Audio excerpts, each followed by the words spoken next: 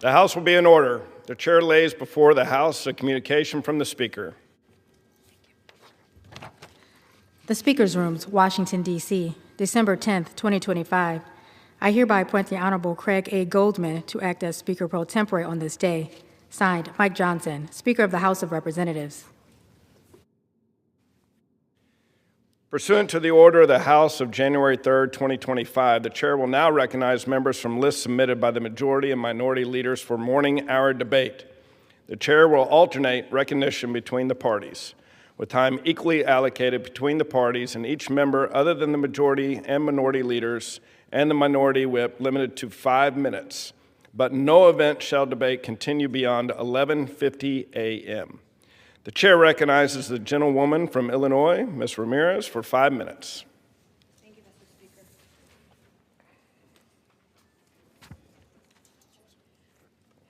Speaker. Mr. Speaker, I rise today to honor my constituent, Omar Martinez Gonzalez.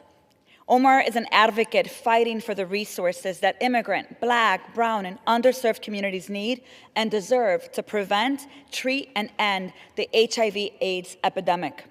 As a queer Latino immigrant, Omar has experienced firsthand the importance of high-quality, culturally competent healthcare and HIV prevention services. His experience has motivated him to build a world where no one is denied quality healthcare services because of their background, because of their citizenship status, their identity, or their circumstance. For almost 2 decades, this young man from Chicago to Boston has implemented and coordinated health programs to increase access to HIV testing and prevention. He has fought for the rights and dignity of our neighbors living with HIV or AIDS, including our LGBTQI+ community, undocumented neighbors, and has advocated to protect and expand the funding necessary to end the HIV epidemic.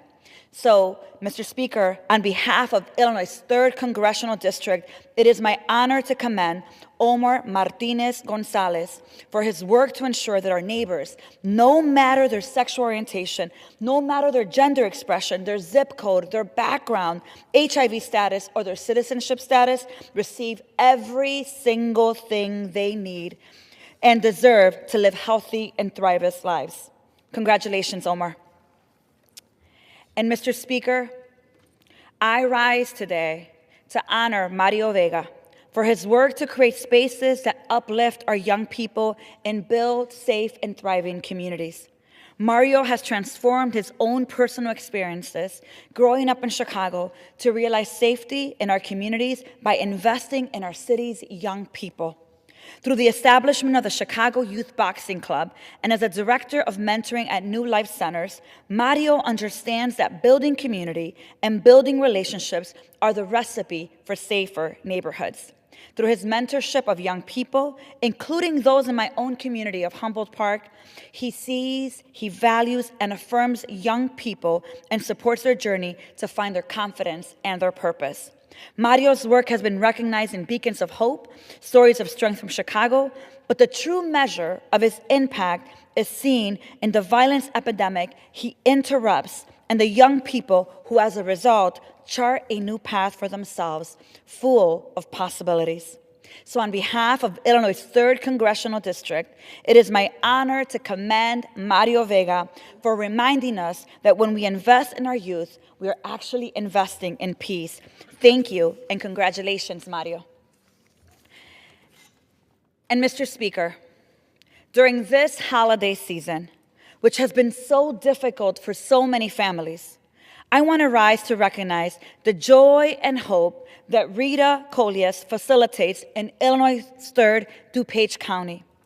After serving for 10 years in the United States Marine Corps, Rita has dedicated over 20 years of her life to coordinating the Marine Corps Reserve DuPage County Toys for Tots program. The program distributes thousands of toys to more than 25,000 children via a network of local nonprofit organizations, churches, and community agencies.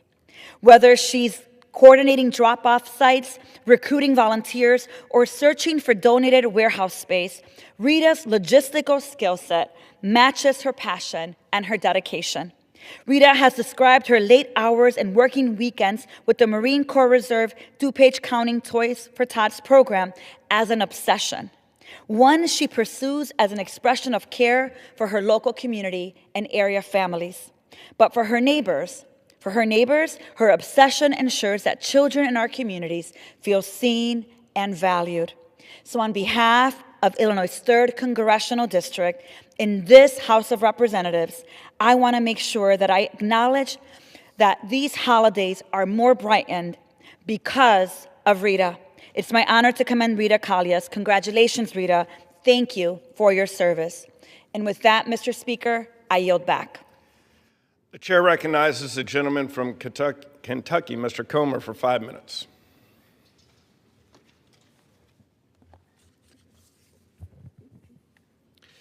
Mr. Speaker, I rise today to recognize the Honorable Gene Dodaro, the Comptroller General of the United States and head of the U.S. Government Accountability Office. Mr. Dodaro will complete his term as the nation's 8th Comptroller General at the end of 2025. This year will conclude Mr. Dodaro's distinguished 52-year career at GAO, Congress's nonpartisan investigative arm. Over more than 5 decades, Mr. Dodaro has worked tirelessly to help safeguard American taxpayers from fraud, waste, abuse, and mismanagement, and to strengthen efficiency and effectiveness of federal programs. Mr. Dodaro directed the first ever audit of the federal government's consolidated financial statements in the 1990s. This was a landmark effort that underscored the need for better financial management and accountability government-wide. Throughout his career, Mr. Dodaro has testified before Congress more than 200 times and has played a pivotal role in advancing major reforms. These reforms include the Government Performance and Results Act, the Digital Accountability and Transparency Act, the Federal IT Acquisitions Reform Act, the Fraud Reduction and Data Analyst Act, and various other government-wide improper payments and financial integrity reforms. Under his leadership, GAO estimated his work has produced more than $1.2 trillion in financial benefits for the American people and driven tens of thousands of improvements in federal operations and programs. Having spent more than half his career as either the Comptroller General or GAO's Chief Operating Officer, Mr. Dodaro has shaped the GAO into the institution that Congress depends on every single day. He strengthened the agency's science, technology, and cybersecurity expertise, ensuring GAO remains well-positioned to oversee federal investments in these emerging and rapidly evolving fields. Under his stewardship, GAO's high-risk list and duplication reports became an essential roadmap for congressional oversight and reform. The Oversight Committee has relied upon this expertise to enhance its monitoring of agency's progress towards addressing federal IT acquisition reforms, preventing improper payments and fraud, and the Department of Defense's financial management practices, among other efforts. Mr. Dodaro embodies GAO's values of nonpartisanship, objectivity, reliability, and professionalism.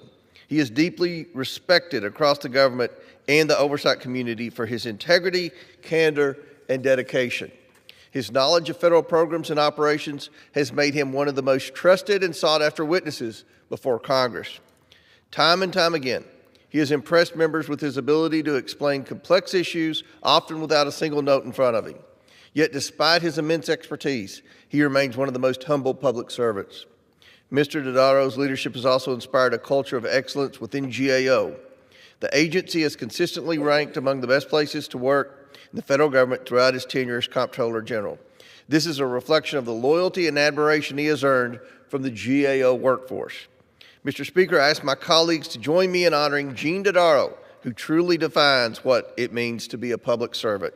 For more than half a century, he has helped Congress fulfill its constitutional responsibilities with integrity, honor, and steadfast commitment to the American people. On behalf of Congress, I thank Mr. Dodaro for his remarkable service to our nation. All right. One more. All right. Thank you. Mr. Speaker, it gives me great pleasure to recognize the Boyle County Rebels, a football powerhouse in Kentucky's 1st Congressional District, upon winning the Class 4A state championship, making their 5th state title in the last 6 years. This remarkable accomplishment is a testament to the program's hard work, discipline, and excellence both on and off the field. Under the leadership of Coach Justin Haddix, the Class 4A Coach of the Year, and a standout player, Seneca Driver, the Class 4A Player of the Year, the Rebels overcame an early season setback to finish strong and capture another state title. Their perseverance and focus exemplify the spirit of champions. I congratulate the players, coaches, faculty, and supporters of Boyle County High School on this extraordinary milestone. The Rebels have built a legacy of excellence that continues to inspire pride and unity throughout the Boyle County community. Thank you, and I yield back. Now the chair recognizes a gentleman from New York, Mr. Latimer, for 5 minutes.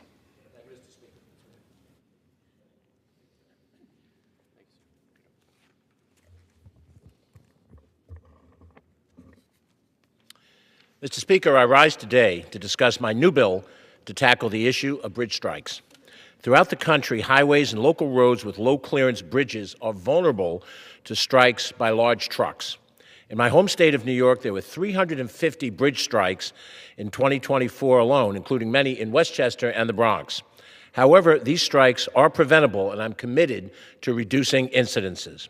As Westchester County Executive, I worked with state and local leaders to find creative solutions to this problem, but federal action is necessary.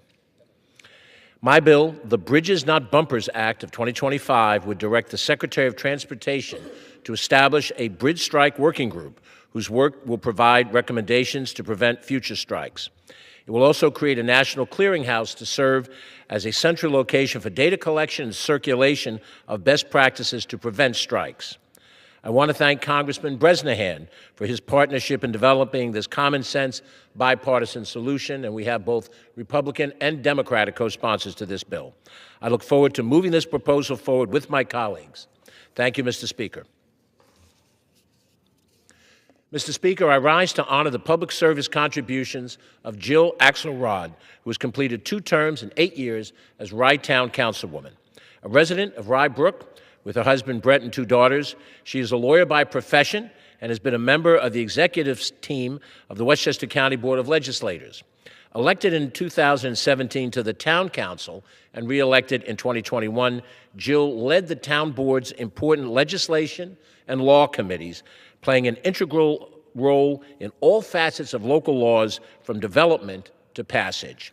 Her intergovernmental roles in county and town government has helped provide wise counsel to Rye Town as part of an effective team. Her public service continues, and we recognize her current and past achievements and await the next chapter of her service. Thank you, Mr. Speaker. Mr. Speaker, let me salute the honorees recognized at the recent awards gala of the Exchange Club of Yonkers. These individuals have given exemplary service to the people of Yonkers as recognized by one of the most outstanding organizations in the city. Dr. Jim Bostic, senior pastor and author, recognized with the Literary Achievement Award. Dr. Rosalba Corrado Del Vecchio and Carol McEwen Daly, designated Women of Distinction Awards. Alan R. Gray Jr., Esquire, Exchangeite of the Year. Joseph Unger from the Sans Souci Rehab and Nursing Center received the Distinguished Service Award. And Ann Muro, the longtime president of the Exchange Club of Yonkers, Outstanding Leadership and Community Service Award. All of these individuals deserve our respect and our congratulations. We wish them all the very best as they are honorees this year. Thank you, Mr. Speaker, and I yield back. The chair recognizes a gentleman from Illinois, Mr. Boss, for 5 minutes.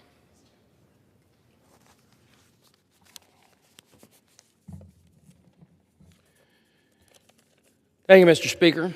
Mr. Speaker, I rise today to honor the life of Ryan Whitehausen, who tragically passed away earlier this fall in an accident in Michigan. He was just 43 years old. Ryan was the Illinois Farm Bureau's Director of National Legislation, a friend and great advocate of Illinois agriculture. As family, friends, and colleagues mourn his passing, we also reflect on his lasting impact he made on farming families across the state of Illinois. Ryan joined the Illinois Farm Bureau in 2013 and quickly set a high standard for service. In his role leading the nation's legislative work, he made sure every county's interest was represented and respected. When he visited Washington, he brought with him the voice of the farmers he cared so deeply about, and he made sure their voices were heard. Ryan treated everyone like a friend. He had a way of making you feel value. Even through all this tragedy, he continues to serve others through his Gift of Life organ donor program. I also appreciate Ryan's dedication to Illinois agriculture and for the way he strengthened every community he touched. The world would be a better place if we all carried the same spirit, kindness, and commitment. May his soul find peace, and may God bless his family. Thank you, Mr. Speaker, and I yield back. The chair recognizes a gentleman from New York, Mr. Kennedy, for 5 minutes.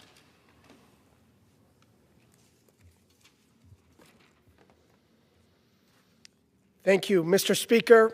I rise today with great pride to celebrate a dear friend and pillar of our community upon her election to the National Academy of Medicine, Dr. Allison Brashear, Dean of the University at Buffalo's Jacobs School of Medicine and Biomedical Sciences. This prestigious honor is reserved for those who have truly advanced the field of medicine, which is exactly what Dr. Brashear has done for over 3 decades as a neurologist, researcher, professor, and a leader shaping the next generation of medical professionals. Her journey started at the Indiana University School of Medicine, where she completed medical school and her residency before joining the faculty in 1991. She later became an endowed professor and chair of neurology at Wake Forest School of Medicine, served as dean at the UC Davis School of Medicine, and now in Western New York, she's the dean of the Jacobs School of Medicine and Biomedical Sciences at the University at Buffalo. Over her distinguished career, she has received numerous awards and accolades, led more than 40 clinical trials, and earned continuous NIH funding since 2008. Her early breakthrough, using botulinum toxin to treat spasticity in stroke survivors, opened the door to multiple FDA-approved therapies that patients across the country now rely on. She also identified rapid onset dystonia Parkinsonism, advancing our understanding of rare neurological diseases, and she remains one of the nation's leading experts on neurological disorders. But what is truly setting Dr. Brashear apart is her commitment to connecting healthcare to the communities that need it most. As dean of the Jacobs School, she serves on boards of the Western New York Women's Foundation, the Great Lakes Health System, and the Buffalo Niagara Medical Campus, strengthening the links between cutting-edge research, accessible care, and the everyday health needs of families in Western New York and beyond. Dr. Brashear's life's work reminds us of a simple truth.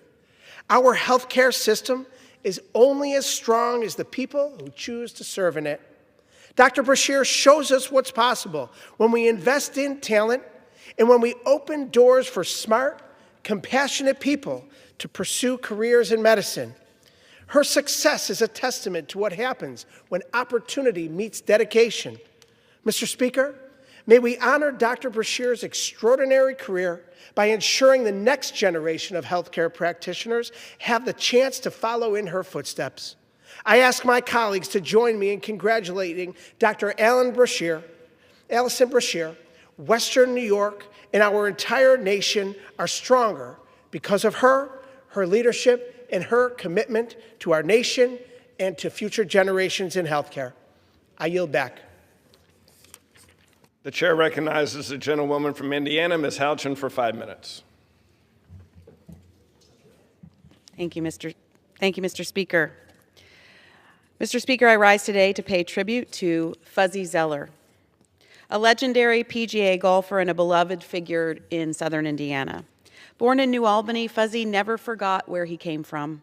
He remained deeply connected to our community throughout his life, and southern Indiana was always home. Fuzzy made history by winning the Masters tournament in 1979, one of only a handful of golfers to capture this title in their first appearance. He went on to win the U.S. Open in 1984, cementing his place among the greats. But Fuzzy's impact reached far beyond golf. He's been a devoted husband, father, and grandfather. Through his generosity, his local businesses, and support for community events and charities, he strengthened Southern Indiana in countless ways. His willingness to invest in people, especially young athletes, reflected the kind of leader he was. Fuzzy Zeller showed that excellence and humility can go hand in hand. His legacy will continue through his children and grandchildren who loved him dearly. Mr. Speaker, I rise today to congratulate the Trinity Lutheran Cougars on defending their IHSAA Class 1A State Volleyball Championship. After graduating 5 of 6 starters last season, these young women came back with heart and the grit to win again. They defeated Faith Christian Eagles in 4 sets to secure their second straight title. This win isn't just about a trophy, it's about resilience.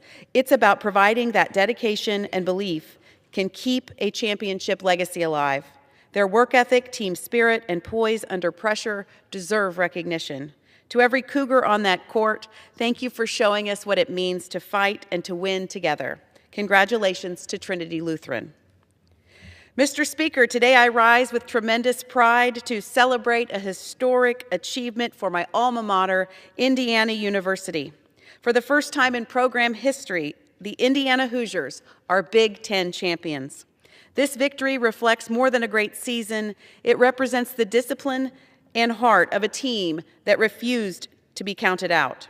Week after week, these young men demonstrated what it means to compete with character, to fight through adversity, and to rise to the moment when it mattered the most. Hoosier Nation is built on tradition and excellence. This championship is a testament to the leadership of the coaching staff, the commitment of every student athlete, and the passion of fans across Indiana.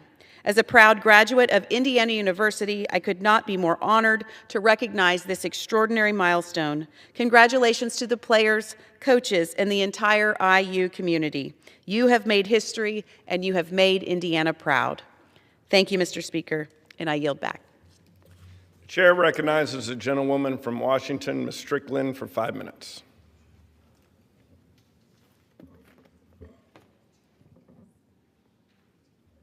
Mr. Speaker, I rise today to honor Mayor Victoria Woodards, who is retiring as Tacoma, Washington's 39th mayor. A graduate of Lincoln High School, she proudly served her country in the U.S. Army, thinking she would see the world, and ended up right back home at Fort Lewis. She also pursued a long career in public service as a Parks Commissioner, as a City Council member, and as Mayor of Tacoma. I congratulate Victoria on an exemplary and distinguished career of more than 15 years serving the people of Tacoma.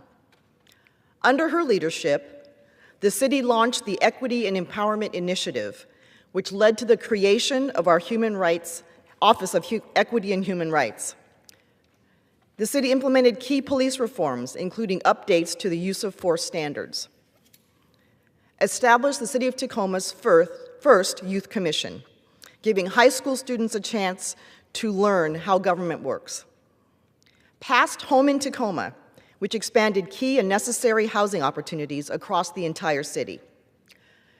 She also raised our profile nationally by serving as president of the National League of Cities, promoting the platform of people, partnership, and possibilities. She launched the Growing Resilience in Tacoma, otherwise known as GRIT, one of the first guaranteed income pilots in the entire nation to address systemic poverty. She supported the creation of Maritime 253, which is a skills training center in partnership with Tacoma Public Schools and the Port of Tacoma. Throughout her career, Mayor Woodards has broken barriers, championed equity and justice for all, and has been instrumental in ensuring that every voice in our community is heard. I thank Mayor Woodards for her selfless service to the City of Destiny, Tacoma, Washington, and the nation. Mr. Speaker, I yield back. The chair recognizes the gentleman from North Carolina, Mr. Edwards, for 5 minutes. Thank you, Mr. Speaker. This year's NDAA strengthens America's military readiness. It invests in cutting-edge defense capabilities. It ensures our service members have the training, tools, and support they need to confront the growing threats that we face at home and abroad. But, Mr. Speaker, I rise today to express my strong opposition to the NDAA provision that seeks to circumvent the established merit-based process for federal tribal recognition and instead grant unchecked federal recognition to the Lumbee community. I'm proud to represent North Carolina's 11th District, home of the Eastern Band of Cherokee Indians, a sovereign tribal nation whose culture, language, and history are a treasure not only to the state of North Carolina but to the United States as a whole. The Eastern Band of Cherokee are the descendants of those who fought to remain in their ancestral homelands in the face of forced federal removal. By contrast, it must be noted that the Lumbee community has no treaties with the federal government, no reservation land, and no common language. As members of Congress, one of our most solemn responsibilities is to ensure that laws are applied fairly, objectively, and consistently. For over 40 years, the Department of the Interior, through the Office of Federal Acknowledgement, has carried out a rigorous merit-based process for determining federal tribal recognition. This process was created by Congress to prevent political favoritism or arbitrary decision-making, as it requires careful documentation and verification, including proof of Native American ancestry. Bypassing this process, as is suggested through this NDAA, by including the Lumbee Fairness Act as an amendment, sets a dangerous precedent. It would invite other groups with unsubstantiated claims to sidestep this process and seek recognition through political channels rather than merit. That undermines the integrity of the recognition process, and it threatens the credibility of Indian country as a whole. The OFA has found that some petitioning groups consisted entirely of individuals unable to demonstrate Native American ancestry. Not a single person. Groups would be a disservice to legitimate tribes. And in the case of the Lumbee, this amendment would in one stroke create the largest tribe in the country, granting immediate access to already overstretched Bureau of Indian Affairs and Indian Service resources. As a member of the House Appropriations Committee, I'm proud of the work that we've done to provide robust funding for the Indian Health Service and other critical priorities for federally recognized tribes in the fiscal year 2026 Interior Appropriations Bill. But if the tribal population eligible for these services suddenly grows by tens of thousands of people, many of whom have no Native ancestry, resources will be spread too thin and the tribes' established rights will suffer. That's the crux of the issue. If the Lumbee had a case that could withstand the scrutiny of the OFA process, they would go through the OFA process as set out by law. But as they know, it won't hold up under a deliberative process. They sought special treatment through the legislative shortcuts, despite opposition from more than 140 federally recognized tribes from across the country that have stated the integrity of this process must be preserved, and I agree. Recognition should be earned on the merits, not granted through politics. I urge my colleagues to oppose this provision and uphold the process put in place by Congress decades ago to ensure fairness and integrity in federal tribal recognition. Mr. Speaker, I yield back. Chair recognizes the gentleman from California, Mr. Correa, for 5 minutes.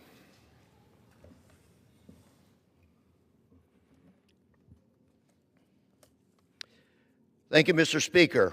I rise today to recognize Orange County Fire Authority's Chief Brian Fennessy, who after 8 years as chief will be retiring. While at Orange County Fire Authority, Chief Fennessy led the department through the COVID-19 pandemic, through the Bond, Silverado, and Blue Ridge fires. And he was named by the Orange County Register one of the most influential individuals in Orange County in 2020. After his retirement, Chief Fennessy will now assume the director role in the newly created U.S. Wildland Fire Service. Thank you, Chief Fennessy, for your commitment to keeping Orange County safe. You'll be missed, and again, congratulations on your retirement. Thank you, Mr. Speaker. Mr. Speaker, I rise today to recognize Anaheim Police Chief Rick Armendariz, who after 30 years at Anaheim Police will be retiring from law enforcement. In 2019, Chief Armendariz joined the Anaheim Police Department. During his time as Chief Armendariz championed community engagement and worked with local schools and pushed to improve conditions and resources for Anaheim's homeless population. Thank you, Chief Armendariz, for keeping our community safe, and congratulations on a well-earned retirement. Thank you, Mr. Speaker.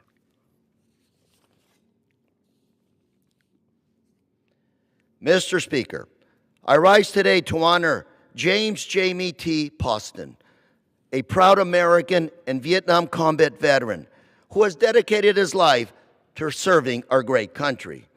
Jamie entered the United States Army in 1966, deploying to Vietnam as a Mustang crew chief, that is. Today, at 80 years young, Jamie remains a pillar of support for our local veterans.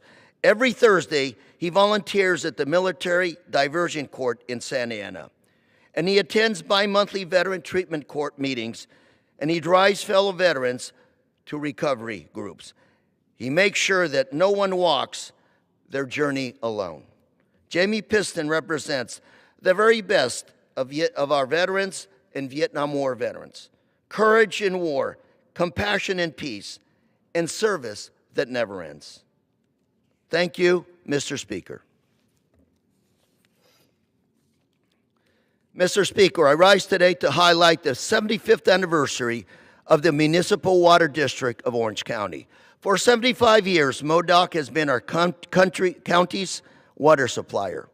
In Orange County, they've been critical to delivering emergency preparedness, water use efficiency, and public education.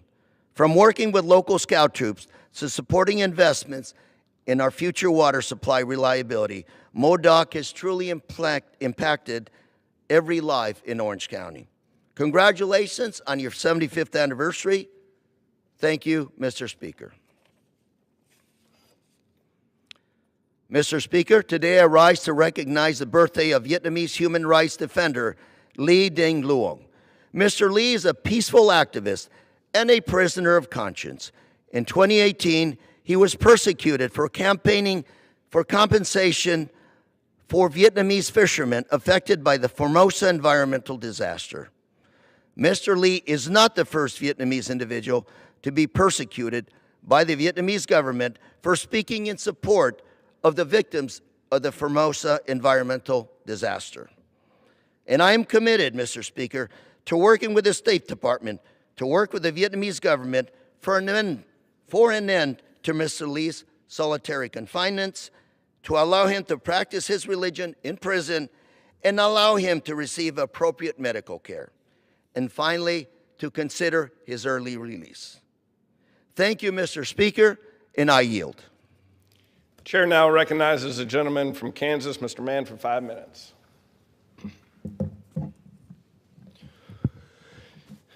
Thank you, Mr. Speaker. Mr. Speaker, Zach Shyman was a true patriot. Born and raised in Garden City, Kansas, Zach was a deep lover of freedom who embodied courage and service over self. Zach lived by these principles, and they guided him throughout his lifetime. Tragically, Zach passed away doing what he loved most, serving others. He gave up his life while fighting alongside the Ukrainian Special Forces, defending the principles he so greatly believed in. As a young boy, Zach fell in love with aviation. He could often be found helping with events at the Garden City Regional Airport or excitedly watching his father, Mike, in the air traffic control tower. Those countless hours at the airport made a lasting impact on him, and as a young adult, Zach answered the call to serve in the United States Air Force.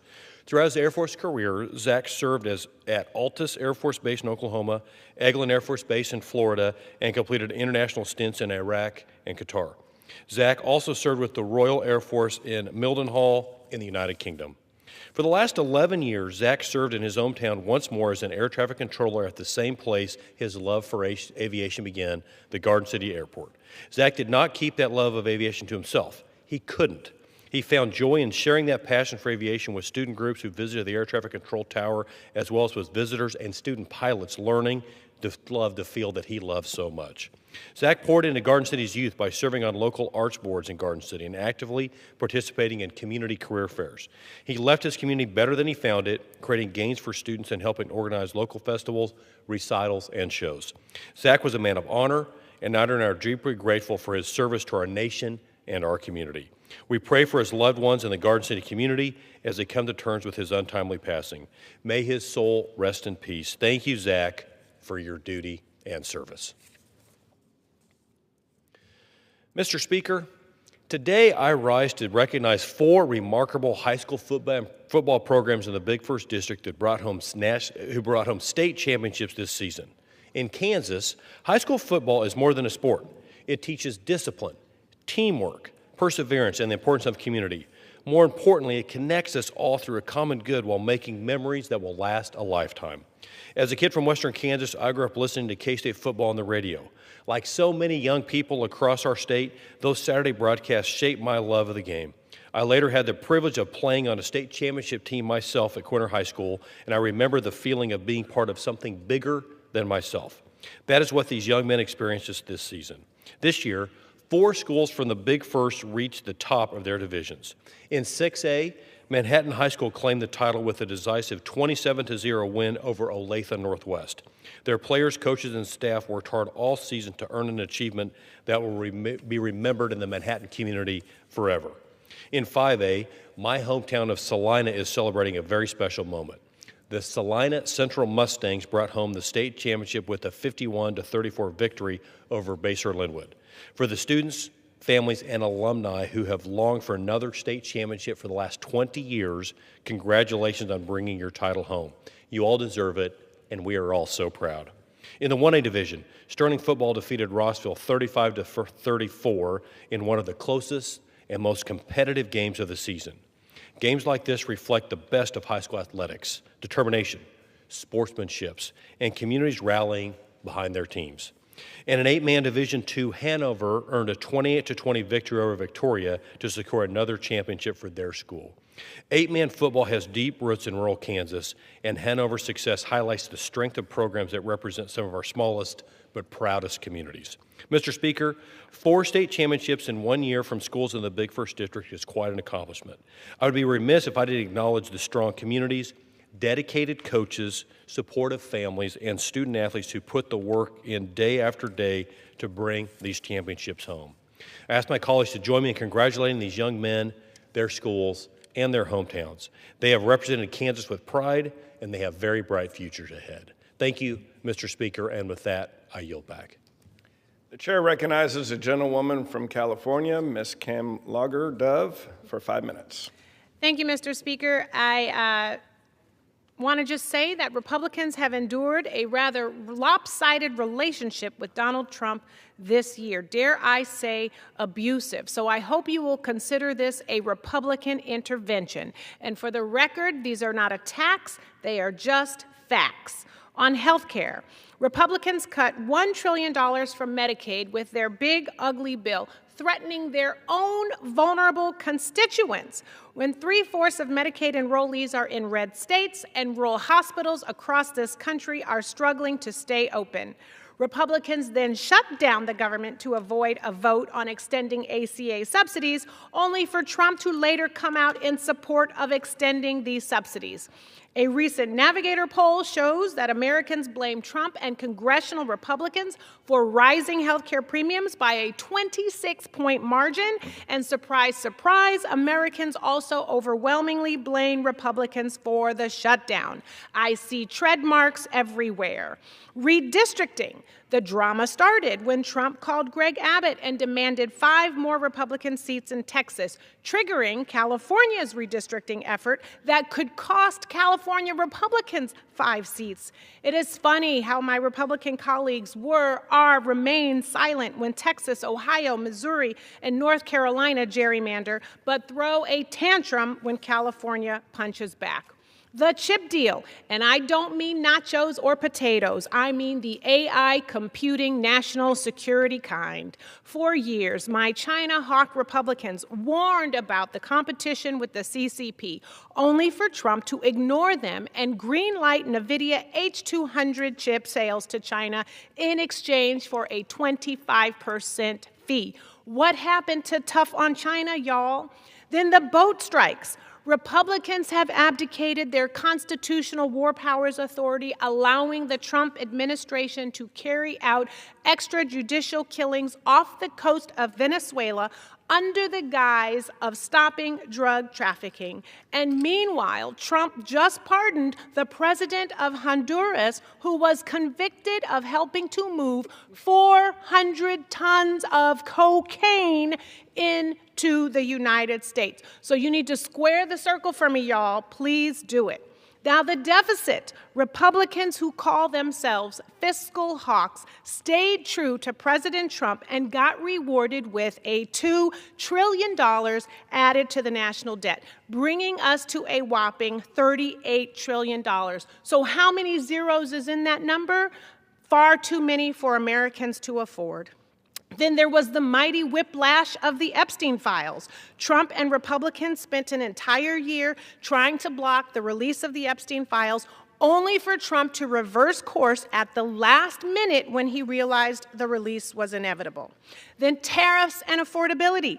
For a full year, Republicans said nothing while Trump rolled out illegal, arbitrary, chaotic tariffs that raised prices across the board.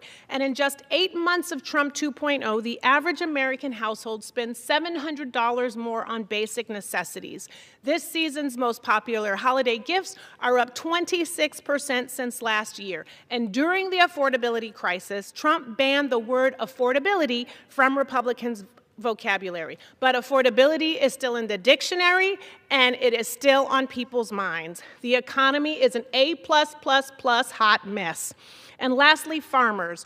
Earlier this year, Republicans watched quietly as Trump destroyed USAID, an agency that bought crops from American farmers, many of whom backed Trump and the Republicans in 24. And when beef costs reached record highs in October, they watched again as Trump proposed buying beef from Argentina rather than American farmers. Last month, Republicans forced a vote denouncing the horrors of socialism. This week, they're applauding Trump for using it to bail out the farmers that his administration failed.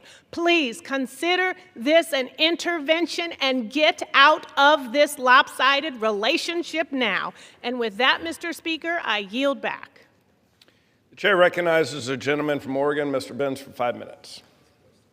Thank you, Mr. Speaker. Mr. Speaker, I rise today to call out the injury and injustice being inflicted upon my state and my constituents by the inappropriate and unfair enforcement of the Endangered Species Act, as it's been and is being applied to the reintroduction of the gray wolf.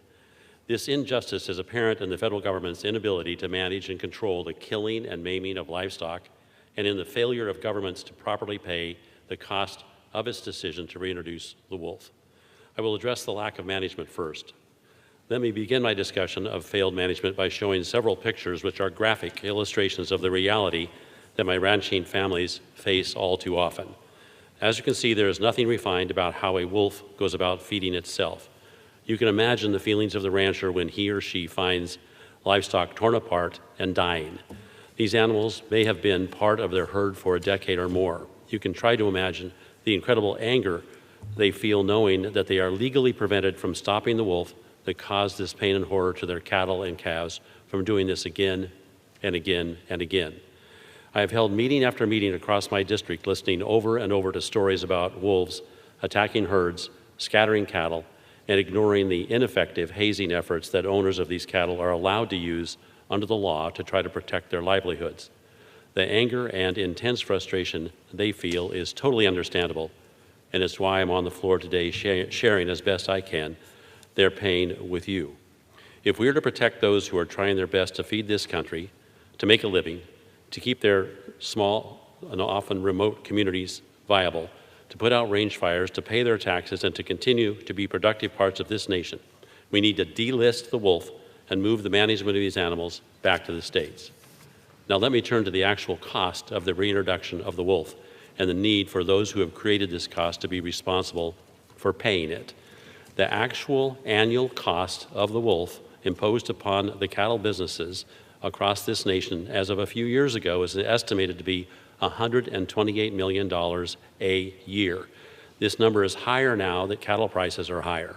Many think that the only cost of the wolf is the killing of livestock, but the impact of primal fear that cattle understandably feel when a wolf is near has dramatic and serious impacts on weight gain and on pregnancy rates. These losses are real and they are serious.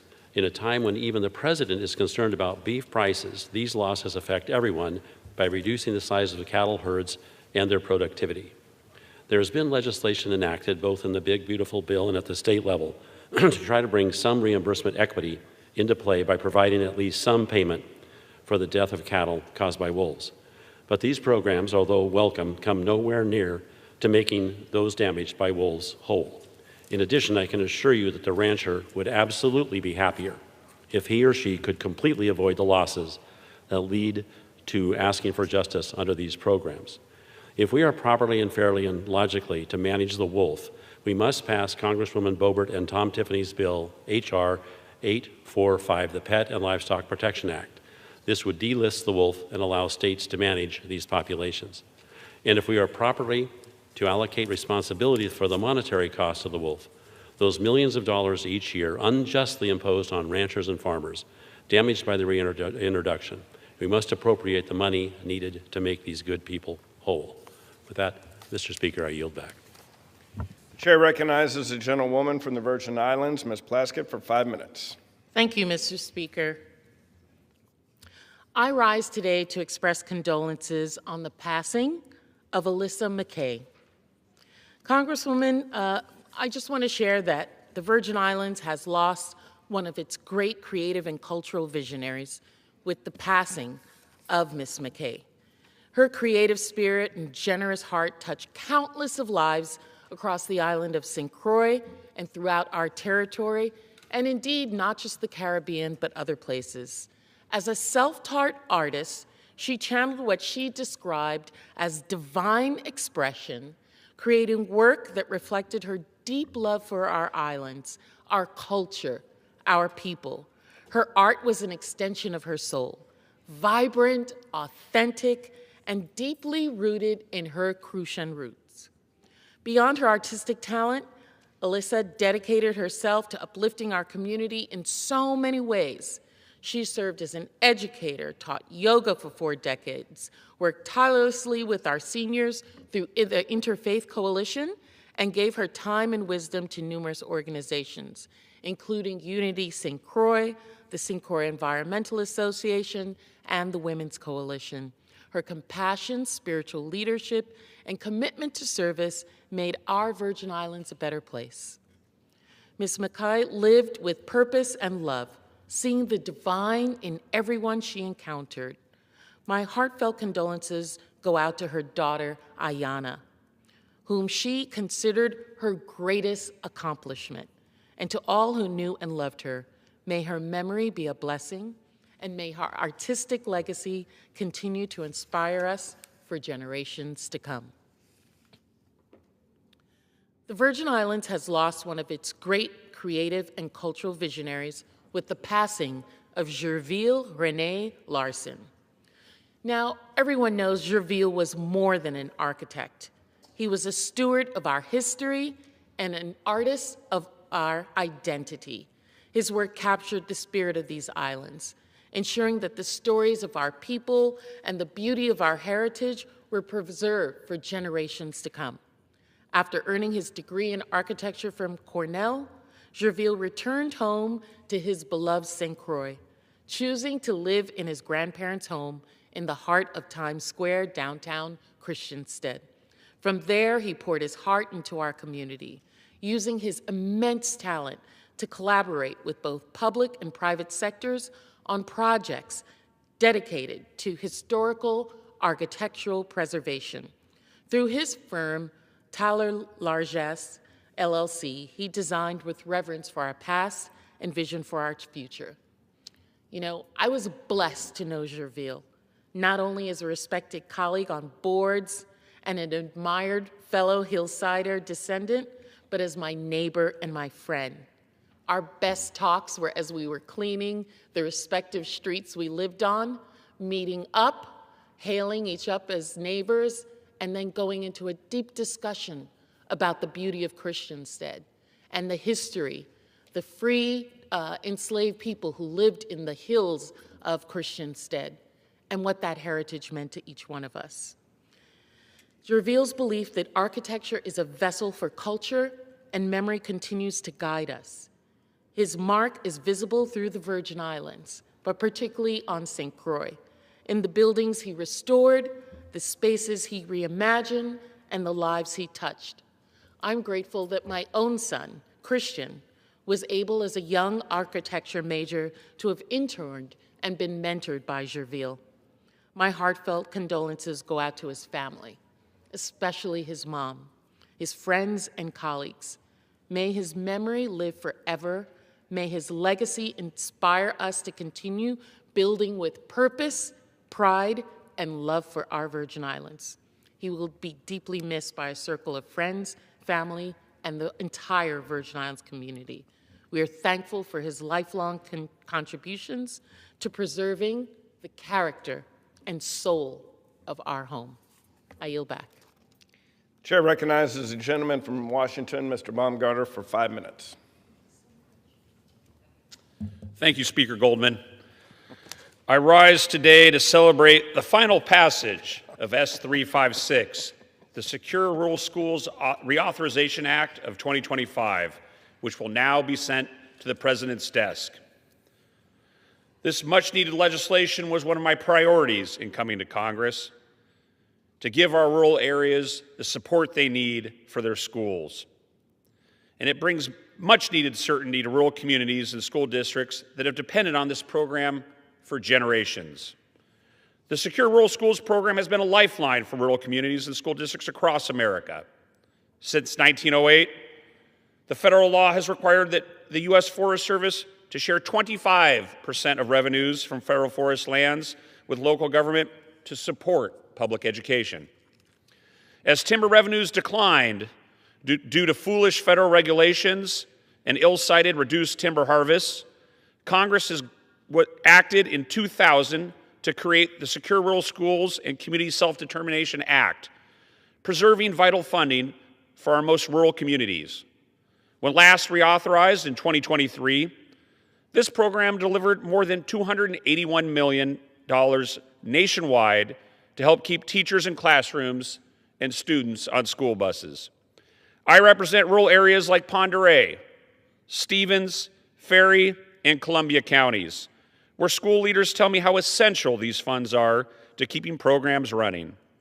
With this reauthorization, those communities finally have the stability they need to plan for the future. This is not a partisan issue. It's a promise to rural America.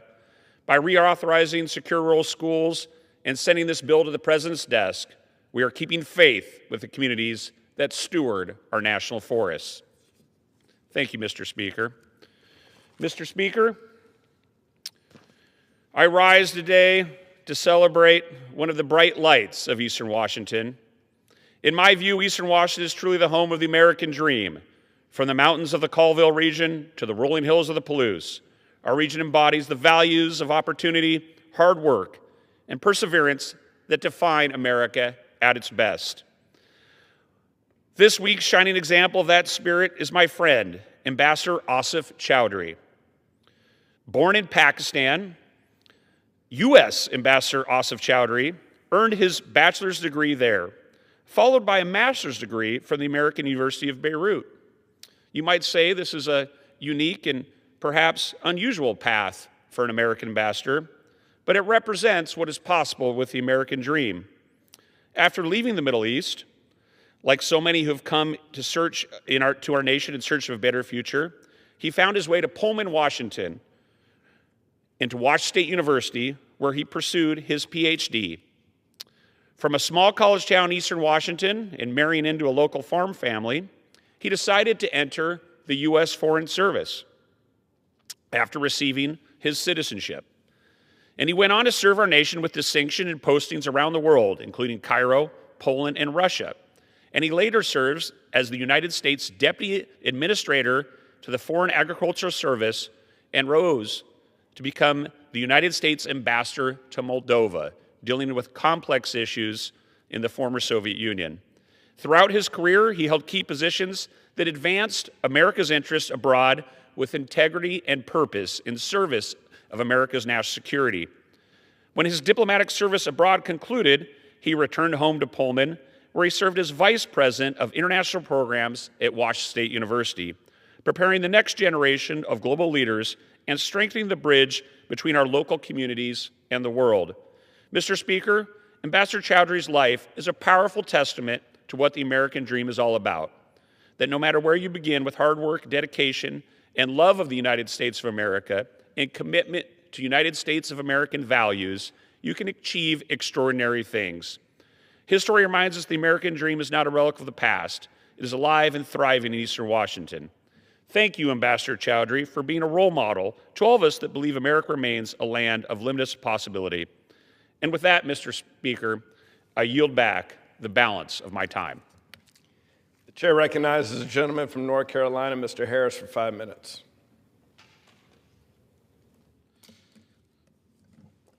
Thank you, Mr. Speaker. Mr. Speaker, for decades, the Lumbee tribe of North Carolina has sought full recognition, a goal that has eluded them despite their profound contributions to our state and nation. With nearly 60,000 members, the Lumbee people form a vital part of my district and the fabric of North Carolina.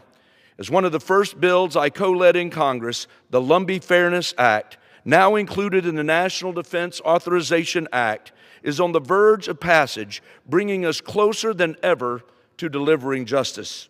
I'm deeply grateful to President Trump for his steadfast support of the Lumbee tribe, from his campaign promises to his actions in office, and actually collaborating across both chambers to secure the full federal recognition and benefits the Lumbee rightfully deserve.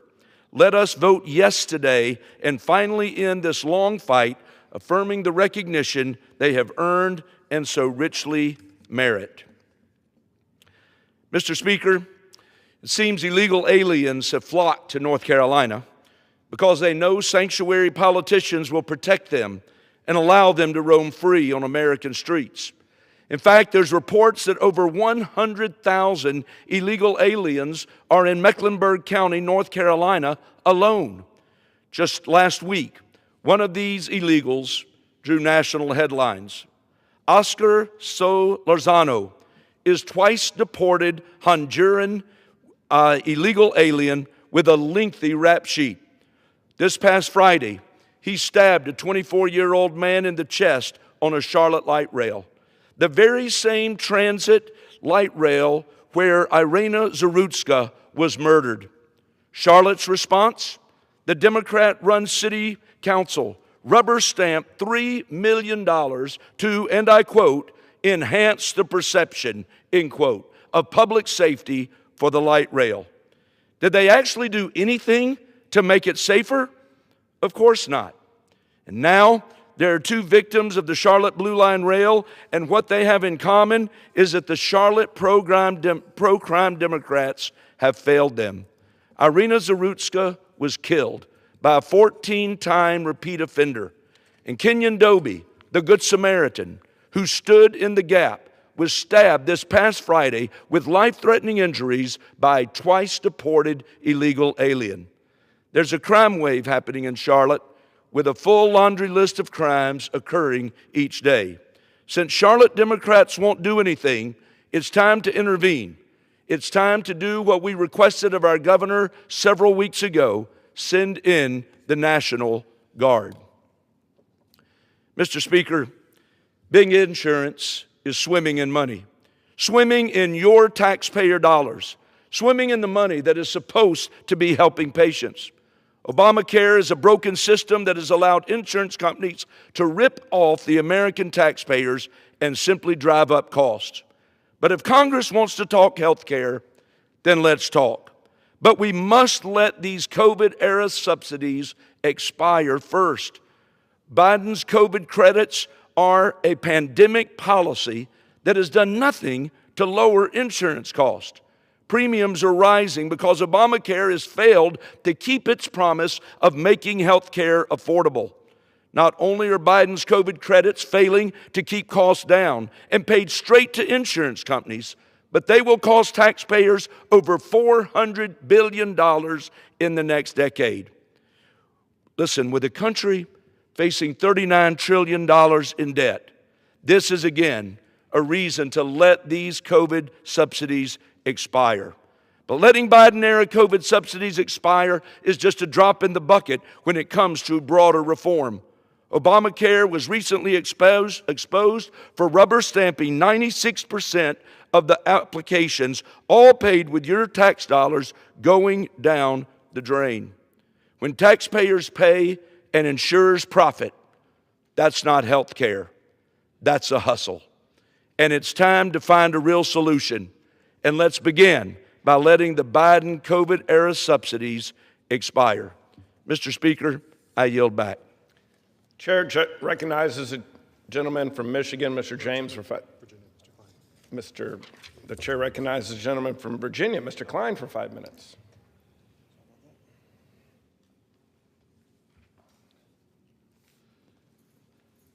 Thank you, Mr. Speaker.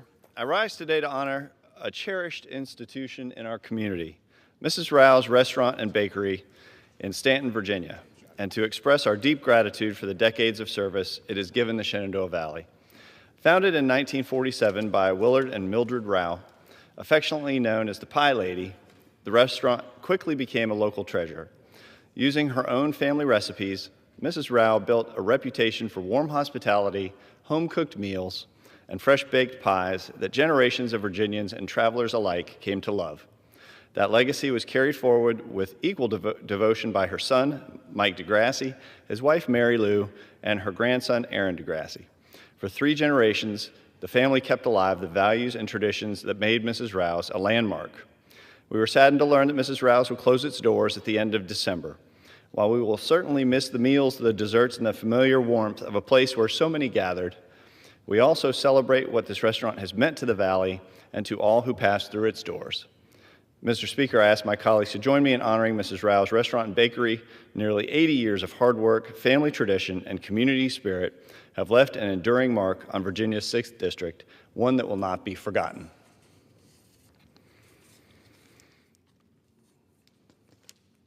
Mr. Speaker, I rise today to celebrate the life and legacy of Dr. James A. Jim Davis, a visionary leader, devoted educator, and beloved husband, father, and friend. Jim served as president of Shenandoah University in Winchester for 26 years, transforming it from a small college into a vibrant, world-class university. His vision, faith, and integrity touched the lives of countless students, faculty, and community members. Under his guidance, Shenandoah grew in size, stature, and spirit. He built not only new buildings and programs, but also a belief that education could change lives and strengthen communities. Beyond his remarkable career, Jim's greatest legacy was his family. He's lovingly remembered by his wife Janet and their children, Barclay, Andrew, and Stephanie Davis Landis, whose love and support grounded his life of service. Jim Davis taught us that faith, vision, and compassion can shape institutions and hearts alike. Today we honor not just what he built, but who he was, a man whose kindness and commitment will forever be part of Shenandoah University and the Shenandoah Valley in the Commonwealth of Virginia.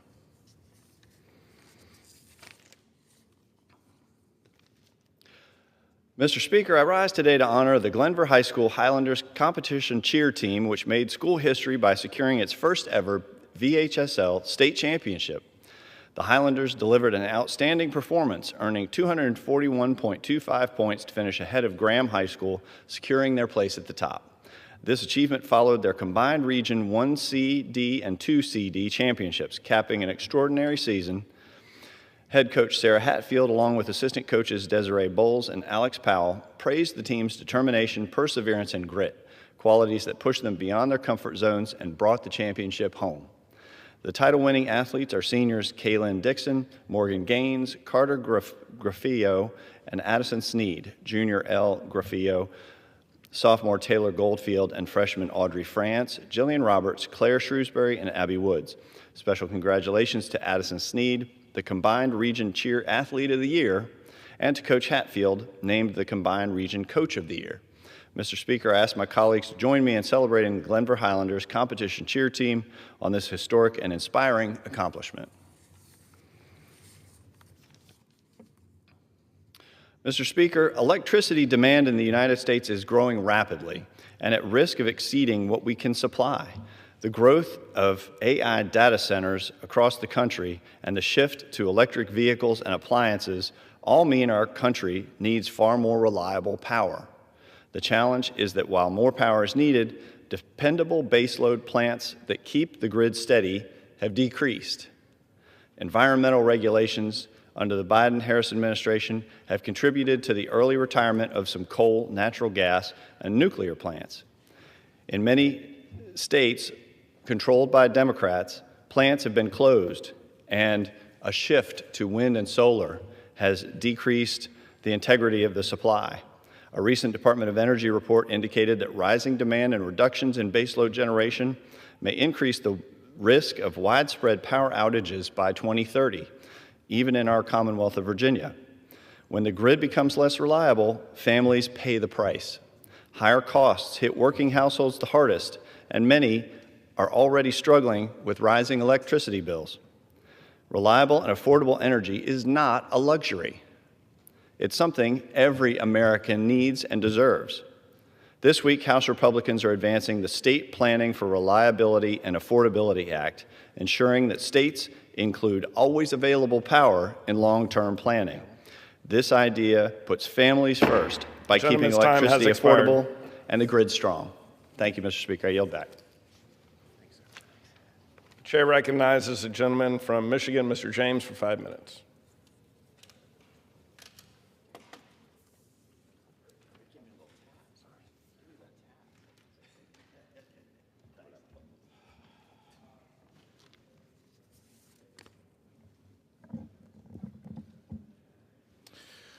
Mr. Speaker, today I rise for the families in my district and across America who are getting crushed by medical bills they never saw coming.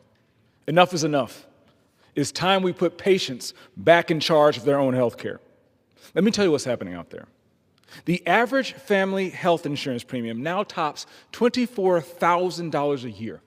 That's more than a lot of folks pay in their mortgage or rent. That's insane. Barack Obama stood right here. He stood right here in this chamber and promised us affordable care. He said, if we like our doctor, we can keep him. If we like our plan, we can keep it. Well, that was determined to be the biggest lie of 2012. What we got instead was the most expensive healthcare system on the earth, with hospitals and insurance companies cashing in while working families foot the bill. In the last 25 years, medical costs have gone up over 121%. And since Obamacare passed, healthcare spending has exploded another 60+%. Even Bernie Sanders admits the status quo isn't working. Just last week, Kelly from St. Clair Shores called my office. Her family of 4 is staring at a $40,000 bill because of a medical emergency under the so-called Affordable Care Act. Eileen in Shelby Township is as healthy as can be, yet her premium just jumped $10,000 this year. That's the ACA in a nutshell. You're in trouble if you're healthy, and you're really in trouble if you get sick. This is what affordable care looks like in their world. This isn't what care is in the real world. Come on. Everywhere else you see, it works when patients and people make their own decisions. You need a plumber at 2 a.m.? No problem. He's at your door in an hour. You show up to the ER, though, Bring a book and a sandwich, you're going to be there for a while. Michigan has the longest wait times, on average, of any other state in that immediate region, and some of the longest wait times in the country. You want a flat screen TV? You can have one delivered to your doorstep in hours, but a life-saving dialysis machine will cost you $30,000, might take you weeks to get. You know why? Because government doesn't meddle in television manufacturing, and people have choices. You can fix your eyes for $1,500, but if you need your heart fixed, it'll cost you hundreds of thousands of dollars. You know why? Because you have choices. Here's the truth. Every single time Washington gets its mitts deeper into healthcare, prices go through the roof and care gets worse. That's why I introduced the Patients Deserve Price Tags Act. Patients deserve price tags. It's pretty simple. Before you walk into a hospital or to a doctor's office, you ought to be able to know what the heck something costs. No more games, no more surprises, no more $47 aspirin. This is bipartisan, bicameral, common sense stuff. In literally every part of life elsewhere, buying a car, groceries, cell phone, you know the price before you swipe your card, before you put your hard-earned cash on the register. You can shop around, find a better deal, walk away if it's too rich for your blood. It's your choice. Only in healthcare do they hide the price until after you've already gone on the table. Then they send you a bill that ruins your life and puts you in debt. While hospitals and insurance companies rake in record profits, American families are drowning in medical debt. More medical debt than credit cards, car loans, and everything else combined. My bill ends this nonsense and gives the power back to you. Every hospital in America will have to post their real prices online in plain English where everybody else can see them. Don't post the prices, we fine you, and we hold you accountable to the people. And fines will actually mean something. Insurance companies will have to give you a straight answer, online, on the phone, or in the paper, about exactly what your care is going to cost you before you get it. And for the first time, they'll have to publicly post their real rates and drug prices too. Sunlight is the best disinfectant, and that is all the people demand.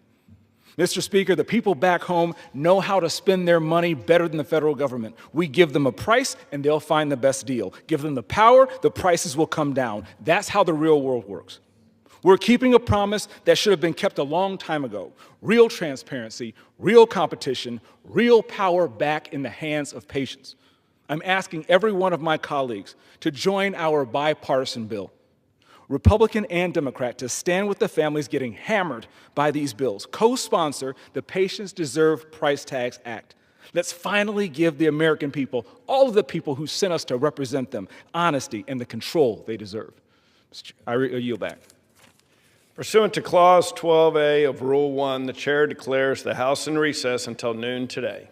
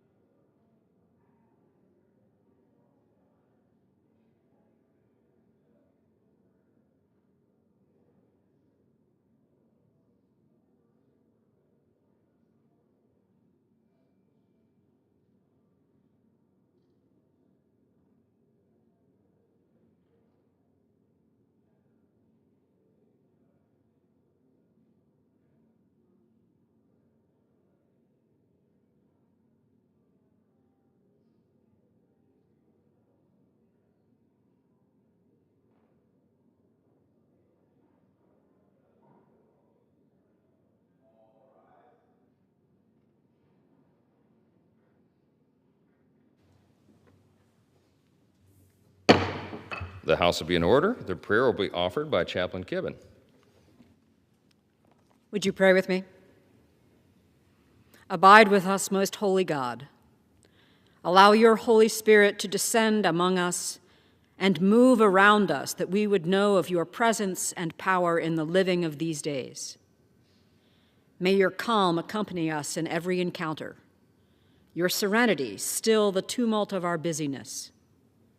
May your nearness impress upon us the significance of each moment of every day.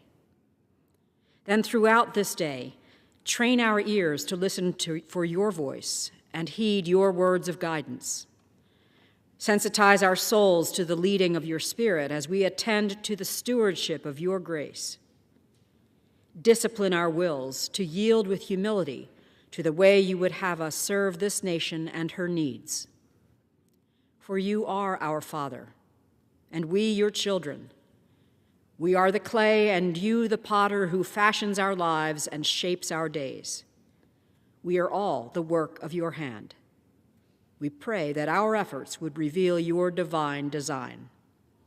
In us, O Lord, may you be glorified. Amen.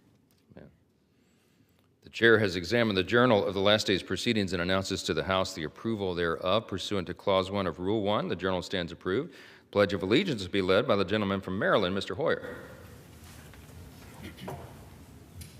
Everybody please join me. I pledge allegiance to the flag of the United States of America and to the republic for which it stands, one nation, under God, indivisible, with liberty and justice for all. The chair will entertain up to 15 requests for 1-minute speeches on each side of the aisle. For what purpose does the gentleman from South Carolina seek recognition?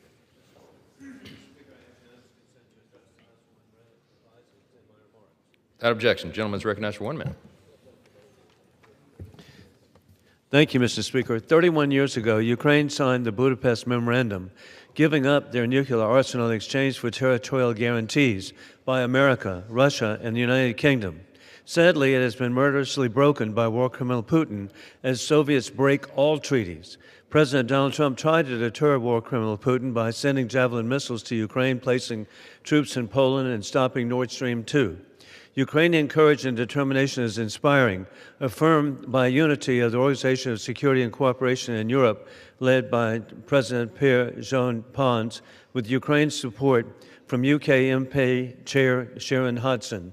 In conclusion, God bless our troops as Trump is reinstituting peace through strength, revealing war criminal Putin lies, insulting Trump, as the New York Post has editorialized, quote, Putin sent Steve Witkoff and Jared Kushner packing with yet more aerial assaults on Ukrainian civilians. American public support for Ukraine is growing. I yield back. The chair will receive a message. Mr. Speaker, messages from the Senate. Mr. Speaker, Mr. Secretary, I've been directed by the Senate to inform the House that the Senate has passed S-414, an act to require covered digital advertising platforms to report their public service advertisements in which the concurrence of the House is requested. for what purpose does the gentleman from Maryland seek recognition?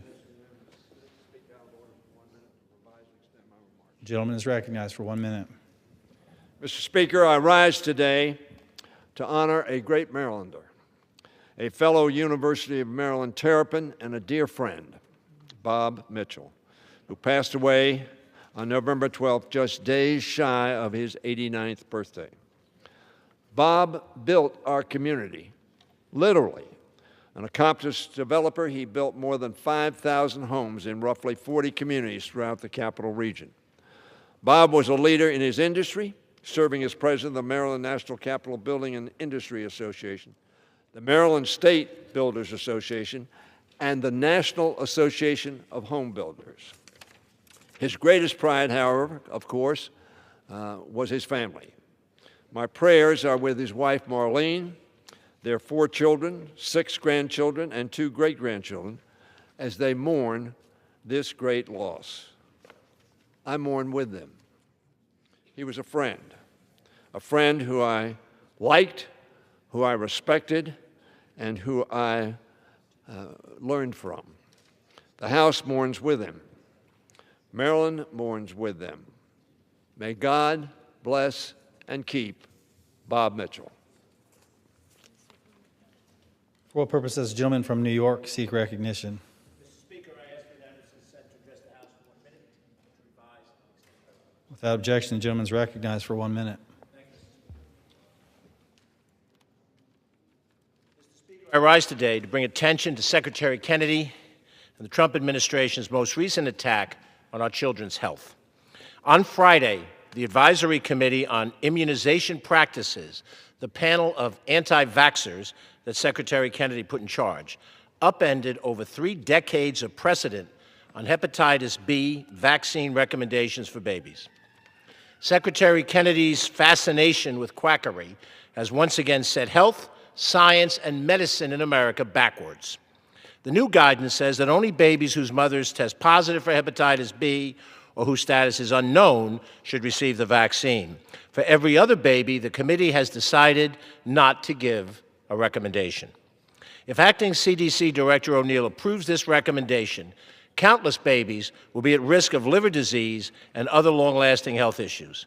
I call on the administration to reject this unscientific and reckless proposal before it harms our children. Thank you, Mr. Speaker, and I yield back. For what purposes, the gentlewoman from New Mexico seek recognition?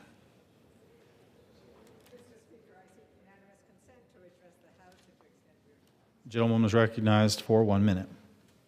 Mr. Speaker, I rise today in celebration of a new beacon of hope and belonging in our land of enchantment.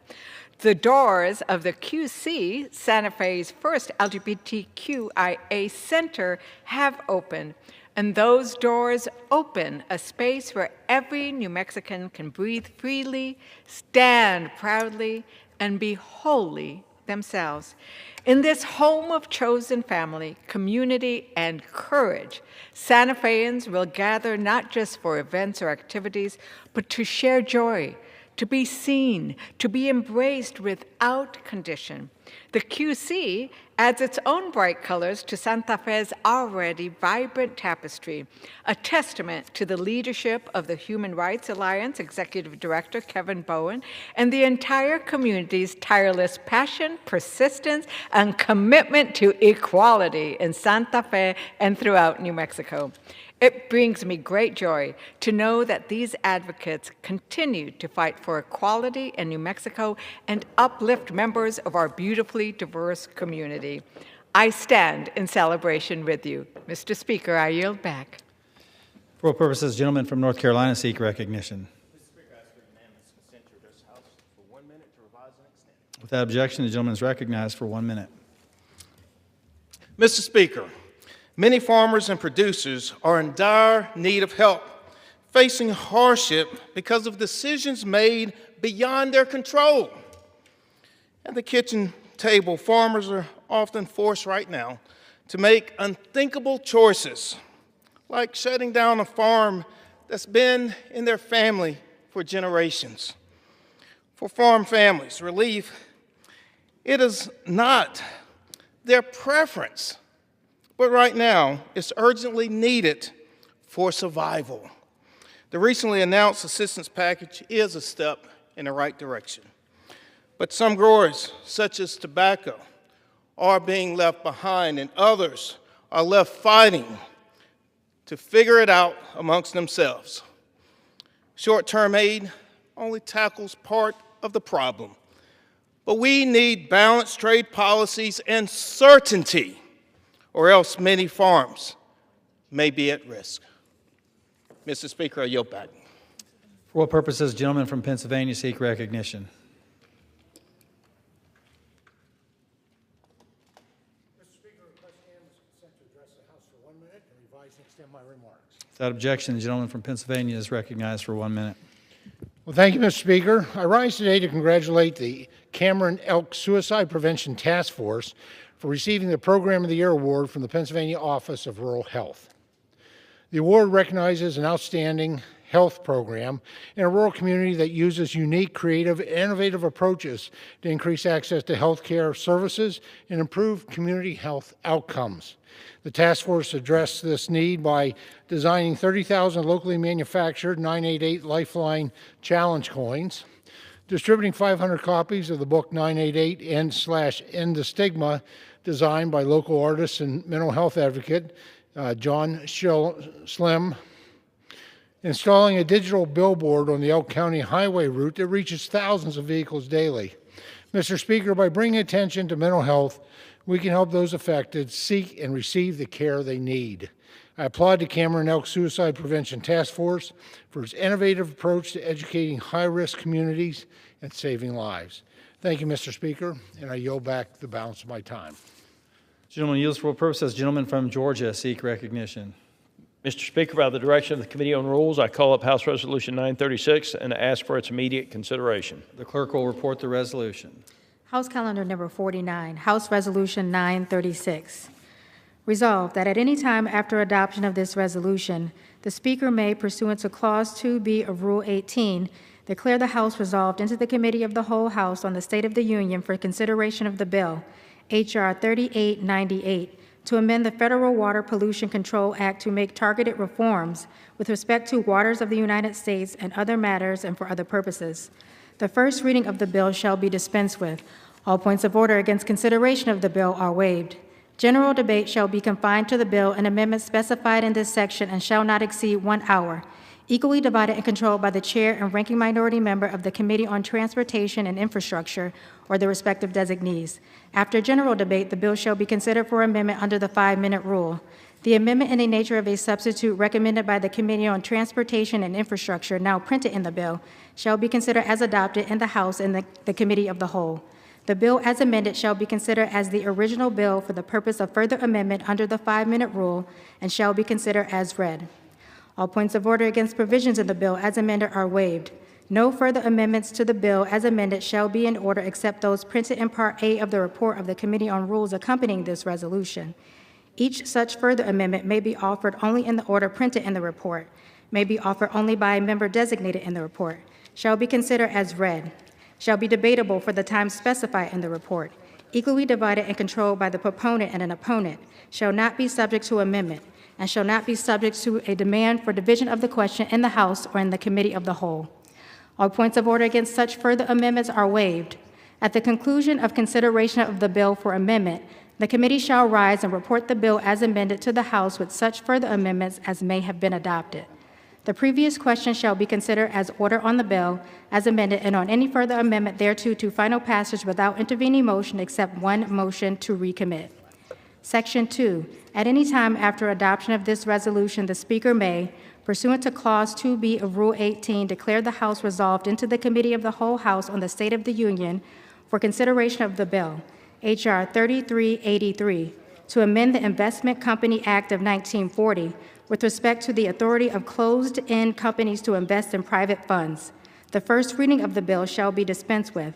All points of order against consideration of the bill are waived. General debate shall be confined to the bill and amendments specified in this section and shall not exceed 1 hour, equally divided and controlled by the chair and ranking minority member of the Committee on Financial Services or their respective designees. After general debate, the bill shall be considered for amendments under the 5-minute rule. In lieu of the amendment in the nature of a substitute recommended by the Committee on Financial Services, now printed in the bill, an amendment in the nature of a substitute consisting of the text of Rules Committee Print 119-15 shall be considered as adopted in the House and in the Committee of the Whole. The bill as amended shall be considered as the original bill for the purpose of further amendment under the 5-minute rule and shall be considered as read. All points of order against provisions in the bill as amended are waived. No further amendment to the bill as amended shall be in order except those printed in Part B of the report of the Committee on Rules accompanying this resolution. Each such further amendment may be offered only in the order printed in the report, may be offered only by a member designated in the report, shall be considered as read, shall be debatable for the time specified in the report, equally divided and controlled by the proponent and an opponent, shall not be subject to amendment, and shall not be subject to a demand for division of the question in the House or in the Committee of the Whole. All points of order against such further amendments are waived. At the conclusion of consideration of the bill for amendment, The committee shall rise and report the bill as amended to the House with such further amendments as may have been adopted. The previous question shall be considered as order on the bill as amended and on any further amendment thereto to final passage without intervening motion except one motion to recommit. Section 3. At any time after adoption of this resolution, the Speaker may, pursuant to Clause 2B of Rule 18, declare the House resolved into the Committee of the Whole House on the State of the Union for consideration of the bill, H.R. 3638, to direct the Secretary of Energy to prepare periodic assessments and submit reports on the supply chain for the generation and transmission of electricity and for other purposes. The first reading of the bill shall be dispensed with. All points of order against consideration of the bill are waived. General debate shall be confined to the bill and shall not exceed 1 hour, equally divided and controlled by the chair and ranking minority member of the Committee on Energy and Commerce or their respective designees.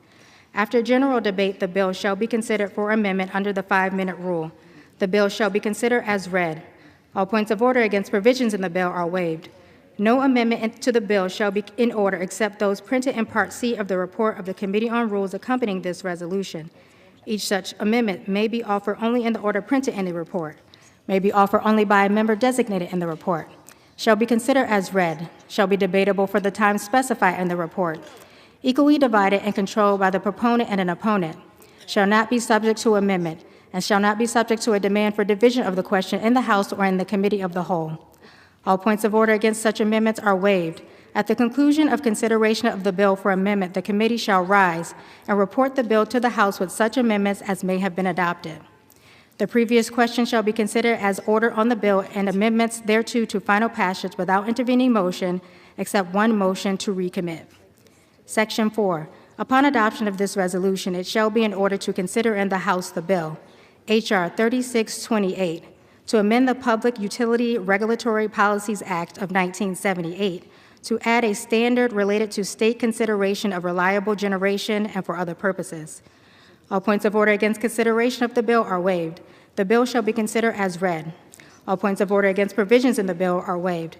The previous question shall be considered as order on the bill and on any amendment thereto to final passage without intervening motion except one. 1 hour of debate, equally divided and controlled by the chair and ranking minority member of the Committee on Energy and Commerce or their respective designees, and 2, the further amendment printed in Part D of the report of the Committee on Rules accompanying this resolution, if offered by the member designated in the report, which shall be in order without intervention of any point of order, shall be considered as read, shall be separately debatable for the time specified in the report, equally divided and controlled by the proponent and an opponent, and shall not be subject to a demand for division of the question, and 3, one motion to recommit. Section 5. Upon adoption of this resolution, it shall be in order to consider in the House the bill, H.R. 3668, to promote interagency coordination for reviewing certain authorizations under Section 3 of the Natural Gas Act and for other purposes. All points of order against consideration of the bill are waived. The bill shall be considered as read.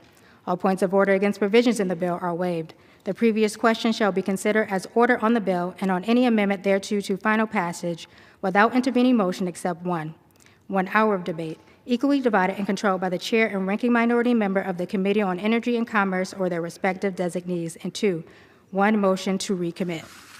Section 6. Upon adoption of this resolution, it shall be in order to consider in the House the bill, Senate 1071, to require the Secretary of Veterans Affairs to disinter the remains of Fernando V. Cota from Fort Sam Houston National Cemetery, Texas, and for other purposes.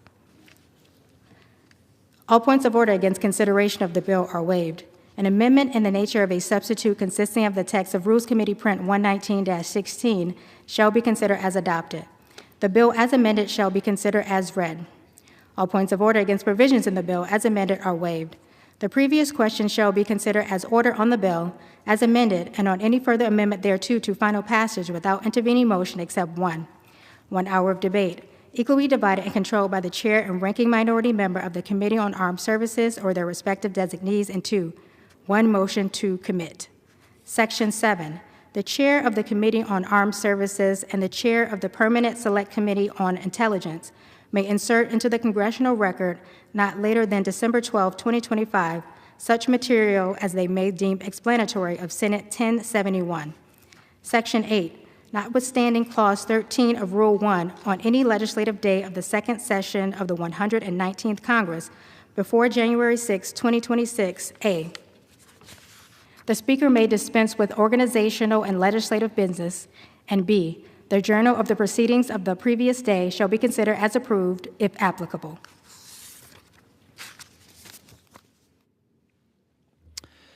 The gentleman from Georgia is recognized for 1 hour.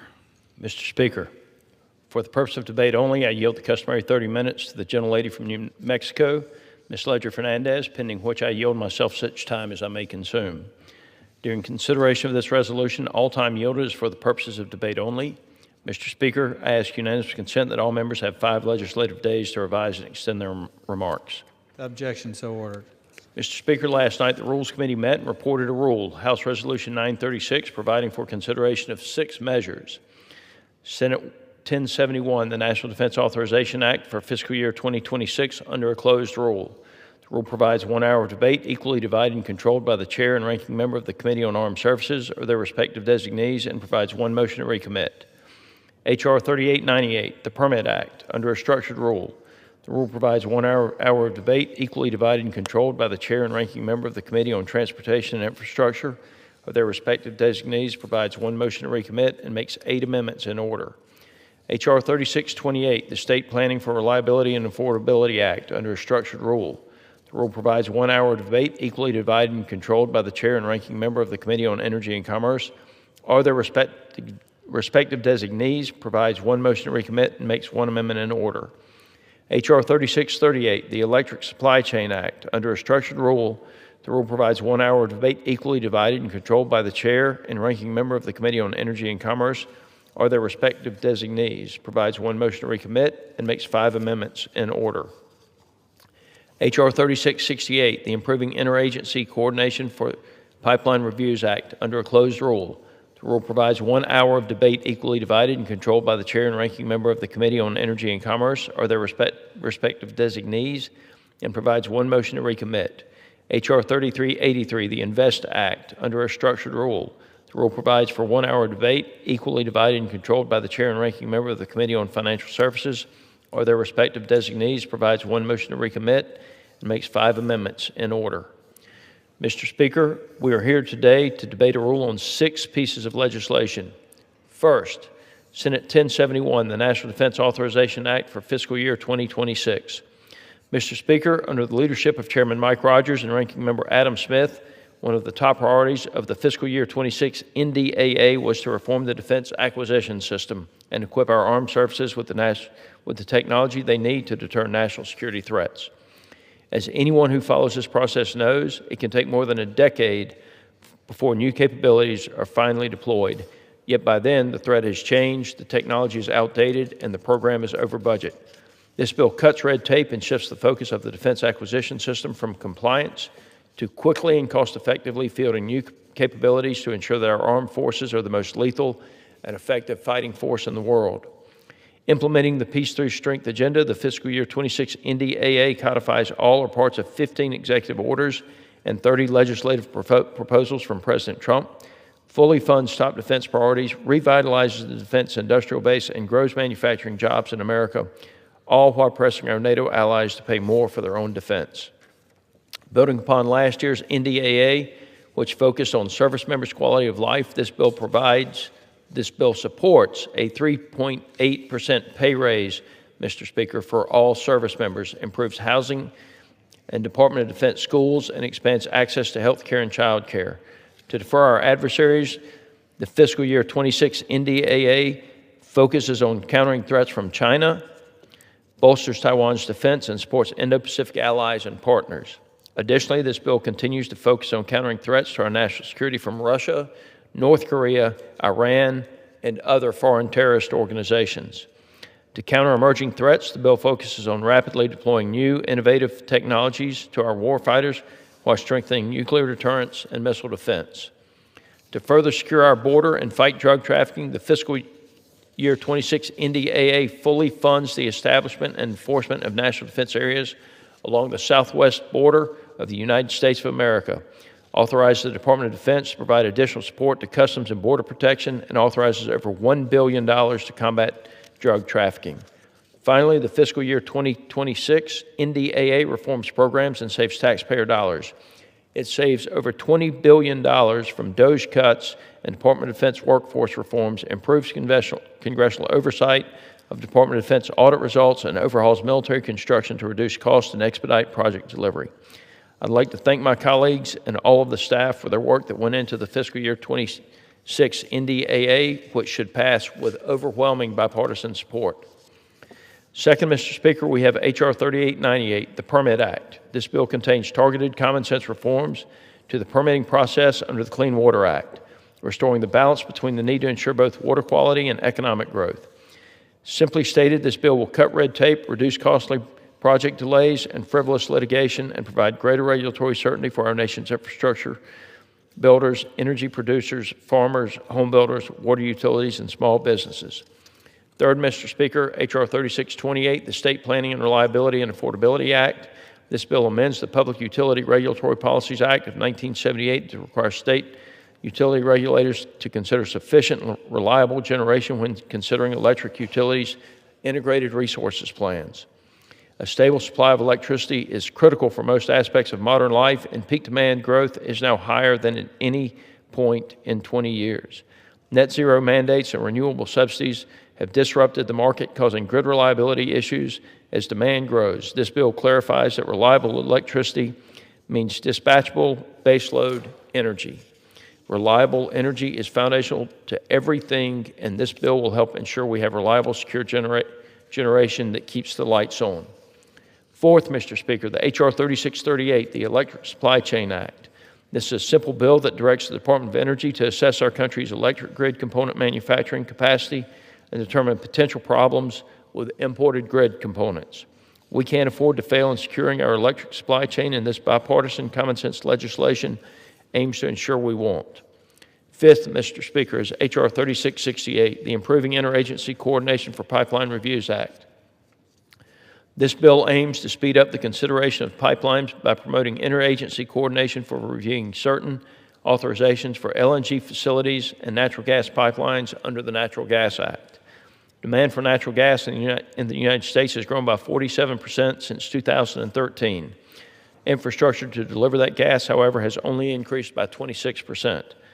Currently, the Federal Energy Regulatory Commission, or FERC, has the responsibility of authorizing pipelines and generally, after thorough review, finds these projects consistent with the public interest.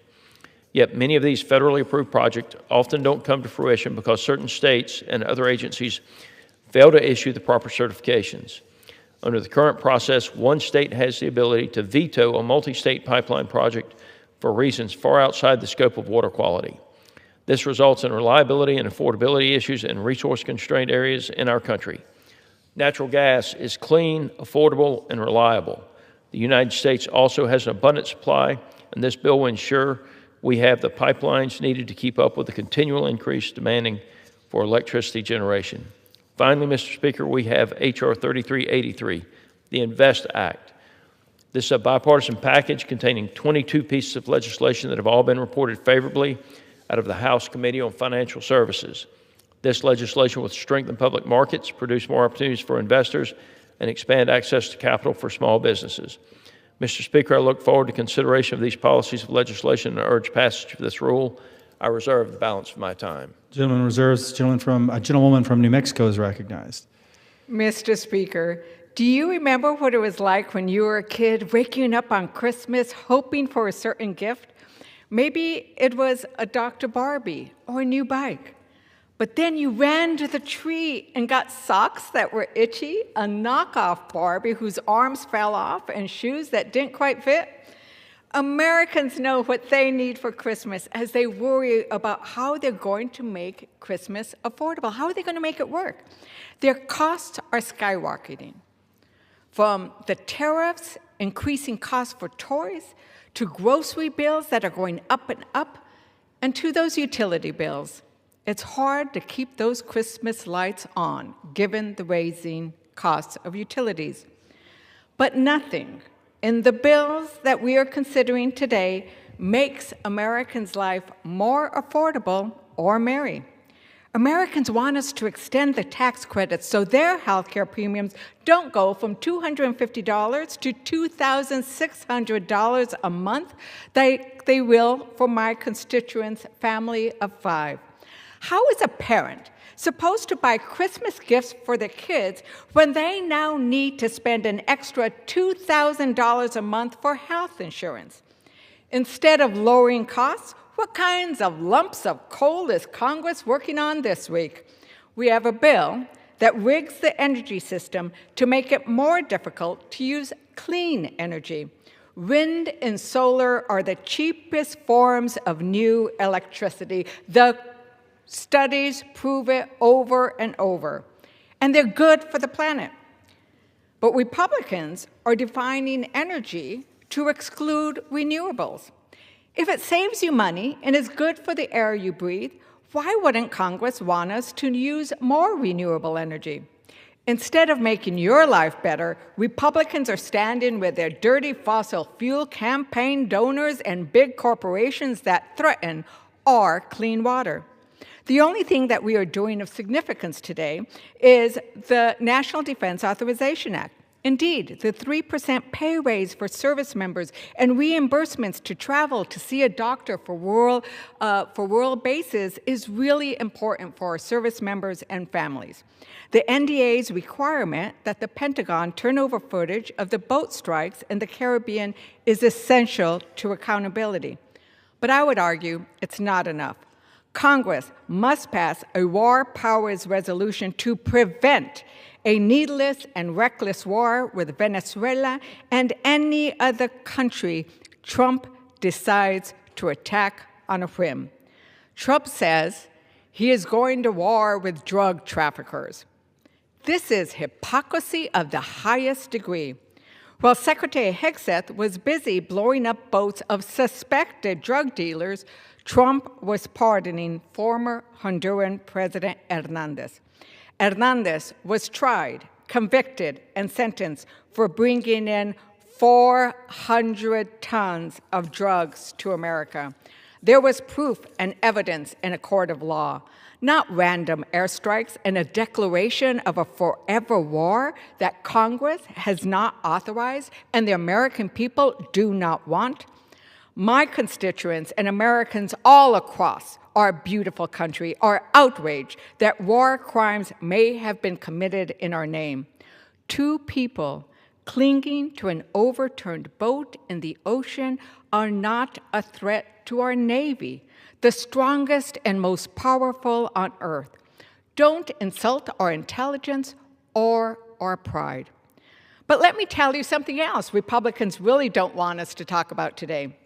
Speaker Johnson stripped out a provision in the NDAA that would have provided IVF coverage for service members. Today's Republican-led bill destroyed any hope for a Christmas miracle for the service men and women who just want to have a baby and raise a family. I urge my colleagues to reject this rule, and I reserve. Gentlelady reserves. Gentleman from Georgia. Thank you, Mr. Speaker. I now yield 3 minutes to my friend from South Carolina, Ms. Biggs. Gentlelady from South Carolina is recognized. Thank you, Mr. Speaker, and thank you to the gentleman from Georgia for yielding me time this afternoon. I rise in strong support of the rule and the fiscal year 26 National Defense Authorization Act. This year's NDAA is the legislative backbone for President Trump's Peace Through Strength agenda. It delivers on the commitment to build the lethal fighting force necessary to deter our adversaries across every domain and contains provisions critical to both our domestic readiness and our global security. As both a member of Congress and a lieutenant colonel in the Air National Guard, I understand what it takes to keep our nation secure, and I'm proud to support key priorities in this bill that deliver on that mission. First, I secured a provision to protect the strategic rail corridor network, the backbone of how we move troops and equipment in times of crisis. My provision ensures critical rail lines are defended from cyber and physical threats, which strengthen our ability to respond when it matters most. Second, I advanced a reform to cut outdated red tape that slows down how we deliver critical defense equipment. My provision ensures regular reviews to clear those bottlenecks. Now we can modernize faster, we can strengthen our readiness, and we can keep this work in the hands of American workers. Mr. Speaker, from protecting our rail lines at home to ensuring our allies can rapidly acquire the weapons they need, to restoring the warrior ethos of dedication, resilience, and sacrifice, the NDAA is a win for our warfighters, our security, and for our hard-working Americans whose skills power our defense. I urge support for the rule and the underlying bill, and I yield back the remainder of my time. Mr. Speaker, I reserve. Gentleman from Georgia reserves. Gentlewoman from New Mexico. Mr. Speaker, I yield 2 minutes to the gentlewoman from Ohio and the Vice Chair of the Democratic Women's Caucus, Ms. Sykes. Gentlewoman's recognized. Thank you, Mr. Speaker. Today I rise in support of my proposed amendments to the National Defense Authorization Act for fiscal year 2026. Ohio's 13th Congressional District has long been known as the rubber capital of the world, and both my amendments uphold that legacy by investing in American manufacturing to ensure this vital industry remains globally competitive and in the United States. Drawing from the Retreaded Tire Job Supply Chain Security and Sustainability Act of 2025, this amendment would ensure that the U.S. government uses retreaded tires wherever possible rather than using cheap foreign imported tires. This amendment would support more than just my neighbors in Ohio's 13th District, as retreaded tires make up the largest remanufacturing sector in the United States while employing over 51,000 American workers. This common sense amendment is good for both the economy, the environment, and the United States government while protecting good-paying manufacturing jobs right here in the United States. Ohio's 13th District has long been a trailblazer in polymer science and polymer engineering, and Akron's polymer manufacturing ecosystem provides a local pipeline from education and training to the workforce. To build on Akron's generations of success, my second amendment requires the Secretary of Defense to establish an initiative to accelerate the research and development of innovative, sustainable polymer processing and manufacturing to support generational technologies built on resilient polymer supply chain. This amendment will support the incredible work of partners like the Akron Sustainable Polymer Tech Hub that is performing groundbreaking research and development that can revolutionize industries across the country and around the world. Further, it will ensure Northeast Ohio remains a global leader in polymer science and polymer engineering, reaffirming our district's legacy as the rubber capital of the world. From sustainable tires to sustainable polymers, the next generation of rubber and plastics production will proudly be made in Ohio in our 13th Congressional District. Additionally, I have submitted 3 additional amendments to create jobs, lower costs, and protect our national security in American innovation and manufacturing. Thank you, Mr. Speaker. I yield back. Gentlewoman yields. Gentleman from Georgia. Thank you, Mr. Speaker. I want to congratulate the gentlelady from Ohio on the success of her amendments in the legislation, and the National Defense Authorization Act is something that I'm proud to work on year-round on the Armed Services Committee. I want to give a lot of credit to Ranking Member Adam Smith and Chair Mike Rogers and the members of the House Armed Services Committee for working together in very much a bipartisan fashion to make sure that American citizens are protected, not just here in America, but that our troops have the resources they need around the world to protect themselves so that we can be free here in the United States of America. With that, Mr. Speaker, I reserve. Gentleman reserves. Gentlewoman from New Mexico.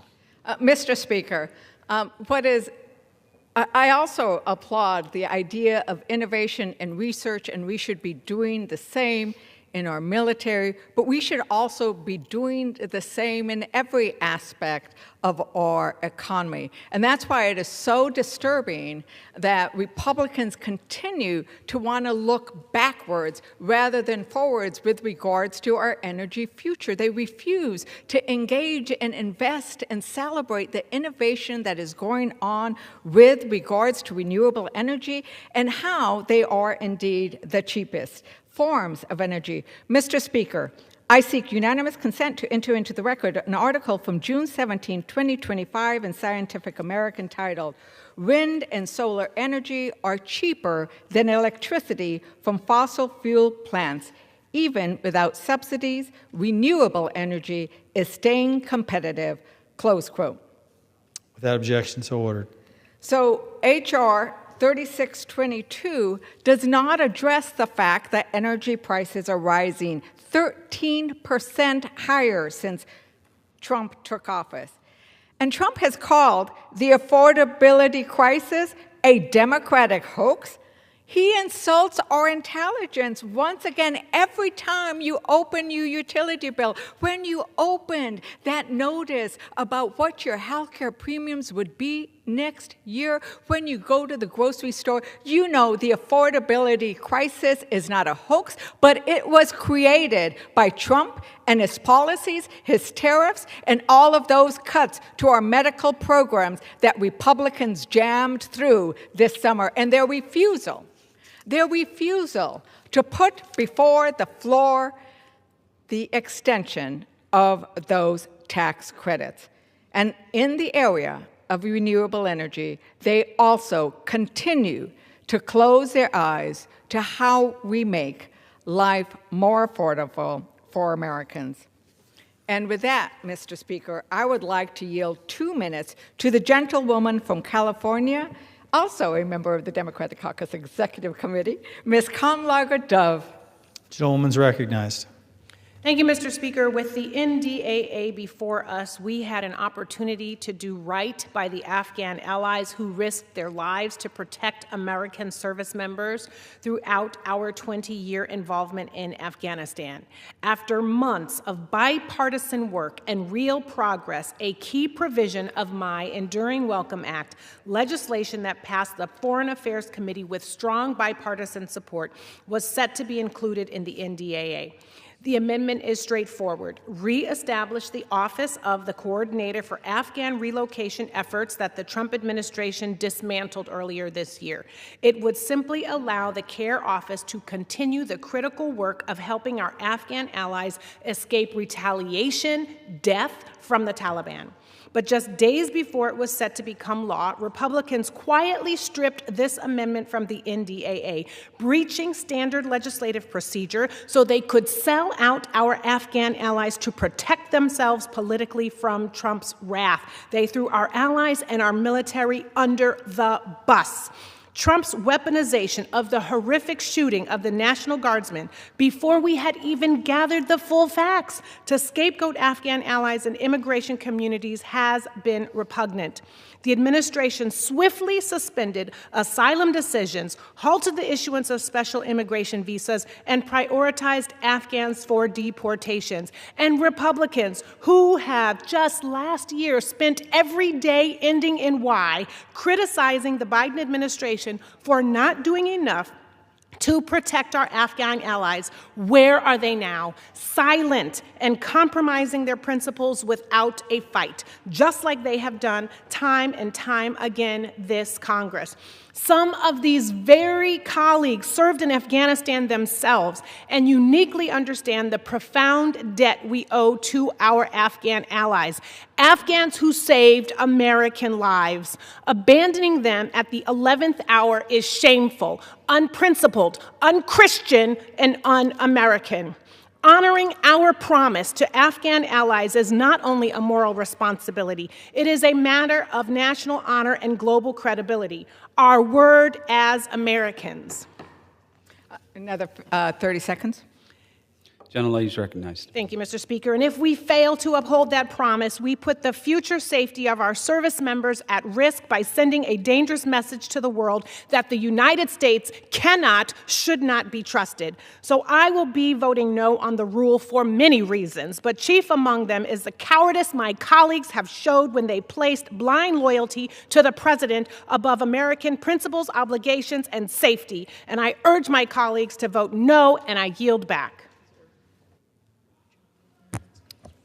Gentlewoman from New Mexico reserves. Gentleman from Georgia is recognized. Mr. Speaker, I urge my colleagues to vote yes on the rule and yes on the underlying piece of legislation, especially the National Defense Authorization Act. I do want to address a couple of things since, as usual, the Democrats continue to blame President Trump for everything.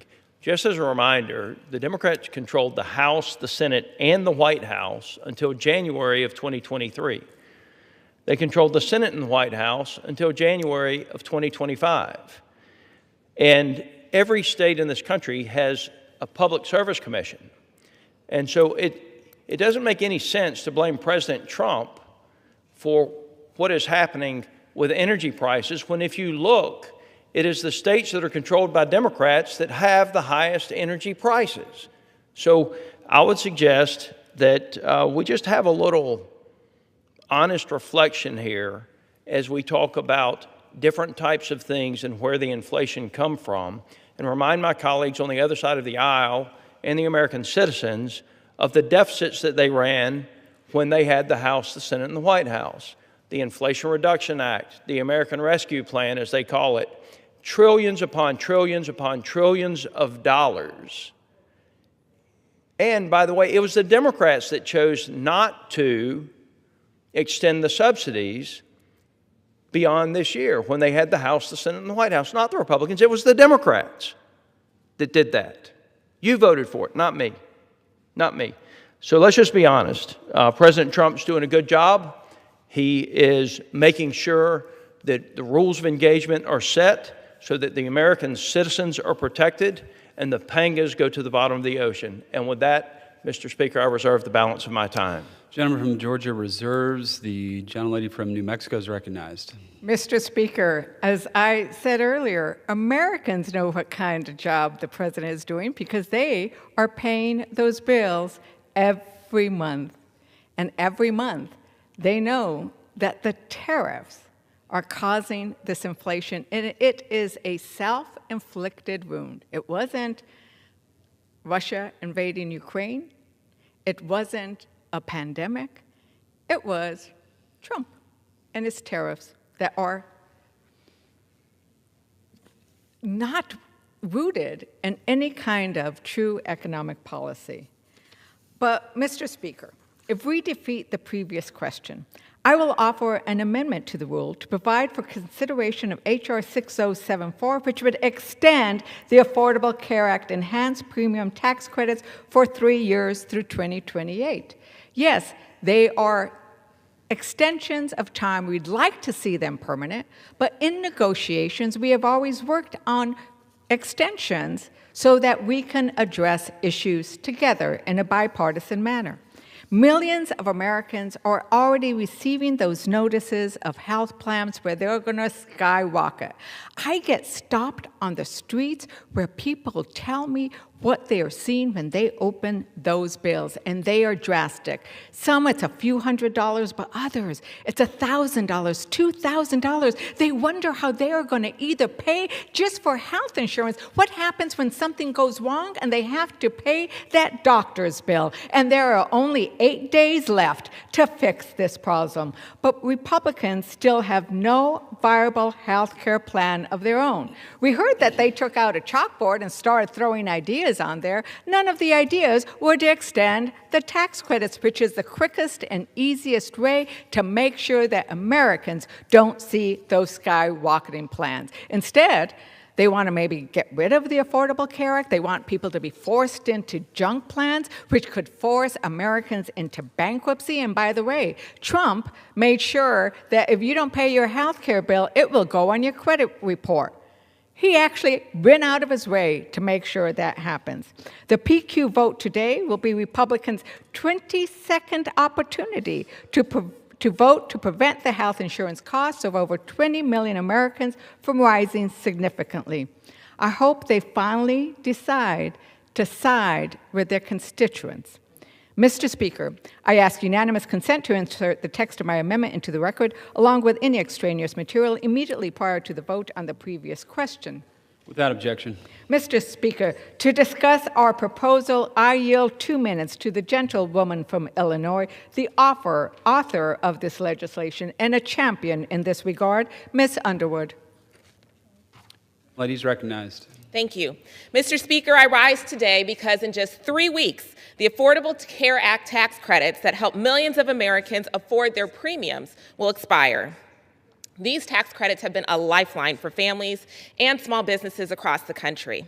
They have allowed people to see their providers, to fill their prescriptions, and get the procedures that they need.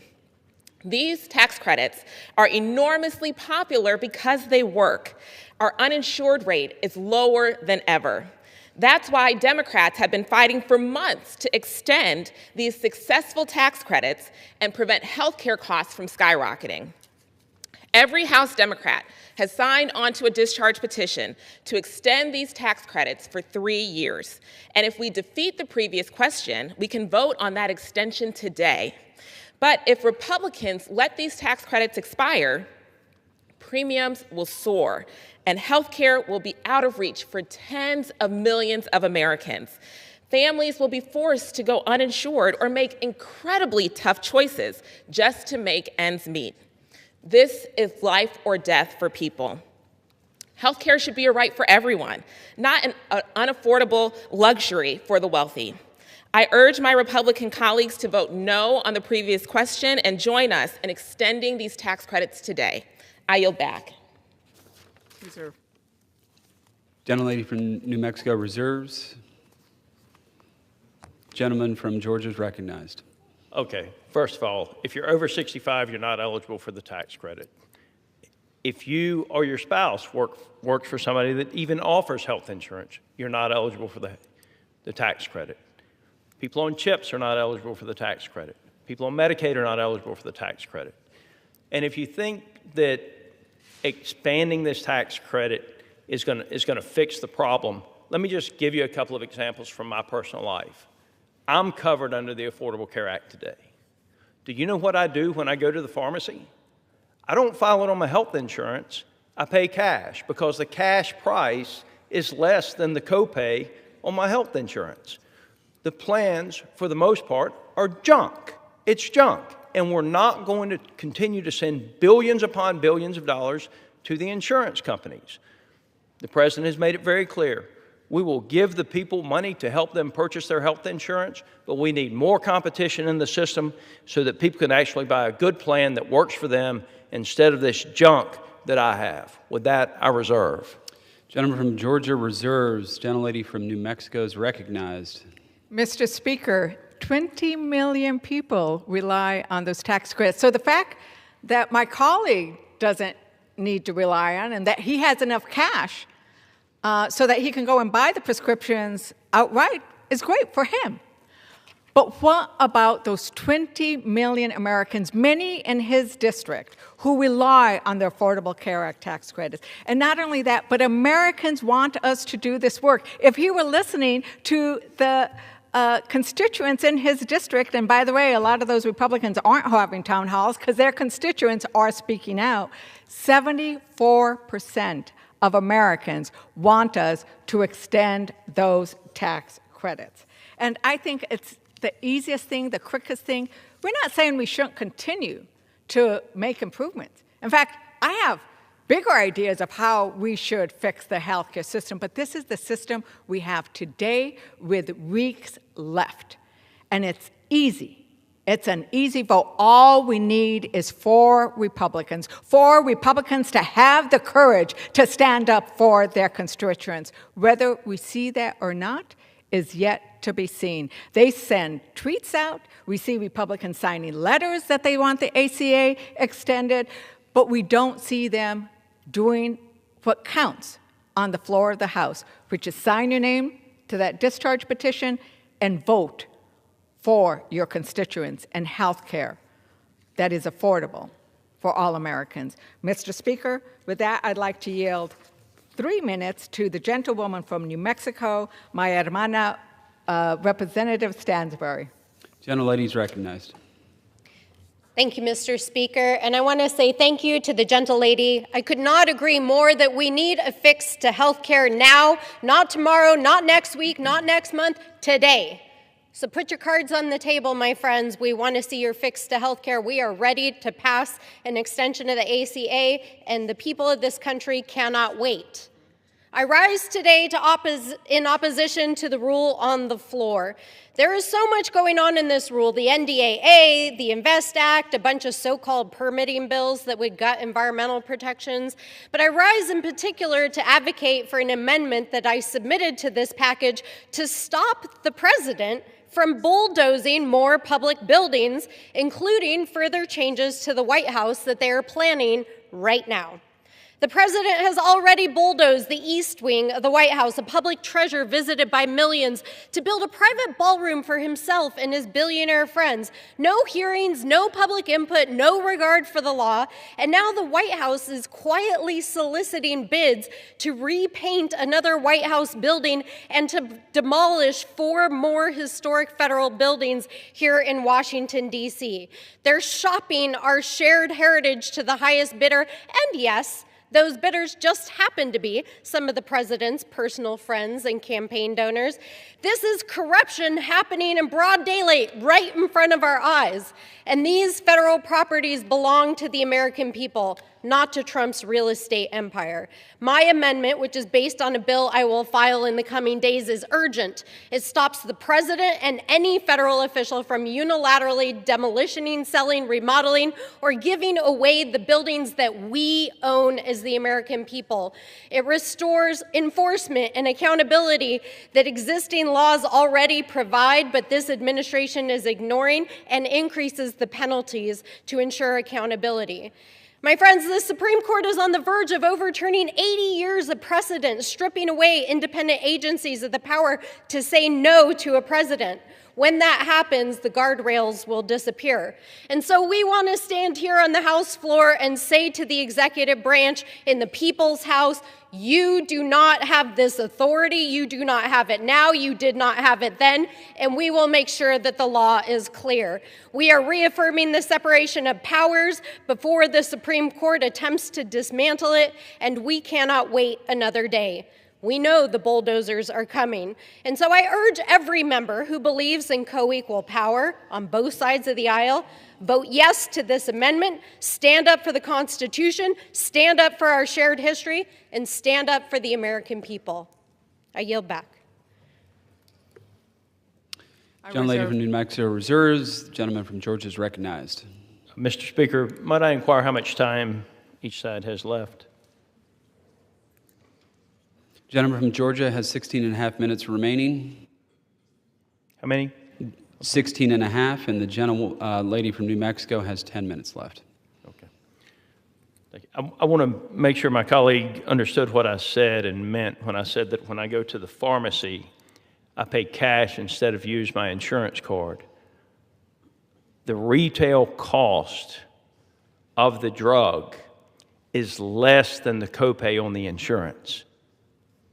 Now that's just the reality of the system that Americans are forced to live in. I thought I might share with you another bill that I kept where my charge, the total charge was $111. My copay, and as I said, I'm covered under the Affordable Care Act, my copay for that doctor's visit was $60.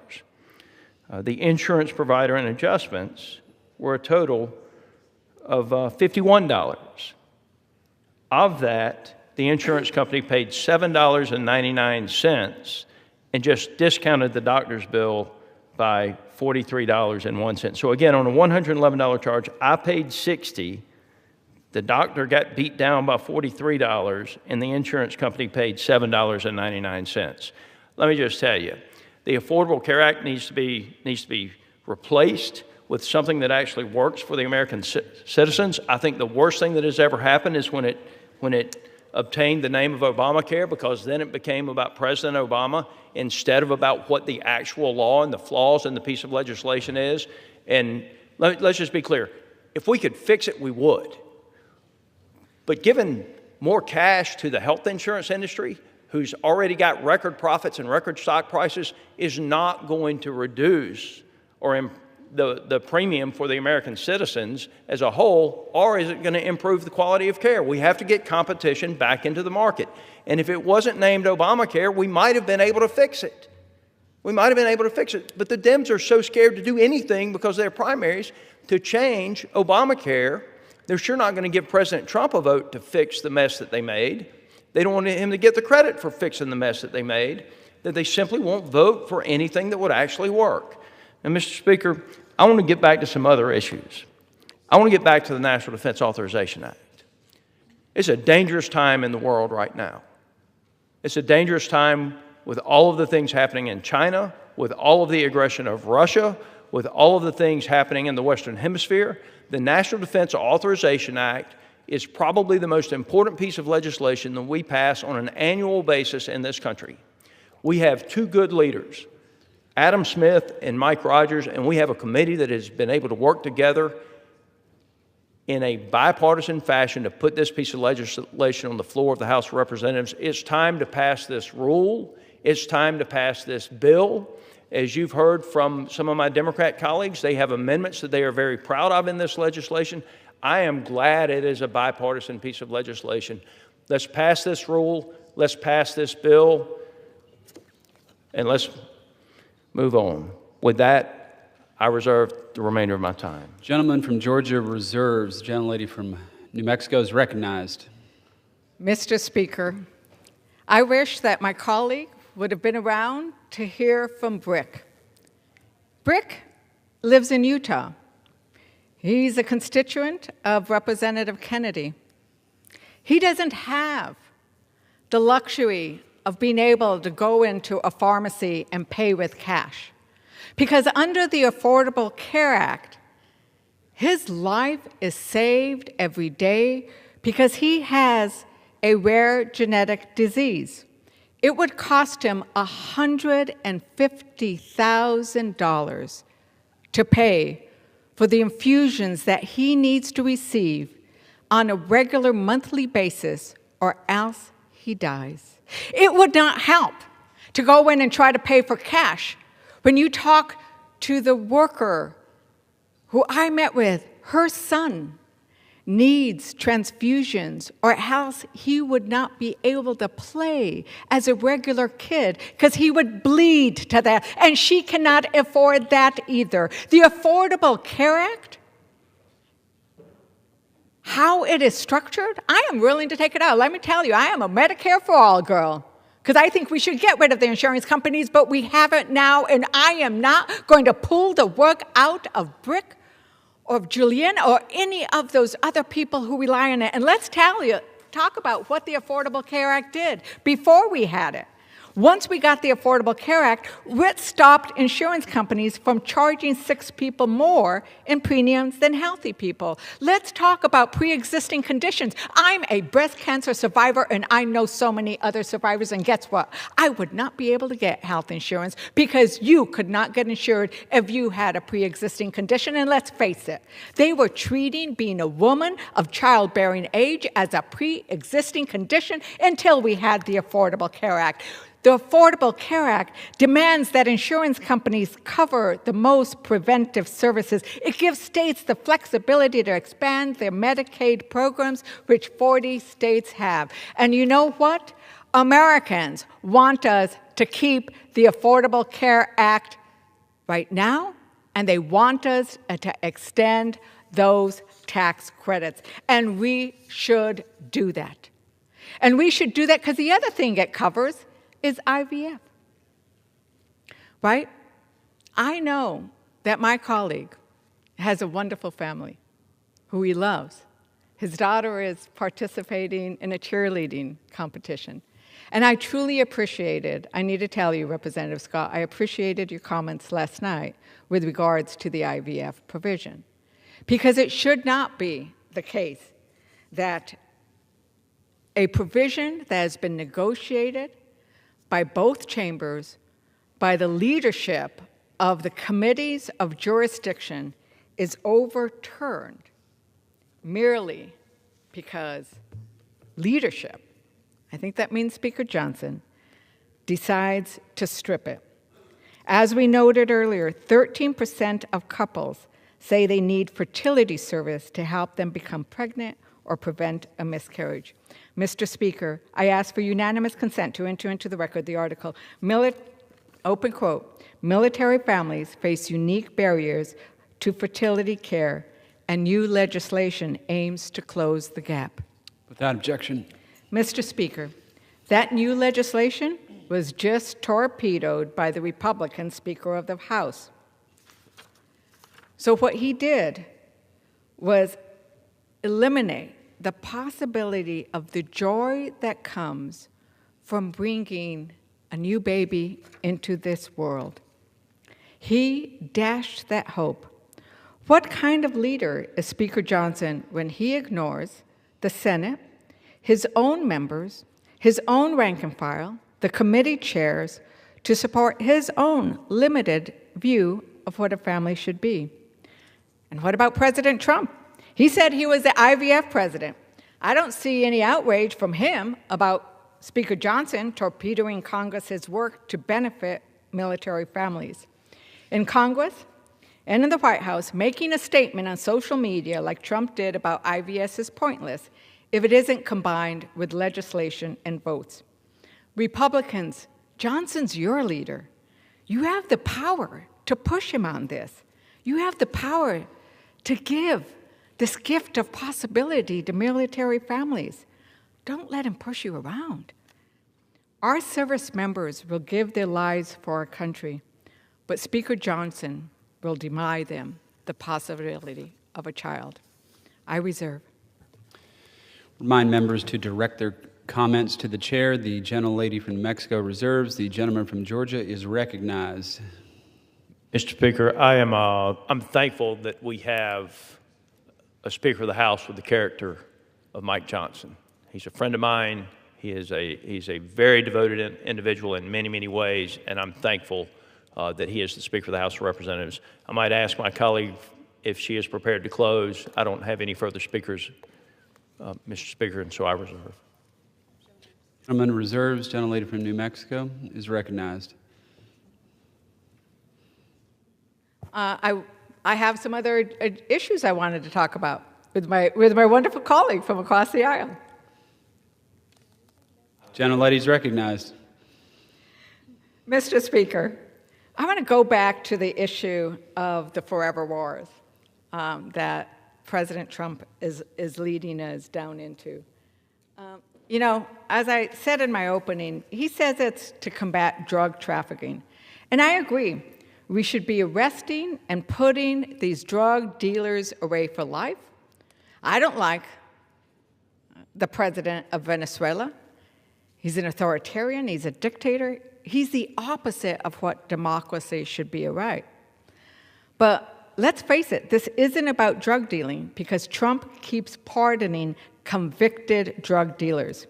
Mr. Speaker, I ask unanimous consent to enter into the record the December 8th, 2025 article titled, quote, Trump pardons major drug traffickers despite his anti-drug rhetoric.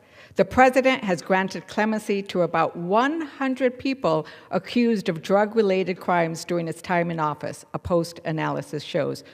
Close quote. Without objection. Trump said he would lower costs for Americans on day one. Guess what he actually did on day one? He pardoned Silk Road founder Russ Ulbricht, who was convicted of creating the largest online black market for illegal drugs and other illicit goods. He pardoned Larry Hoover, who imported tons of illegal drugs in a major city, $100 million a year into that city. Trump is lying to the American people, and he thinks he can play war. War is not something you play with. We do not want another Afghanistan or Iraq where a Republican starts a war that lasts 20 years, costs trillions of dollars, and too many lives. But I ask, Where is the Republican outrage about these pardons for drug traffickers who killed the people we love in our communities? I'm very glad, as I noted earlier, to see some oversight and calling for the release of the video. But we must be doing more. My Republican colleagues need to join Democrats in asserting that Congress, and Congress alone, has the authority to declare war. I reserve. Members are reminded to refrain from engaging in personalities toward the president. The gentlelady reserves. Gentleman from Georgia is recognized. Thank you, Mr. Speaker. I'd ask unanimous consent to submit for the record an article, it's a PBS article actually. Obama reveals how many civilians died in U.S. drone attacks under him. It states in here that various human rights groups suggest the range was as high as 1,100 killed by Barack Obama's drone strikes. With that, I reserve. Without objection. Gentleman reserves. Gentlelady from New Mexico is recognized. Mr. Speaker, I'm ready to close. Gentlewoman's recognized. Mr. Speaker, before, how much time do I have? Half minutes. Okay. Mr. Speaker, I have half a minute to speak, and we have 22 days to act where we need to pass those tax credit extensions. For months, we've been urging you to do it. Let's get it done. The bills that we are considering here today, some of them we've already passed last week. We should be doing the Americans' goals. We should be extending those tax credits. We should be doing it now. And I call on 4 Republicans to join us. Sign that discharge petition. Help us give Americans a healthy Christmas. With that, I yield back. Gentlelady yields back. Gentleman from Georgia is recognized. Mr. Speaker, I yield myself the balance of my time. Gentleman's recognized. I don't want to make sure. Was that your closing statement, ma'am? Okay. I think. Okay. Thank you. Mr. Speaker, I yield myself the balance of my time. Gentleman's recognized. Mr. Speaker, this week the House can advance 6 pieces of legislation under this rule. Senate 1071, the National Defense Authorization Act for fiscal year 2026, significantly improves the defense acquisition system. This bill implements the Peace Through Strength agenda and restores the lethality to our armed forces. It further secures America's borders and improves the quality of life of our service members. The fiscal year 26 NDAA reforms key programs and saves taxpayers' dollars, resulting in a ready, capable, and lethal fighting force. This legislation will deter China, defend Israel, and counter Russia, North Korea, Iran, and other foreign terrorist organizations. Finally, this bill strengthens our nuclear deterrence, supports the Golden Dome Initiative, and grows our nation's strategic space capabilities. This is a bipartisan, must-pass piece of legislation that all my colleagues should support.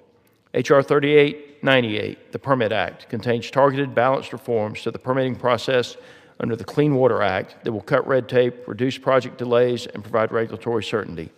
H.R. 3628, the State Planning for Reliability and Affordability Act, will require state utility regulators to ensure we have reliable, secure, baseload energy that keeps the lights on.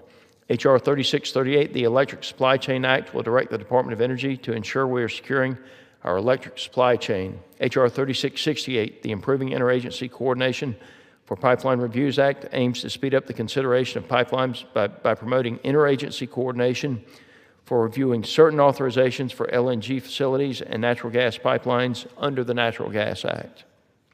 And H.R. 3383, the INVEST Act, which will strengthen public markets, produce more opportunities for investors, and expand access to capital for small businesses. The bills before us this week give this body the chance to provide for our defense, to make energy more affordable and reliable, and provide opportunities and access to capital. They are all worthy of support, and I urge my colleagues to join me in voting yes on the previous question and yes on the rule. Mr. Speaker, I yield back the balance of my time and move the previous question on the resolution. Gentleman yields back. The previous question is on the question is on ordering the previous question on the resolution. Those in favor say aye. Aye. Those opposed say no. In the opinion of the chair, the ayes have it. Mr. Speaker, I move for the ayes and nays. The yeas and nays are requested. Those favoring a vote by the yeas and nays will rise. A sufficient number having risen, the yeas and nays are ordered pursuant to Clause 8 of Rule 20. Further proceedings on this question will be postponed.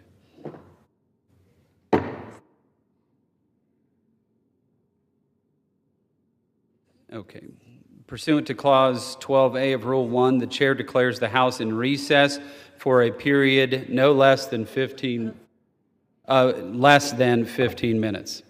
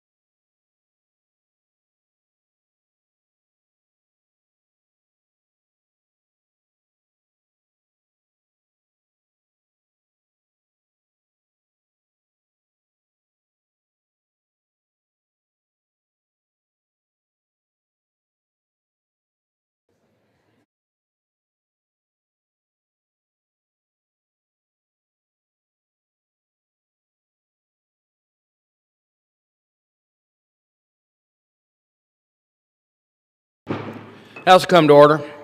Proceedings will resume on questions previously postponed. Votes will be taken in the following order.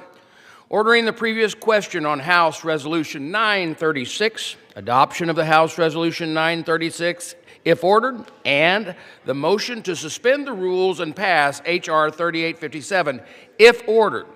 The first electronic vote will be conducted as a 15-minute vote. Pursuant to Clause 9 of Rule 20, remaining electronic votes will be conducted as 5-minute votes. Pursuant to Clause 8 of Rule 20, the unfinished business is the voting on the order of the previous question of the House Resolution 936, on which the yeas and nays are ordered. The clerk will report the title of the resolution. House Calendar Number 49, House Resolution 936. Resolution providing for consideration of the bill, H.R. 3898, to amend the Federal Water Pollution Control Act to make targeted reforms with respect to waters of the United States and other matters and for other purposes.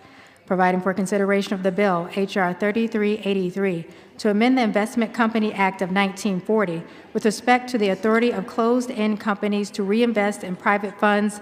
Providing for consideration of the bill, H.R. 3638, to direct the Secretary of Energy to prepare periodic assessments and submit reports on the supply chain for generation and transmission of electricity and for other purposes. Providing for consideration of the bill, H.R. 3628, to amend the Public Utility Regulatory Policies Act of 1978 to add a standard related to state consideration of reliable generation and for other purposes. Providing for consideration of the bill, H.R. 3668, to promote interagency coordination for reviewing certain authorizations under Section 3 of the National Gas Act and for other purposes.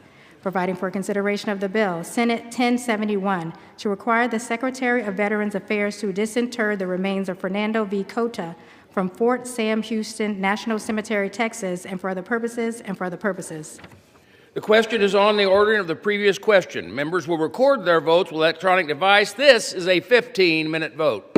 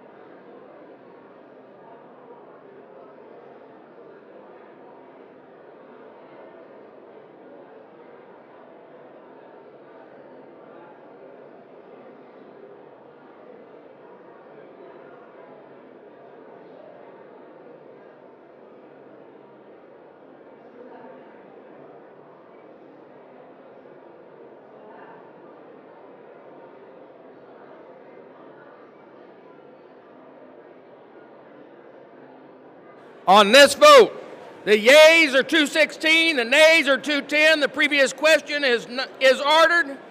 The question is on adoption of the resolution. Those in favor say aye. Those opposed, no. In the opinion of the chair, the ayes have it.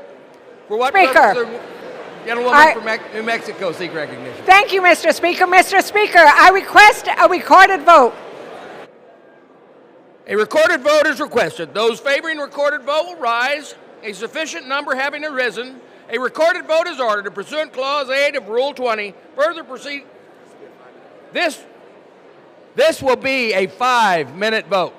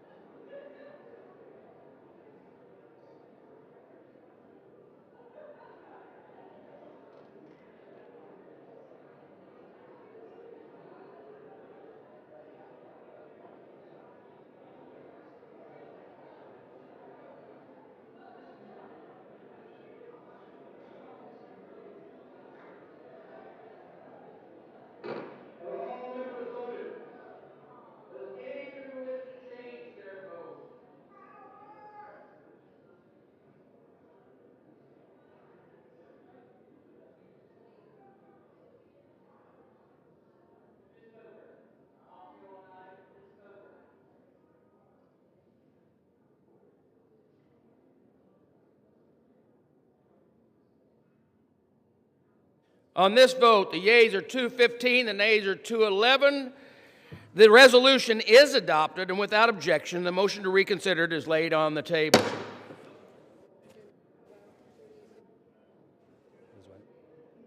Pursuant to Clause 8 of Rule 20, the unfinished business is a question on suspending the rules and passing H.R. 3857, which the clerk will report the title. As amended.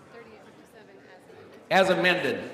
3857 as amended. The clerk will report the title. H.R. 3857, a bill to amend the Snow Water Supply Forecasting Program Authorization Act. The question is, will the House suspend the rules and pass the bill as amended? So many as are in favor say aye. Those opposed, no. In the opinion of the chair, 2/3 being the affirmative, the rules are suspended, the bill is passed, and without objection, the motion to reconsider is laid on the table. All right, now we can carry on with the rest of the time. Yes. Come join me. You can take over now.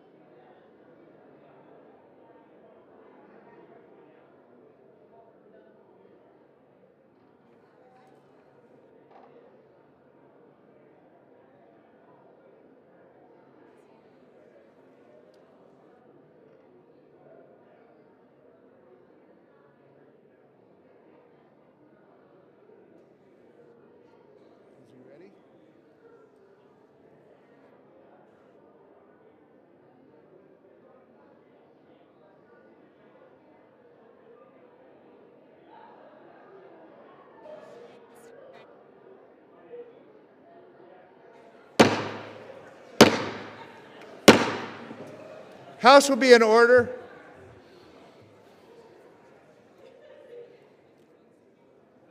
House will be in order. For what purpose does the gentleman from Alabama seek recognition?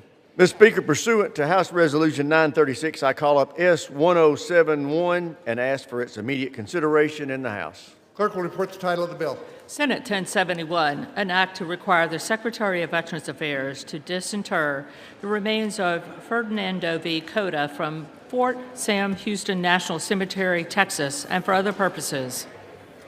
Pursuant to House Resolution 936, an amendment in the nature of a substitute consisting of the text of Rules Committee Print 119-16 is adopted, and the bill as amended is considered read. The bill as amended shall be debatable for 1 hour, equally divided and controlled by the chair and the ranking minority member of the Committee on Armed Services or their respective designees. The gentleman from Alabama, Mr. Rogers, and the gentleman from Washington, Mr. Smith, each will control 30 minutes. The chair recognizes the gentleman from Alabama. Before you begin. House will be in order.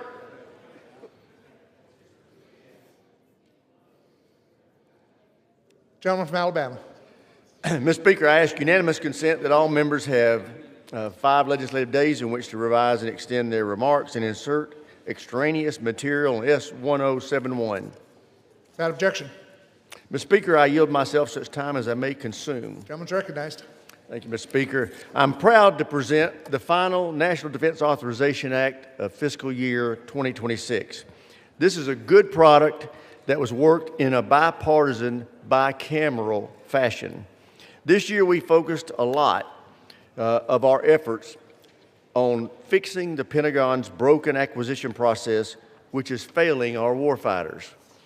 The fiscal year 26 NDAA includes a series of reforms to put commercial solutions first, eliminate regulatory burdens, and end bureaucratic inertia. It also puts in place a system that will deliver capability to the warfighter at the speed and scale that we need. Fixing acquisitions will go a long way toward ensuring our warfighters are the most capable fighting force on the planet. Properly equipping our warfighters is critical, but so is ensuring we recruit and retain the best and brightest. Toward that end, the FY26 NDAA continues to make improvements in the quality of life of all of our service members. This bill supports the Trump administration's 3.8% pay raise for all service members. It authorizes nearly $3 billion for construction of barracks, family housing, dining facilities, medical facilities, child care centers, and schools. And it also improves the service member access to mental health services. Our committee will continue to make improving the quality of life of our service members a top priority every year. We need a ready, capable, and lethal fighting force because the threats to our nation, especially those from China, are more complex and challenging than at any point in the last 40 years. The FY26 NDAA counters the threat from China and ensures mission success in the Indo-Pacific. The bill includes a number of provisions to rid adversaries from our defense supply chain. It extends the Pacific Defense Initiative, enhances the U.S. posture in the region, and improves our ability to conduct military operations in the Pacific. It also bolsters Taiwan's defenses and helps build the capacity of our allies in the region. Furthermore, this bill increases the lethality of our forces to prepare for and deter global threats. The bill authorizes over $26 billion in shipbuilding for additional submarines and surface vessels, $38 billion to ensure air dominance with new generation fighter jets, and $25 billion to restore America's arsenal of munitions, $145 billion to research and develop innovative new technologies our warfighters will need to win on future battlefields. This is a strong bipartisan bill that delivers for our warfighters and deters our adversaries. It will fundamentally reform the defense acquisition enterprise. It will continue historic improvements in the quality of life of our service members and their families, and it will build the ready, capable, lethal fighting force we need to deter China and our adversaries, and it will deliver on President Trump's peace through strength agenda. I urge all members to support it, and I reserve the balance of my time. Gentleman reserves the balance of his time. Gentleman from Washington. I yield myself 4 minutes. Gentleman's recognized. Thank you. I also support this bill, and I really want to thank Chairman Rogers, the committee, staff, House, Senate. This has truly been a bipartisan process. I'm not in love with everything in the bill. There's some other things I would have liked to have seen included, but I really compliment Chairman Rogers and the majority staff for having worked with us throughout that process and worked with the Senate. I thought we had a very good bicameral, bipartisan agreement this year. And the chairman's right. The highlight of this bill is acquisition reform, something that our committee has worked on for quite some time. But the last 2 years in particular, we have been really focused on how to get this right. And this is the most ambitious swing at acquisition reform that we've taken. And I know that can sound sort of dry. Acquisition reform doesn't exactly excite people, but it's really important because what it's about is getting the Pentagon to be able to buy the equipment, the innovative equipment that it needs to adapt quickly so that our warfighters can have what they need to meet the challenges of the modern battlefield. Way too slow right now, too many programs way over budget, not delivering as advertised. Speeding up that process and delivering a better product is an enormous priority for this country to meet our national security needs, and this bill does that. And the House really led on that, and I think it's really important. There are other key aspects of this bill. We have others outside of the jurisdiction of the NDAA who are part of this, including Coast Guard reauthorization, Foreign Affairs reauthorization, and the Intel Committee's reauthorization. Those are important to meet our national security needs as well. There's also a very important component on countering UAS domestically, the threat that drones pose to many of our military installations and other sensitive areas in the country is a real problem. This bill takes a step towards trying to address that. I'm also very pleased that this bill does, I think, a meaningful job of trying to reassert some legislative authority, to truly be the co-equal branch of government that we say we are. We show strong support for Ukraine with $400 million in USAI. We block the president's misbegotten efforts to pull troops out of Eastern Europe in this moment and really reassert the ability of our committee to exercise oversight. We have a fence on the travel budget for Secretary Hegseth until he follows the law and releases the videos for all of the boat strikes that are going on right now in Latin America, and also until he gets us the executive execute orders that by law he is supposed to get to us. We also have a requirement in here that if any senior level military officer is going to be fired, Congress has to be notified and a reason has to be given. So overall, I think this bill is a good balance of the interests of both sides, in the Senate and the House as well. It's a good product that we should be supportive of, and with that, I reserve the balance of my time. Gentleman reserves the balance of his time. Gentleman from Alabama. Mr. Speaker, this time I yield 3 minutes to Mr. Fallon of Texas. Gentleman from Texas is recognized for 3 minutes. Thank you, Mr. Chair, and I'd like to thank the ranking member as well. They did a wonderful job on this, and thank you, Mr. Chairman. This NDAA contains substantial wins for service members and their families, and continues the committee's tradition of improving the quality of life of service members and their families by authorizing a 3.8% pay raise, expanding child care, increasing family separation allowances, expanding and reauthorizing special pays and bonuses, and expanding convalescent leave. This bill also bans cell phones in DODEA schools, prevents the downsizing or closing of child care centers without congressional notification, expands access to health care, prevents the elimination of uniformed doctors, increases access to specialty care, and authorizes over $335 million to renovate and build new medical centers, hospitals, and clinics. And more importantly, this bill puts the final nail in the coffin of the Biden DOD's woke bureaucracy. The FY26 NDAA includes essential reforms that we all know are essential to refocus our military on warfighting and lethality by codifying the President's executive order, ending radical and wasteful government, diversity, equity, inclusion, better known as DEI, their programs and preferencing, eliminating statutory provisions relating to DEI in the Department of War, and requiring all command selections to be based, wait for it, on individual merit and demonstrative performance rather than race, ethnicity, or sex. Those categories would be immaterial. Mr. Chairman, I urge the passage of this bipartisan NDAA so we can deliver on our promises to service members and their families, making our warfighters lethal, better trained, and more prepared to the future fight, while ensuring their quality of life is the standard Americans expect us to provide their brave warriors. Mr. Chairman, thank you, and I yield back. Gentleman reserved. Gentleman from Washington.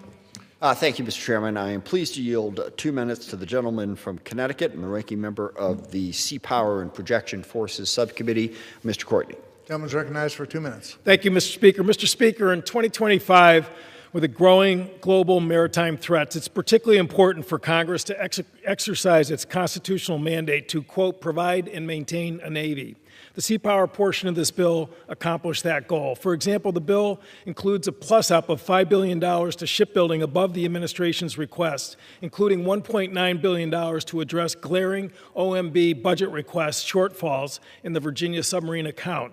The Sea Power Subcommittee also strengthened the industrial base by replenishing last year's wage improvement authorities with $615 million new dollars to continue progress in hiring a new generation of shipyard workers in the metal trades.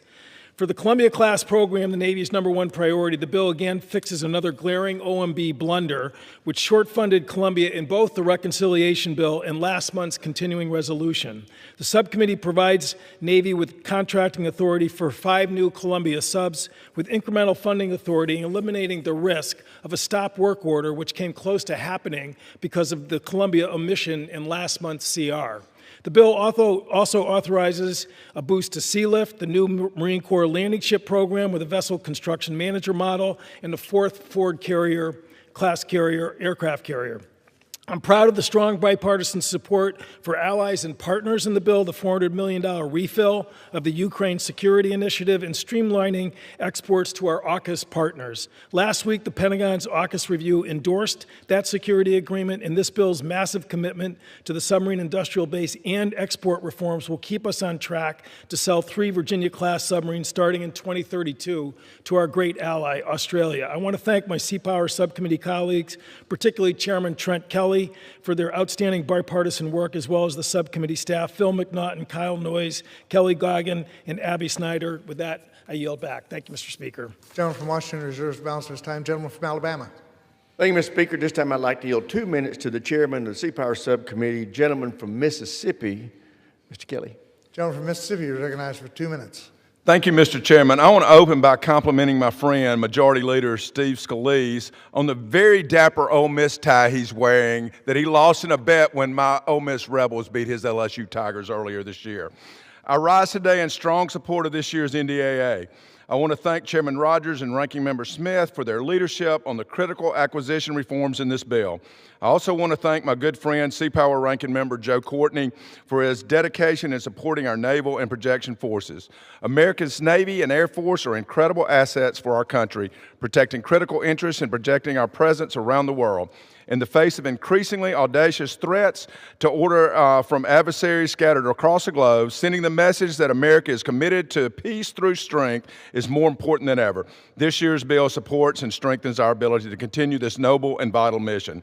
This NDAA will add to our fleet of Virginia and Columbia-class submarines. We are also investing in future procurement of ships and submarines and granting authorities to support our industrial base and improve the acquisitions process for the future.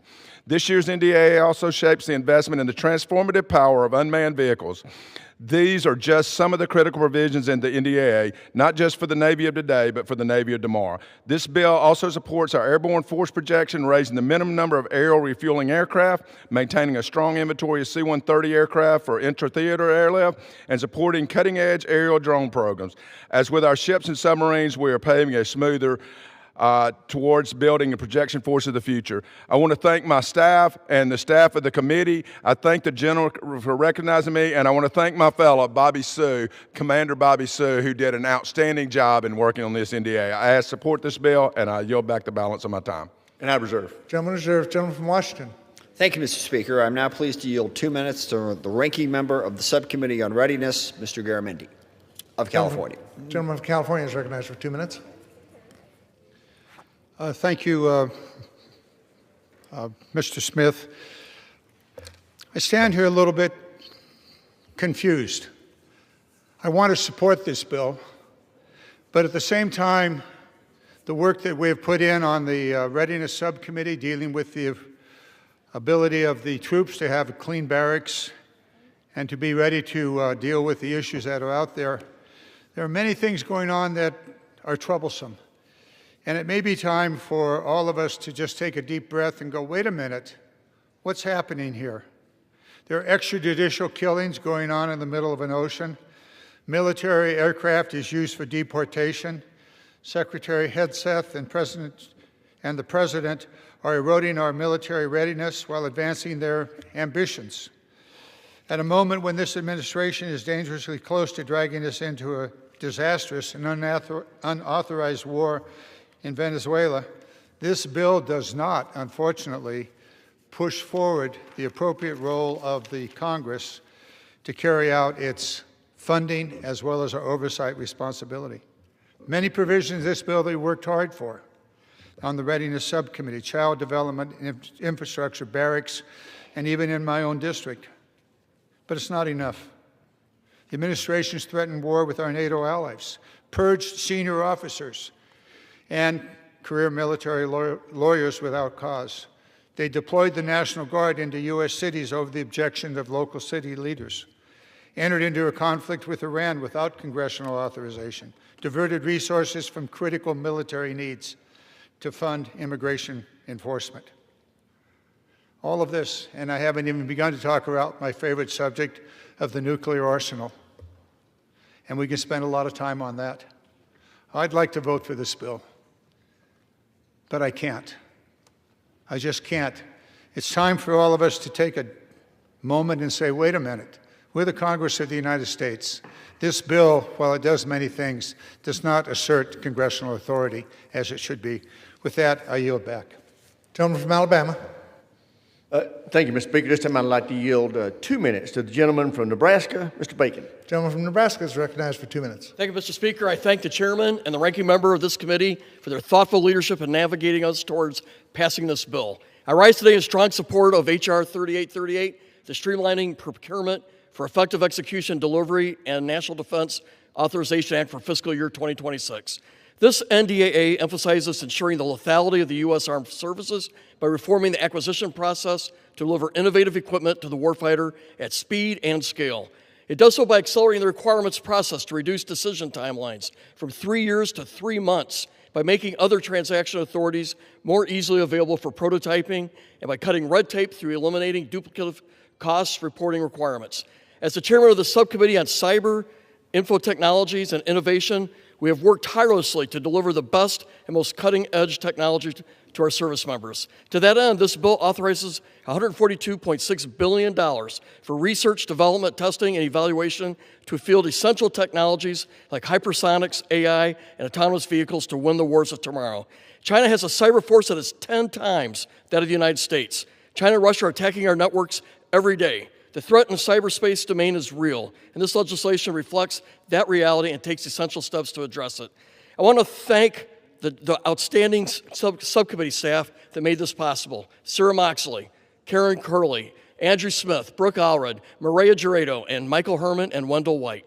Specifically, this NDA helps small businesses by fast-tracking promising technologies, establishing a pilot program to test and procure technologies that bolster operational capabilities, incentivizing the consideration of commercial off-the-shelf products prior to entering expensive contracts, and authorizing the Defense Innovation Unit to develop regional outreach centers. The FY26 NDA is a strong bill that prioritizes our national security through common sense, acquisition reform, and innovation at scale. I encourage my colleagues to support this bill, and I yield back the balance of my time. Now reserved. Gentleman reserves. Gentleman from Washington.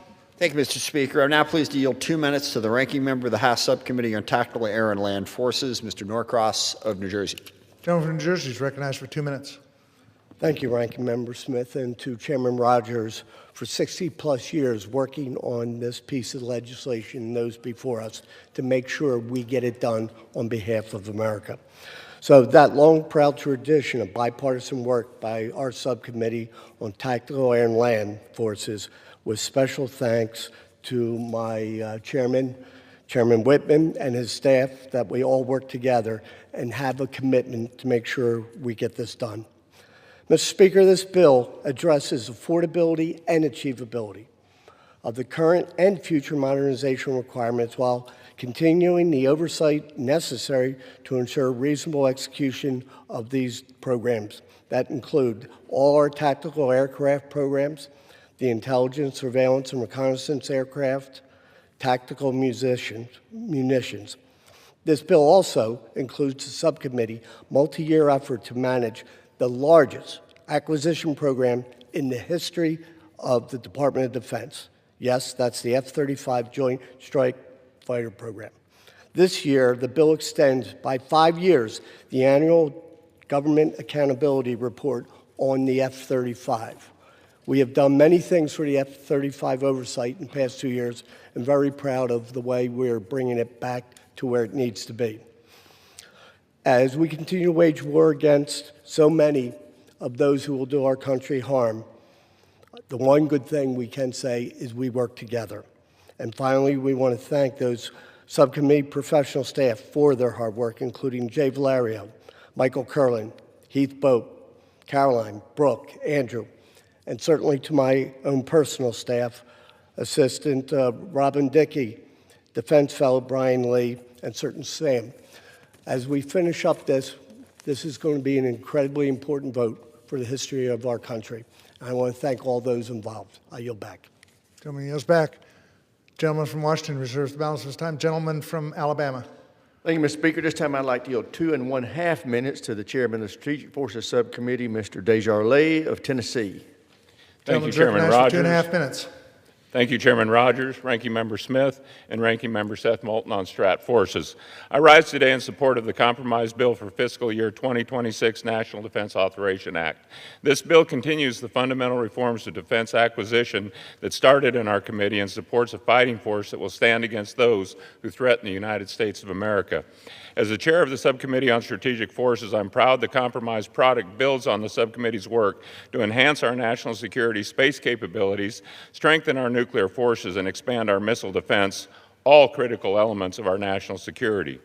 First and foremost, this bill supports the continued modernization of our nation's nuclear triad, our nuclear command and control systems, and the scientific capabilities that maintain our nuclear stockpile.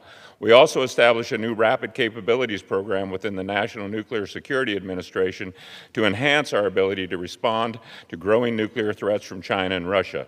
Our adversaries, China in particular, continue to rapidly develop and deploy new nuclear weapons, while U.S. nuclear capabilities can take over a decade to design, develop, and produce.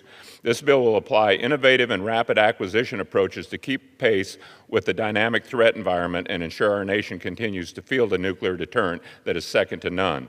For the defense of this homeland, the bill supports development of the Golden Dome system to achieve President Trump's bold vision. It also includes multi-year procurement authority and additional resources to expand production of critical missile defense interceptors. In space, we push to sustain the growth and development of Space Force Guardians. We must ensure we have the highly skilled and technically proficient acquisition cadre capable of bringing online the next generation of systems necessary to fight and win in space. As we develop those space systems, we're going to need both better trained acquisition guardians and more of them. The Joint Force will be looking to these professionals to deliver significant portions of the Golden Dome architecture. This bill helps them do that. We also ensure that the national security launch enterprise is led by one individual that has the authority to make decisions and make trades to support the warfighter. This bill revitalizes the defense industrial base and American manufacturing, supports a well-deserved pay raise for our service members, creates more lethal and agile force to counter our adversaries, and secures our nation's borders, all while saving taxpayers over $20 billion through cutting inefficient programs and government bureaucracy. This is a compromise bill that meets the moment and the need to support our warfighters and protect our nation. I applaud the work for this committee and bring forth a strong bipartisan bill. I encourage all my colleagues to vote yes, and I yield back the remainder of my time to the chairman. And I reserve. Gentleman reserved. Gentleman from Washington. Thank you, Mr. Speaker. I'm pleased to yield 2 minutes to the ranking member of the House Subcommittee on Cyber Information Technologies and Innovation, Mr. Khanna of California. Gentleman from California is recognized for 2 minutes.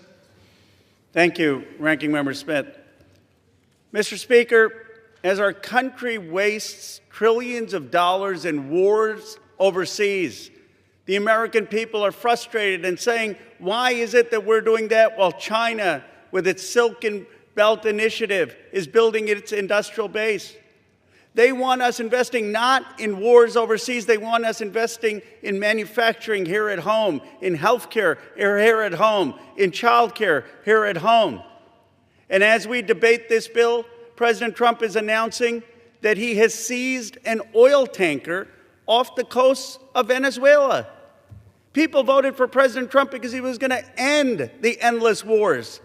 This Congress must stand up against another war in Venezuela like we had in Iraq or Afghanistan or Libya. The American people do not want a regime change war in Venezuela.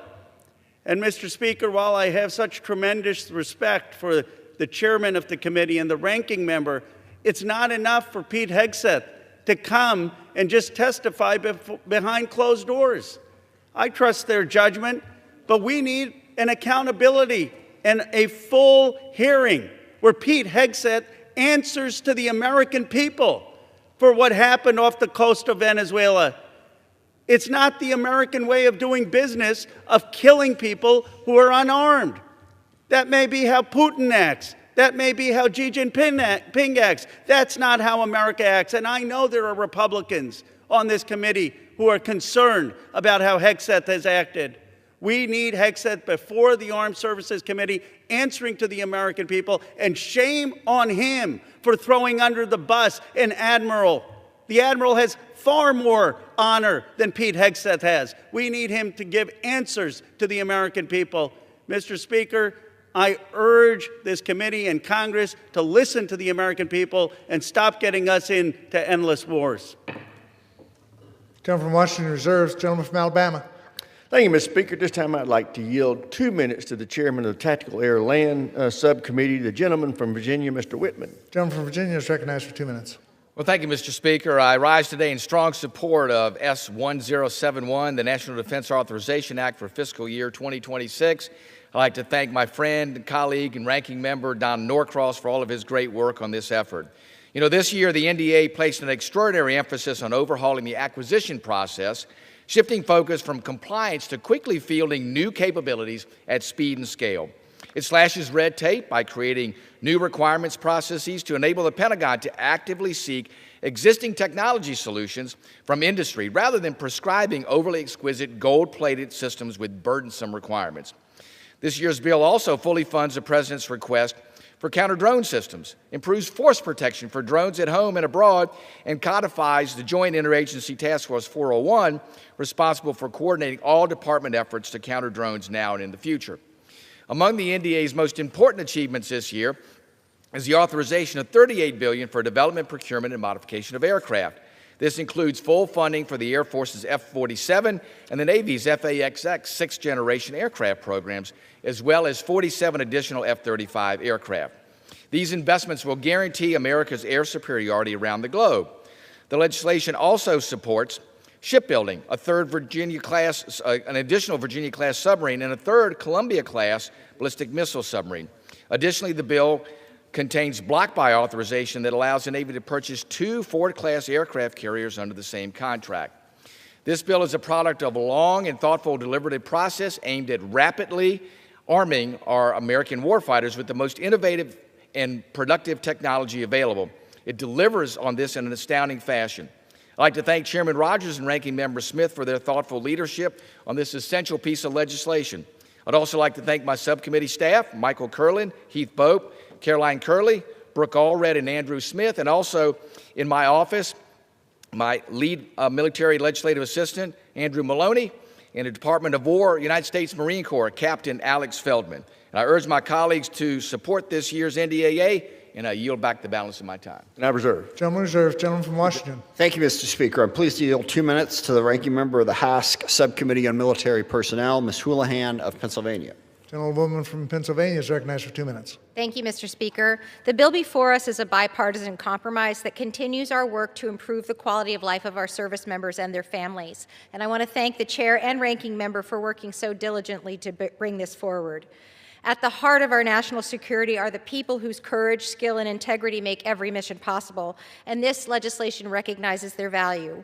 With a 3.8% pay raise, an increase in the family separation allowance, and other provisions that will help ease the financial pressures of military families. It also extends a child care in your home pilot through 2029 and requires annual reviews of child care fee assistance. We also included protections I championed for Department of Defense civilians workforce, barring arbitrary layoffs for DoDEA teachers and child care staff, and shielding public shipyard employees from reductions in force and hiring freezes. I'm very grateful that this bill moves forward a reform that I've worked on for years, authorizing automatic selective service registration for eligible men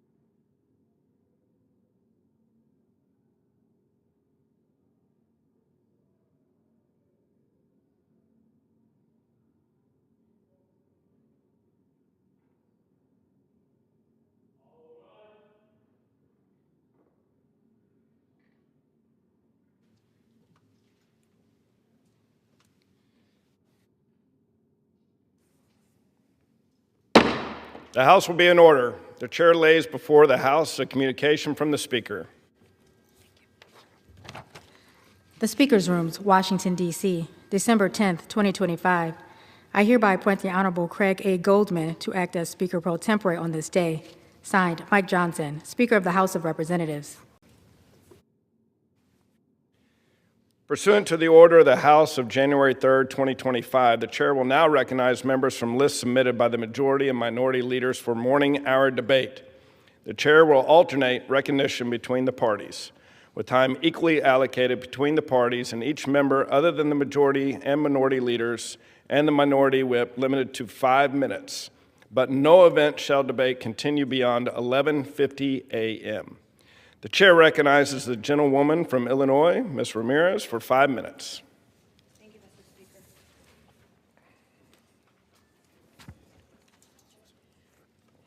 Speaker. Mr. Speaker, I rise today to honor my constituent, Omar Martinez Gonzalez.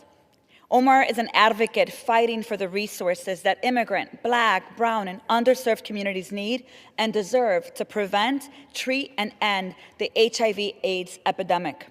As a queer Latino immigrant, Omar has experienced firsthand the importance of high-quality, culturally competent healthcare and HIV prevention services. His experience has motivated him to build a world where no one is denied quality healthcare services because of their background, because of their citizenship status, their identity, or their circumstance. For almost 2 decades, this young man from Chicago to Boston has implemented and coordinated health programs to increase access to HIV testing and prevention. He has fought for the rights and dignity of our neighbors living with HIV or AIDS, including our LGBTQI+ community, undocumented neighbors, and has advocated to protect and expand the funding necessary to end the HIV epidemic. So, Mr. Speaker, on behalf of Illinois' 3rd Congressional District, it is my honor to commend Omar Martinez Gonzalez for his work to ensure that our neighbors, no matter their sexual orientation, no matter their gender expression, their zip code, their background, HIV status, or their citizenship status, receive every single thing they need and deserve to live healthy and thriving lives. Congratulations, Omar. And Mr. Speaker, I rise today to honor Mario Vega for his work to create spaces that uplift our young people and build safe and thriving communities.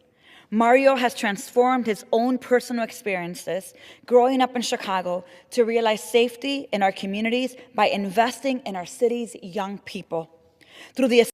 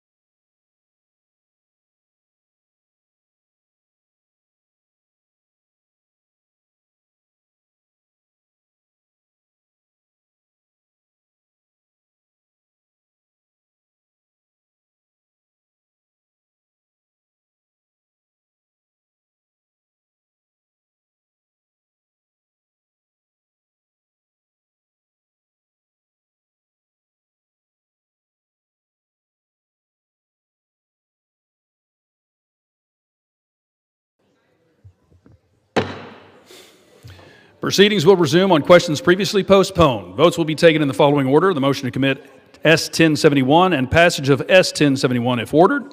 The first electronic vote will be conducted as a 15-minute vote pursuant to Clause 9 of Rule 20. Remaining electronic votes will be conducted as 5-minute votes. Pursuant to Clause 8 of Rule 20, the unfinished business is a question on agreeing to the motion to commit on S-1071 offered by the gentleman from New Jersey, Mr. Norcross, on which the yeas and nays were ordered. The clerk will redesignate the motion. Motion to commit offered by Mr. Norcross of New Jersey. The question is on agreeing to the motion to commit. Members will record their votes by electronic device. This is a 15-minute vote.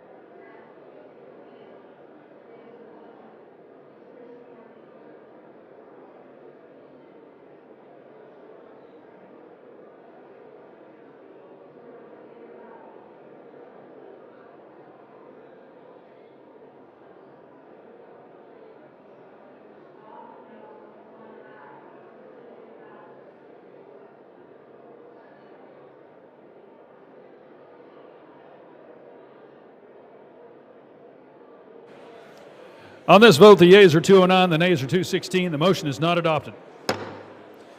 Question is on, passes the bill. Those in favor, please say aye. Those opposed, say no. The ayes have it. The bill is passed. For what purposes, gentlemen from Washington seek recognition? Mr. Speaker, I request the yeas and nays. The yeas and nays are requested. Those favoring a vote by the yeas and nays will rise. Sufficient number having risen, the yeas and nays are ordered. Members will record their votes by electronic device. This will be a 5-minute vote.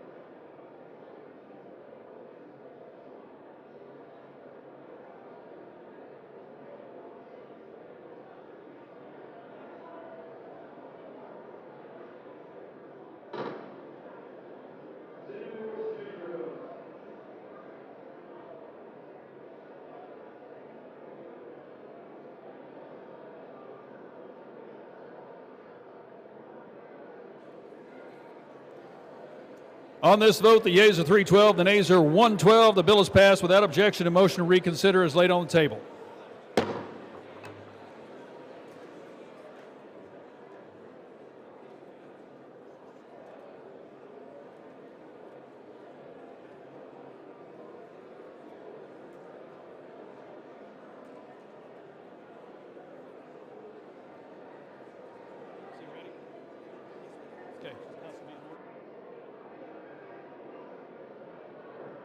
This will be in order. The House will be in order.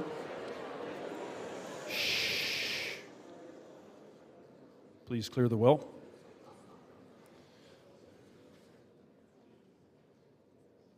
For what purpose does the gentleman from Maine seek recognition? Mr. Speaker, pursuant to Clause 2 of Rule 15, I call up the motion to discharge previously noticed. The gentleman from Maine calls up a motion to discharge the Committee on Rules from further consideration on House Resolution 432, which the clerk will report by title. Discharge calendar number 3, House Resolution 432, resolution providing for consideration of the bill, H.R. 2550, to nullify the executive order relating to exclusions from federal labor management relations programs and for the purposes. Under the rule, the gentleman from Maine, Mr. Golden, will be recognized for 10 minutes, and the gentleman from Kentucky, Mr. Comer, will be recognized for 10 minutes. The chair recognizes the gentleman from Maine. Thank you, Mr. Speaker. I rise to make a motion. Gentleman will suspend. The House will be in order. Thank you. Gentleman from Maine is recognized. Thank you, Mr. Speaker. I rise to make a motion to discharge H.R. 2550, the Protect America's Workforce Act. I urge my colleagues to vote yes, and I reserve. Thank you, Mr. Speaker. Gentleman reserves. Gentleman from Kentucky is recognized. Mr. Speaker, I oppose this motion, and I yield back. Gentleman yields. Gentleman from Maine. Mr. Speaker, I support this motion, and I encourage my colleagues, including the 226 members of this chamber who co-sponsored the bill and the 218 of them that signed the discharge petition, to support the motion, and with that I will yield back. Thank you. Gentleman yields. All time for debate has expired. The question is on the motion offered by the gentleman from Maine to discharge the Committee on Rules from the further consideration of House Resolution 432. The question is on the motion. All those in favor say aye. Aye. All those opposed say no. The noes have it. The motion is not adopted. For what for the yeas and nays. Thank you. The yeas and nays are requested. Those favoring a vote by the yeas and nays will rise. A sufficient number having risen. The yeas and nays are ordered. Members will record their votes by electronic device. This will be a 5-minute vote.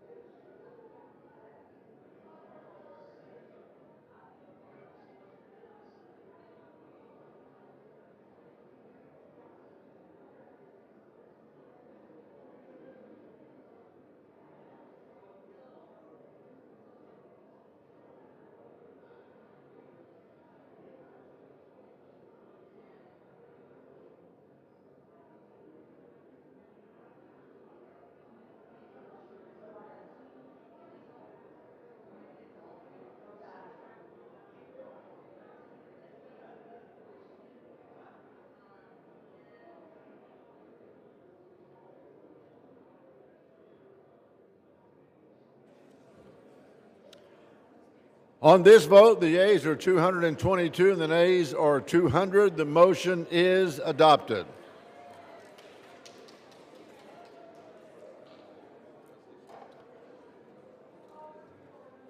The clerk will report the resolution. Discharge calendar number 3, House Resolution 432. Resolved that immediately upon adoption of this resolution, the House shall proceed to the consideration in the House of the bill, H.R. 2550, to nullify the executive order relating to exclusions from federal labor management relations programs and for the purposes. All points of order against consideration of the bill are waived. The bill shall be considered as read. All points of order against provisions in the bill are waived. The previous question shall be considered as ordered on the bill and on any amendment thereto to final passage without any intervening motion except one. 1 hour of debate, equally divided and controlled by the chair and ranking minority member of the Committee on Oversight and Government Reform or their respective designees, and 2, 1 motion to recommit. Section 2, Clause 1C of Rule 19 and Clause 8 of Rule 20 shall not apply to the consideration of H.R. 2550. Section 3, the clerk shall transmit to the Senate a message that the House has passed H.R. 2550 no later than 1 week after passage.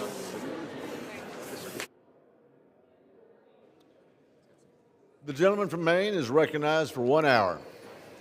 Thank you, Mr. Speaker. I yield myself such time as I may consume. During consideration of this resolution, all time yielded is for the purposes of debate only. I ask unanimous consent that all members be given 5 The gentleman will suspend. The gentleman will suspend. Members, take your conversations off the floor. Members, take your conversation off the floor. The gentleman may continue. Thank you, Mr. Speaker. I yield myself such time as I may consume. During consideration of this resolution, all time yielded is for the purposes of debate only. I ask unanimous consent that all members be given 5 legislative days to revise and extend their remarks. Without objection. Thank you, Mr. Speaker. The Protect America's Workforce Act would overturn President Trump's executive order from March that ended collective bargaining rights for roughly 1 million Americans who work for the federal government. Since the order was made, the administration has ripped up more than 700,000 union contracts. The order was the largest act of union busting in American history, and it left our federal workforce more vulnerable to unfair treatment and political interference. I'm proud that since introducing this bill, it's won the support of 226 of my colleagues in this chamber. This majority includes Democrats and Republicans who recognize that collective bargaining is not a partisan issue. It's about fairness, dignity on the job, and a voice in the workplace. In his order, President Trump said ending collective bargaining was about protecting our national defense. But in my district and many others, affected workers build our warships and care for our veterans. These workers make our country safer and stronger every single day. America didn't vote to silence these workers, but this bill gives all of us a chance to restore their voices. Every one of us in this body was sent here by our constituents to represent their voice in Congress. While the majority leadership has broad prerogative to set the calendar and control the flow of legislation, no one here believes they should have absolute power to determine which bills see the light of day and which don't. The discharge petition process exists to give members of Congress some agency. It's a release valve to ensure that good bills with broad support cannot be held up forever by a leadership team. It gives us a fair shot at building a coalition to do the people's work and get an up or down vote on the floor. That's exactly how my colleagues and I have spent the past several months. We've built a bipartisan coalition representing a majority of the House in support of this bill and done the work to bring it to the floor. I know that none of us ran for office with a vision of governing by discharge petition. Most of us long for the return of regular order, where bills are assessed in committee, seriously debated, and given a vote. But here we are. As it stands, we must use every tool available to do the people's work. I'm grateful to my 8 Republican colleagues who co-sponsored the bill, led by my friend, Congressman Brian Fitzpatrick of Pennsylvania, and to the 5 Republicans who signed the discharge petition to ensure that this chamber would hold this vote. If the majority we built over the past few months sticks together, we can overturn this union-busting executive order, and we can show America that this body will protect workers' rights. I urge my colleagues to vote yes on the rule. Let these workers have their day on the House floor. give them an up or down vote. They deserve that much. Thank you, Mr. Speaker. And with that I will reserve. Thank you. The gentleman has the only time.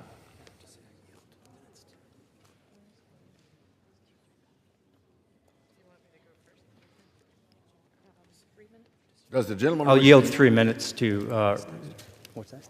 Ms. Dexter. Thank you. The gentlelady is recognized for 3 minutes.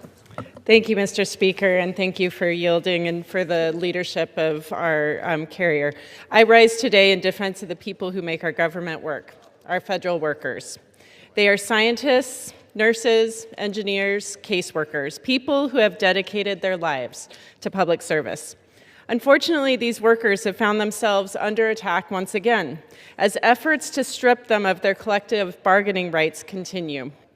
This is not just about national security. It's about ensuring these workers have a voice in their workplaces and the ability to negotiate for fair wages, decent working conditions, and dignity. As a former union member, I understand the critical importance of standing together for workers' rights. I know how unions can be a powerful force for change, ensuring working families have a fair shot at the American dream. That's why the Protect America's Workforce Act is so vital. It is time for Congress to come together in a bipartisan way to pass this legislation that will protect federal workers from attacks that threaten their livelihoods and their families. Federal workers are the backbone of our nation, from FEMA teams helping wildfire survivors to VA staff caring for our veterans to Social Security workers making sure our seniors can live with dignity. These are the people who serve us every day. They are not faceless government employees. They are our neighbors, our friends, our families. These attacks on their rights are not abstract. They are real, and they are personal. Over the past few months, I've heard from many federal workers in Oregon who have faced illegal firings, threats, and mistreatment. They have shared how these actions are creating fear and instability in their lives and communities. One federal worker, a disabled combat veteran who served in Iraq and Afghanistan, was recently fired from his job at the USDA. He summed it up perfectly when he said, quote, "This is not the America I swore an oath to protect." That is the sentiment I know many of us in this chamber share. Federal workers like that veteran swore an oath to protect this country. Their dedication and service have been unwavering. We owe them the same commitment in return. I am grateful for the way we've come together across party lines to ensure the rights of working people and protect those who serve our nation. I stand strong with our federal workers and with all working families across Oregon. I commend my colleagues for coming together to fight for what's right, and I'm eager to continue this work alongside all of you to prioritize the needs of working families.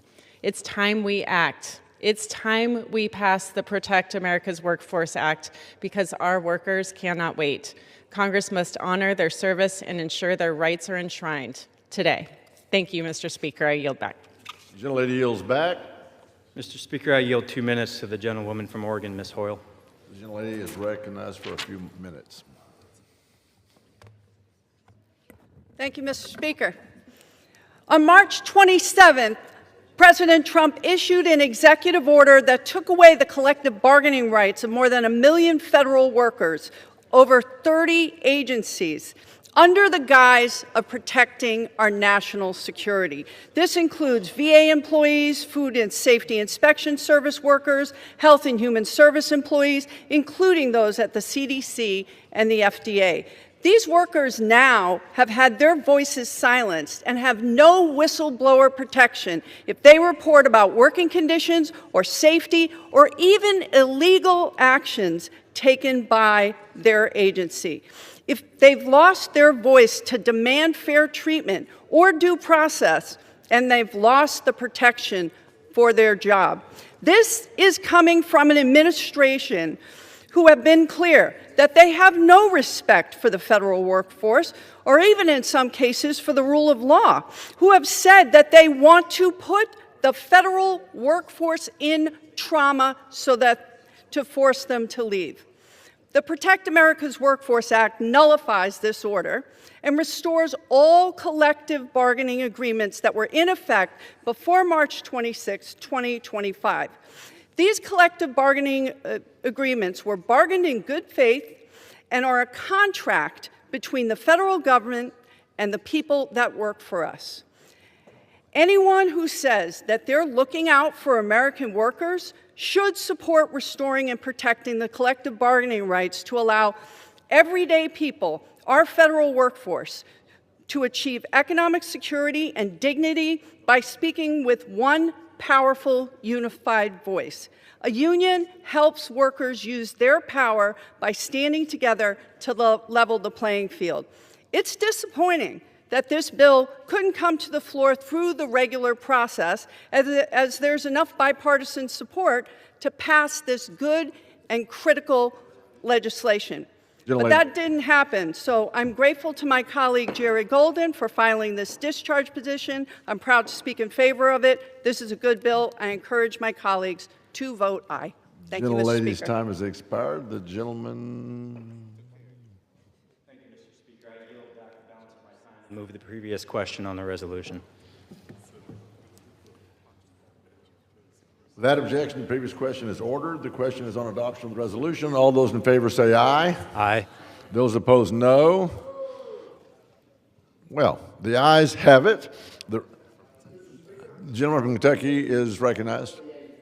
The gentleman requests the yeas and nays. Those favoring a vote by the yeas and nays will rise. A sufficient number having risen, the yeas and nays are ordered. Pursuant to Clause 8 of Rule 20, further proceedings on this question will be postponed. Thank you.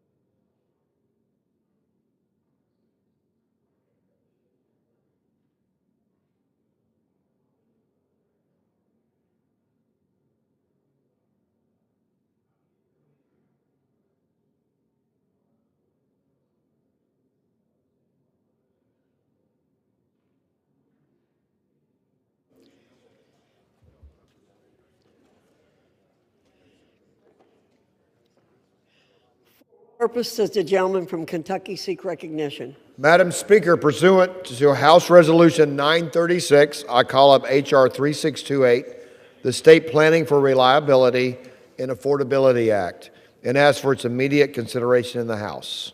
The clerk will report the title of the bill. Union Calendar Number 260, H.R. 3628, a bill to amend the Public Utility Regulatory Policies Act of 1978 to add a standard related to state consideration of reliable generation and for other purposes. Pursuant to House Resolution 936, the bill is considered read. The bill shall be debatable for 1 hour, equally divided and controlled by the chair and ranking minority member of the Committee on Energy and Commerce or their respective designees. After 1 hour of debate, it shall be in order to consider the amendment printed in Part D of House Report 119-399, if offered by the member designated in the report, which shall be in order without intervention of any point of order, shall be considered read, shall be separately debatable for the time specified in the report, equally divided and controlled by the proponent and an opponent, and shall not be subject to a demand for division of the question. The gentleman from Kentucky, Mr. Guthrie, and the gentleman from New Jersey, Mr. Pallone, each will control 30 minutes. The chair recognizes the gentleman from Kentucky, Mr. Guthrie. Madam Speaker, I ask unanimous consent that all members may have 5 legislative days to revise and extend their remarks on the legislation and to insert extraneous material in the record on H.R. 3628. Without objection. Madam Speaker, I yield myself as much time as I may consume. The gentleman's recognized. Thank you, Madam Speaker. Madam Speaker, I rise in support of H.R. 3628, the State Planning for Reliability and Affordability Act, sponsored by my colleague, Congressman Evans from Colorado. H.R. 3628 directs state public utility commissions to consider implementing measures that would ensure utilities retain sufficient reliable generation through their integrated resource plans and maintain the stability and affordability of their electric grids. Over 35 states utilize resource plans to ensure the utilities are appropriately planning their investments in the electric grid. The U.S. grid, commonly referred to as the greatest machine on earth, is a complex system comprised of a myriad of components and infrastructure to deliver electricity that powers our economy and enables modern life for households. To ensure the timely delivery of electricity at all times of the day, utilities have historically undergone extensive planning processes to methodically deploy ratepayer dollars to build requisite infrastructure. Unfortunately, in recent years, we've seen states move away from an integrated resource planning process centered on reliability and affordability towards one intended to achieve climate and environmental justice goals. The central focus of utility planning must be focused on the end-use ratepayers, keeping the lights on for households at an affordable price. Unfortunately, the states have taken the most aggressive stance on climate goals are the same states with the highest electricity rates in the country. H.R. 3628 is a fuel neutral and focused on attributes that are essential to reliability and affordability, such as frequency and voltage support. The legislation ensures that baseload and dispatchable resources such as natural gas, hydropower, coal, and nuclear are sufficiently considered as part of any 10-year plan. There is a role for a diverse energy mix that includes renewables and storage, but we know that not all electrons are the same. This is the exact message the Energy and Commerce Committee has heard in hearings with grid operators, utilities, engineers, and those charged with protecting the reliability of our grid. In fact, just last month, the head of the NERC called the current reliability crisis a 5-alarm fire. The State Planning for Reliability and Affordability Act prioritizes the resources we need most and will encourage states to take more responsibility over their systems. I urge my colleagues to support the legislation and reserve the balance of my time. Gentleman from Kentucky reserves. The gentleman is recognized. Thank you, Madam Speaker, and I yield myself such time as I may consume. Madam Speaker, I rise in strong opposition to this bill. It's a wholesale attack on clean energy under the guise of reliability. But Americans can see through the nonsense here to the truth, and that is that Republicans are waging a culture war against wind and solar, and American families are footing the bill with higher monthly utility bills. For a moment, I want to try and take Republicans at their word that this bill is all about electric reliability, ensuring that the lights won't go out. In that case, I have excellent news from my Republican colleagues. The law this bill amends, the Public Utility Regulatory Policies Act, or PURPA, already does that. The law requires states to have an integrated resource plan that considers reliability. And that's all we need to do, and Congress already did it 33 years ago.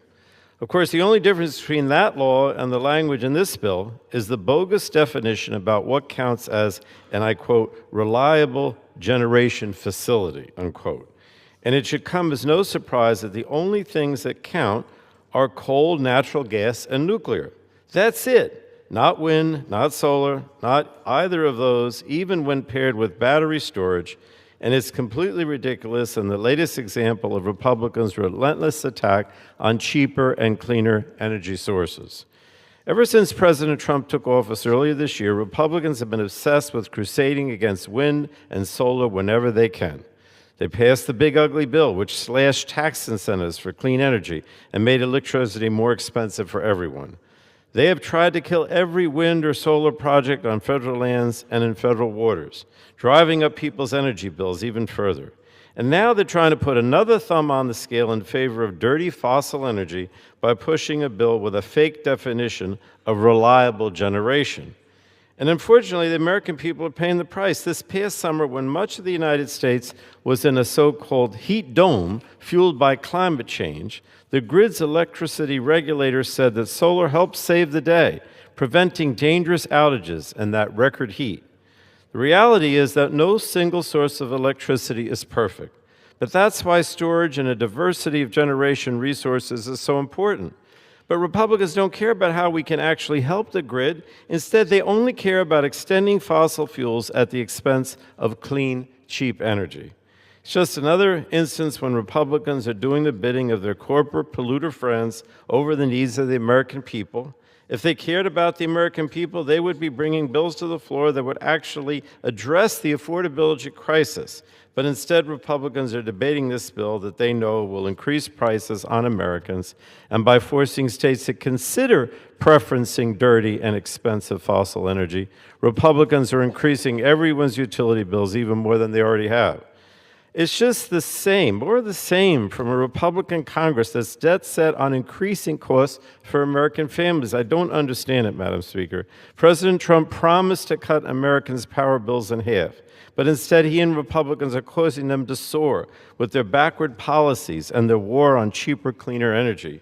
Since Trump took office, electricity prices are up 13%, and natural gas prices are up 8%, and they simply don't care. They would rather continue to push bills like this that will make the affordability crisis even worse. So I urge my colleagues to vote no on this bill, and I reserve the balance of my time, Madam Speaker.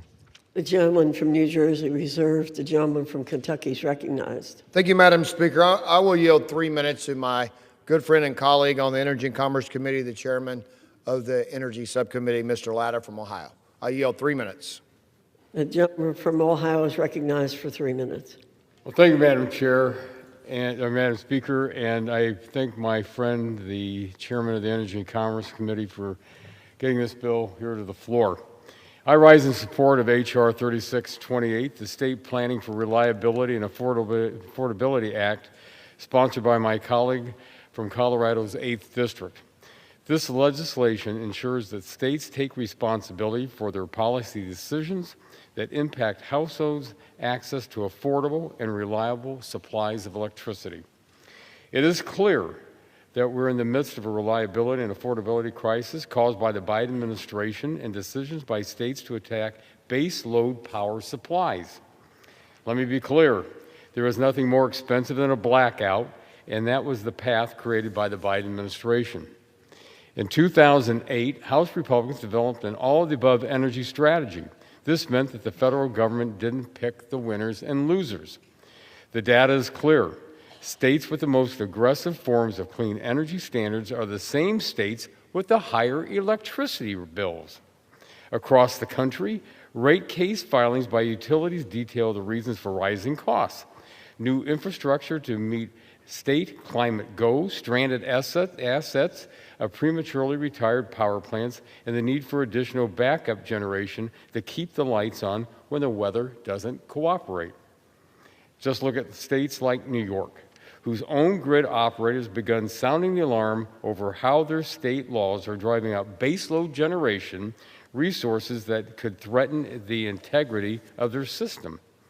Comparatively, states that have responsibly maintained reliability of their system have enjoyed affordable electricity rates and an influx of investment into energy-intensive industries such as domestic manufacturing that drive economic growth.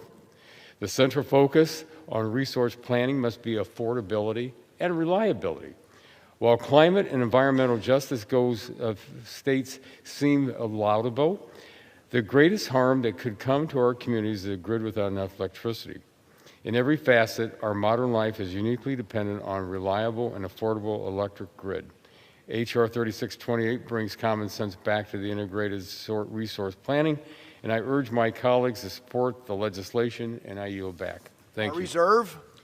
The gentleman from Kentucky reserved. The gentleman from New Jersey is recognized. Thank you, Madam Speaker. I yield 5 minutes now to the gentlewoman from Florida, Ms. Castor, who's the ranking member of the Energy and Commerce Energy Subcommittee.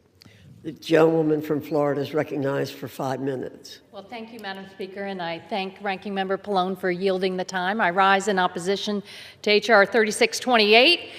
Madam Speaker, I think we all know that our neighbors are really struggling with the higher electric bills. They're really grappling with how to pay these higher costs. Household electricity prices across America are up by 13% this year, 17% in North Carolina, 15% in the state of Georgia. And folks really are at their wits' end because it's all coming down at once. You know, in Florida, the 3 largest investor-owned utilities have requested $34 billion in price hikes this year. And last month, the DeSantis-appointed Utility Commission approved a $7 billion rate hike for Florida Power and Light customers. FP&L customers will be paying much more over the next few years. And in Tampa, I was with some neighbors who were burning their electric bills, throwing them into a garbage can, lighting them on fire because they are struggling to keep the lights on. If you're a TECO customer, you're going to be paying about $939 more annually than you were 5 years ago. So folks back home are really wondering, can Congress get its act together to help lower the cost of living, work on solutions? But I hate to report that no, Republicans in Congress and the Trump administration have shown no interest in doing that, in tackling lower electric bills. In fact, they're making it worse. I mean, electric bills are going up for a number of reasons. Let's talk about it. There's the big, ugly bill that Republicans passed in July. That is projected to raise electricity rates by 61%. Why? Because they took away a lot of the tax credits for cheaper energy, cleaner, cheaper energy to speed that onto the grid. They ripped away rebates to help consumers save money on their electric bills, really canceling a lot of jobs that were helping people pay the bills. Then, when you add on the arbitrary tariffs of the Trump administration, that has a significant cost. Projections are that the average household is going to pay about $1,600 more per year. Some estimates are up to about $2,000 per year. And that's, yes, on your coffee and your groceries and consumer goods, but it's also impacting electric bills because how do you think we do import poles and wires and energy, and that is raising your electric bill too. The Trump administration has also canceled billions of dollars of worth of cleaner, cheaper energy projects, solar projects in every state. No one has been immune to this. That has also fed into skyrocketing electric bills. So all of this adds up. And when we're looking at a health care cliff in just another couple weeks, you know, the Congress only has 1 more week to act to reinstitute the ACA tax credits. That's 4.5 million Floridians that are facing higher health care bills, in addition to what they're doing to higher electric bills, your groceries. And I say to American families, you deserve so much better than you're getting here. Now, on this bill, 3628, it amends the Public Utility Regulatory Policies Act to force states to favor more expensive, dirty energy over cleaner, cheaper energy. It's a ridiculous requirement that they want to add, and it directly conflicts with the provisions in the law right now that require states to maintain a diverse portfolio of electricity and engage in prudent resource planning. Who loves this? Oil and gas companies love it. Investor-owned utilities love it. They are going to profit at the expense of hardworking Americans. Energy generated by wind, solar, and stored in batteries is often cheaper, and it should make up a substantial portion of our electricity portfolio. Madam Speaker, we need to lower electric bills by speeding cleaner, cheaper energy to the grid, especially to meet rising demand, and to do it while we protect clean air and clean water.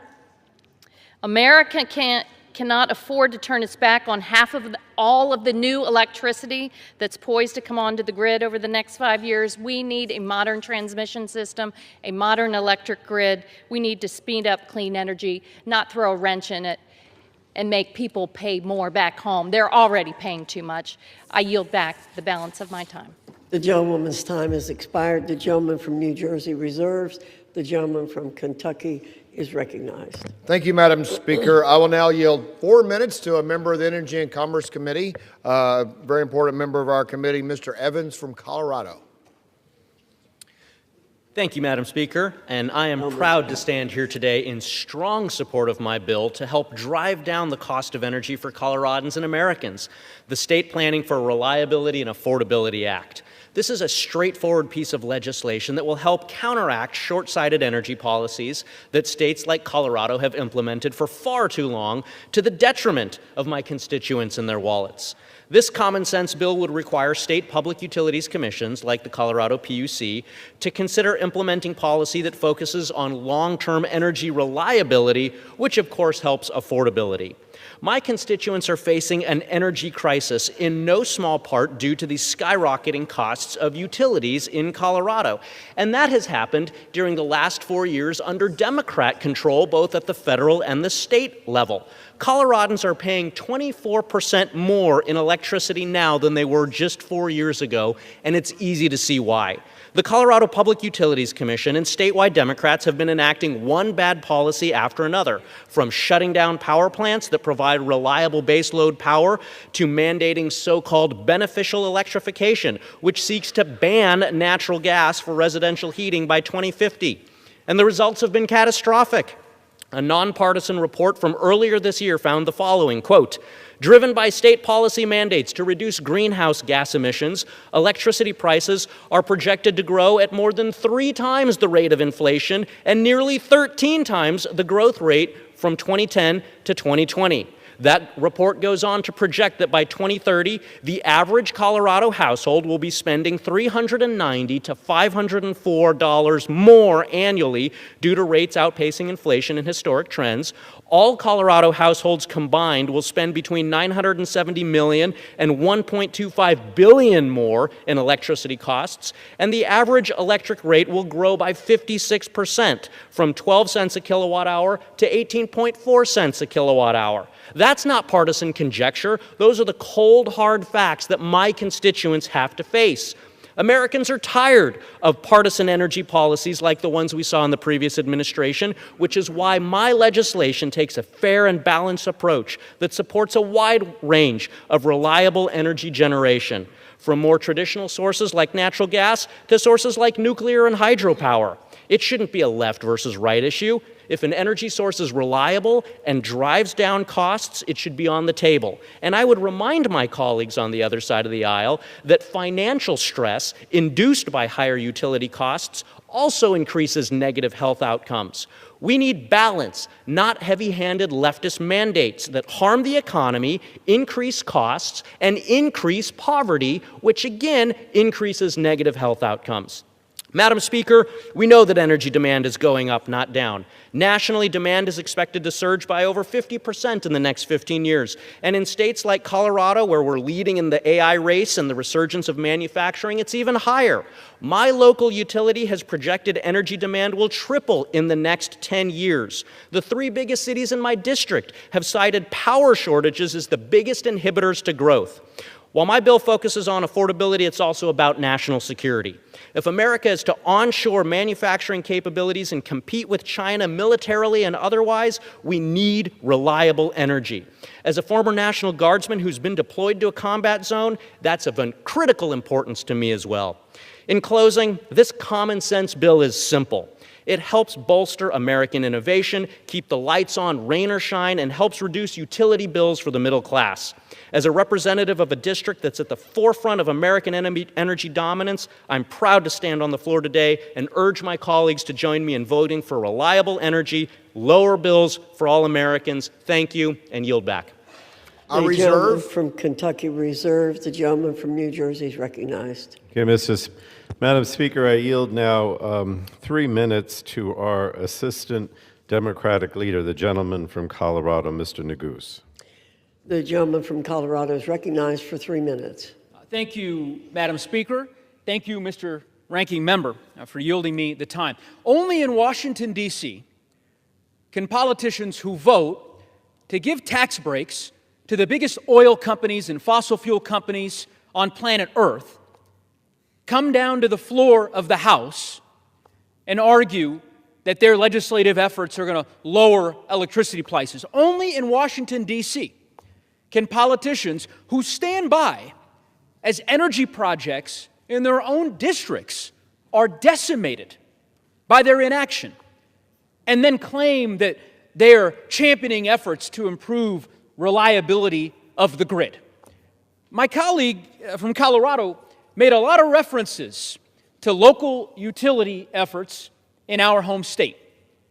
What he failed to mention in his quest to improve reliability of the grid is that several projects in his own district were eliminated by the Trump administration just 5 weeks ago.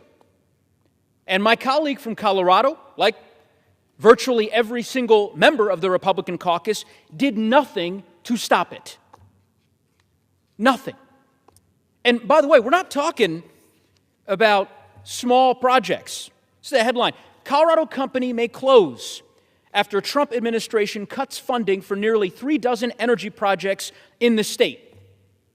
I'll quote this article, Madam Speaker. In all, DOE eliminated $7.6 billion in projects in 16 states, all of which are led by Democrats. But, here's the kicker, but some of the projects are in Republican congressional districts, including a $27 million grant in Colorado's 8th congressional district, which Representative Gabe Evans, the author of this legislation we're debating today, a Republican, represents.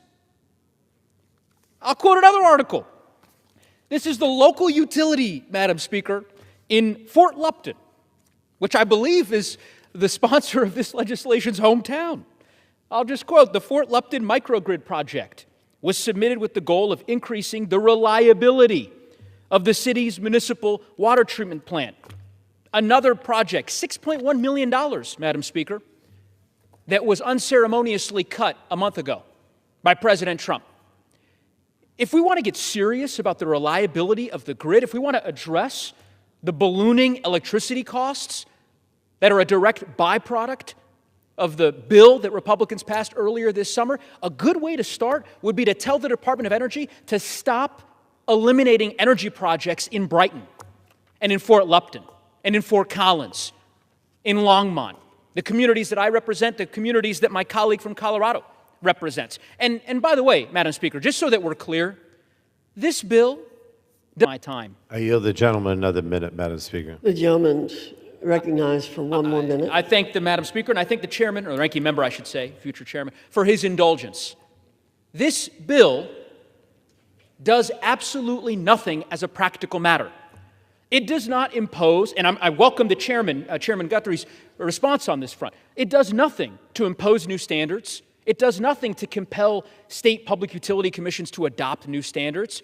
It does nothing to require these commissions to implement new standards. It simply says that commissions must consider them. This is basically a press release. That's what this bill is. We could have spared everyone the time and just get on with it so that we can actually get to the substance of addressing the inflation cost crisis that Republicans have unleashed on Coloradans and on Americans writ large. But no, we're here to debate this very carefully constructed press release that ultimately will accomplish nothing if it's ever signed into law. I'm voting no. I urge my colleagues to do the same. I thank the chairman for the time. The gentleman from New Jersey reserved. The gentleman from Kentucky is recognized. Still reserved. The gentleman from Kentucky reserves. I'm prepared to close. I have no other speakers. The gentleman from New Jersey is recognized.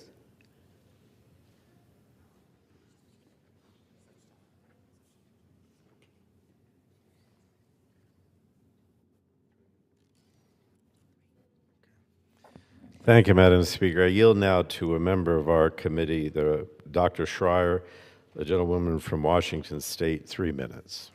The gentlewoman from Washington is recognized for 3 minutes. Thank you, Mr. Chairman. Thank you, Madam Speaker. I rise today as families across the entire country are struggling with rising costs at the grocery store, on their health care, their health insurance, and this year especially on their utility bills. In fact, in Washington State, average electricity rates are up nearly 17% since President Trump took office less than a year ago. And with energy demand skyrocketing in the region, prices have continued to climb. Let me be clear. This is a direct result of the harmful and reckless policies of this president and Republicans in Congress. They have canceled billions of dollars in investments for our state, including the hydrogen hub that would expand research and the development of hydrogen fuel and bolster American energy dominance and bring nearly 10,000 jobs to the region. They've created chaos at critical agencies that keep the lights on, like Bonneville Power Administration. And with their big, ugly bill, they have gutted clean energy investments meant to lower utility bills and strengthen our energy infrastructure in the Pacific Northwest and keep the lights on. With Republicans in charge here in Washington, D.C., jobs and innovation are down, clean energy projects are canceled, and energy prices are up. My constituents deserve better. They want real solutions that will lower costs and better their lives. And at a time when families are struggling to pay for the essentials, the single most valuable thing we can do in the energy sector is roll out more low-cost, clean energy, not hinder it. We have a real shot at meaningful reforms that will cut red tape and accelerate the build-out of abundant, affordable energy. We can build more power lines for a more connected and nimble grid, and we can secure our supply chain of critical grid infrastructure as well. This bill that we're voting on today does none of that, and that is why I am asking my colleagues to oppose this bill and start a good faith bipartisan discussion to bring real solutions to the American people, not just empty promises. I yield back. The gentleman from New Jersey reserves. The gentleman from Kentucky reserves. The gentleman from New Jersey is recognized. Thank you, Madam Speaker. I yield 2 minutes now to the gentleman from California, also a member of our committee, Mr. Mullen. The gentleman is recognized for 2 minutes. Thank you, Madam Speaker. I rise today in opposition to the so-called State Planning for Reliability and Affordability Act. This measure will encourage state regulators to push our grid toward more expensive and polluting sources of energy. At the very moment, families are struggling with rising energy bills. Across this country, households and small businesses are seeing electricity costs rise by hundreds of dollars. Demand for power is rising quickly, and this year, utilities have already proposed major rate hikes to the tune of $34 billion. But instead of helping lower bills with forward-looking technology, this legislation takes us backwards, effectively promoting energy sources that take longer to build and deploy and cost more to operate. These are costs that will be passed on directly to everyday Americans. This comes a year after President Trump promised to cut energy prices in half. Instead, on his watch, prices are rising. And according to multiple press reports, he privately urged oil executives to spend $1 billion in support of his campaign last year in exchange for promoting their interests as president. So perhaps it's no surprise we are seeing policies that benefit the most expensive energy sources instead of the cheapest options available to consumers. Utility-scale solar and wind are the lowest-cost sources of new power today. Together with battery storage, they can be built quickly, strengthen reliability, and keep bills down. This bill undermines state planning processes that would promote these reliable and cheap sources of energy, which also happen to be the cleanest. It limits choice and will slow energy innovation, keeping prices higher than they need to be. I urge my colleagues to reject this bill and work together on real solutions that lower energy bills for the American people. And with that, I yield back the balance of my time. Gentleman yields back. The gentleman from New Jersey reserves. Gentleman from Kentucky reserves. Gentleman from New Jersey is recognized. Madam Speaker, can I ask the chairman if he's prepared to close? Speakers, I have no further speakers on the bill. All right.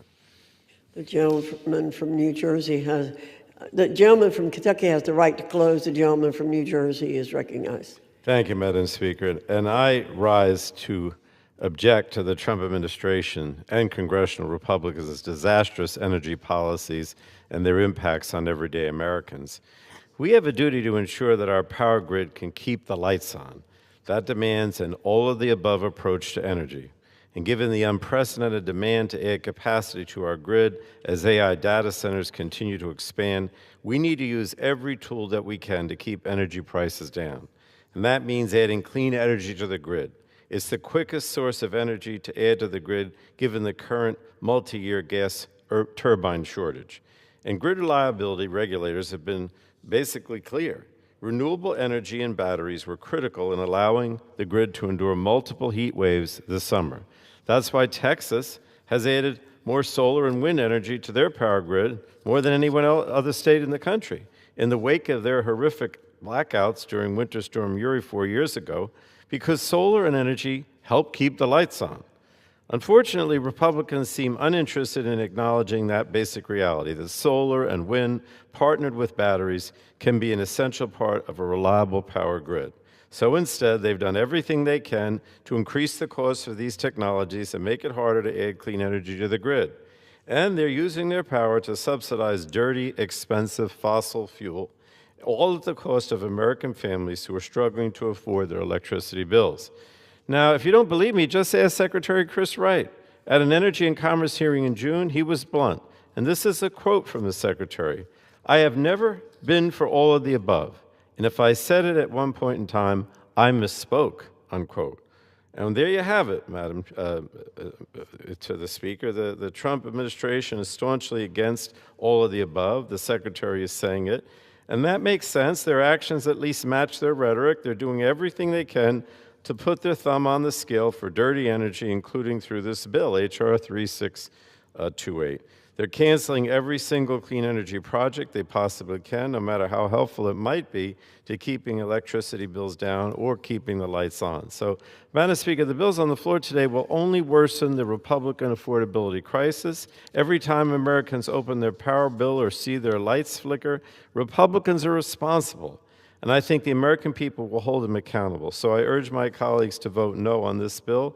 And with that, Madam Speaker, I yield back the balance of my time. The gentleman from New Jersey yields back. The gentleman from Kentucky is recognized. Thank you, Madam Speaker. I yield myself as much time as I may consume. The gentleman's recognized. Thank you, Madam Speaker. First, I'd like to thank Congressman Evans for sponsoring the State Planning for Reliability and Affordability Act. And let's go back to what this bill does.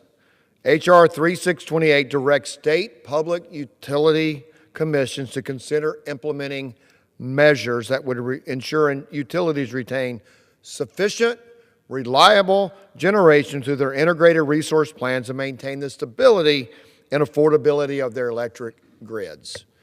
Now, we've had a lot of discussions. We've been debating for the last few months.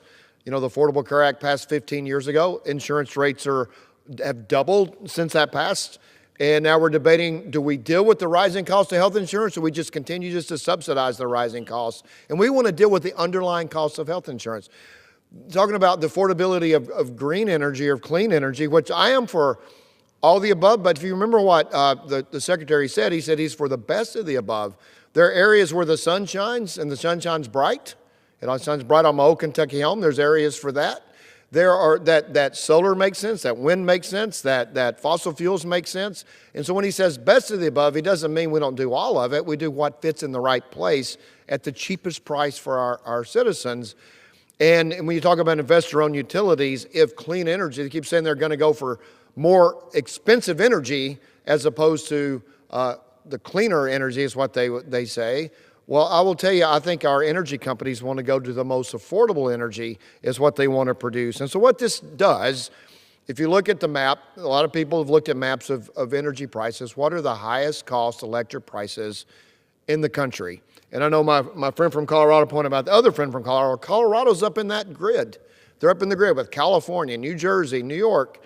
They have higher energy prices, and it's where their general assemblies and their state governments have put additional climate issues in place, not to make energy more affordable, but it makes it more expensive. And what we're saying here is that state planning commissions have to ensure in their plans they look at affordability and reliability and sustainability within their grids. And so that's what this piece of legislation does.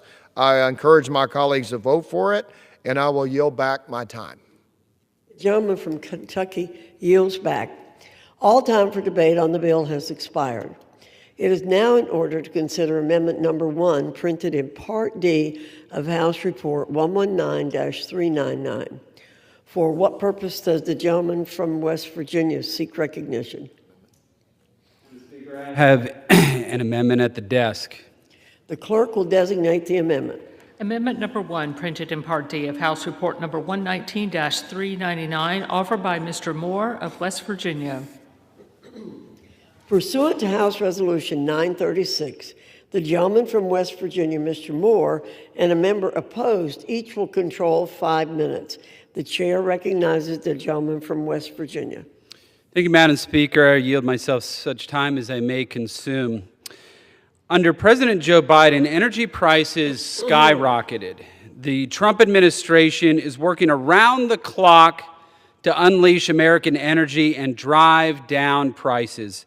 Americans are starting to see the results at the pump and in their energy bills, but this only underscores the need for more cheap, abundant, and reliable baseload energy to power America's new golden age. Currently, states require utilities to develop integrated resource plans to assist and to assess reliable electrical generation and provide affordable electricity to consumers. These integrated resource plans provide a framework for producing reliable electricity for American businesses, hardworking Americans, and families. Unfortunately, Democrat-led states have used these integrated resource plans to push woke climate and environmental justice goals, prioritizing left-wing ideology over making life affordable for American families. Worst of all, these blue states have required utilities to shutter base-load power plants while promoting wind and solar. These reckless policies place our grid at risk and send energy prices skyrocketing. Demand for energy will increase by nearly 151 gigawatts over the next decade.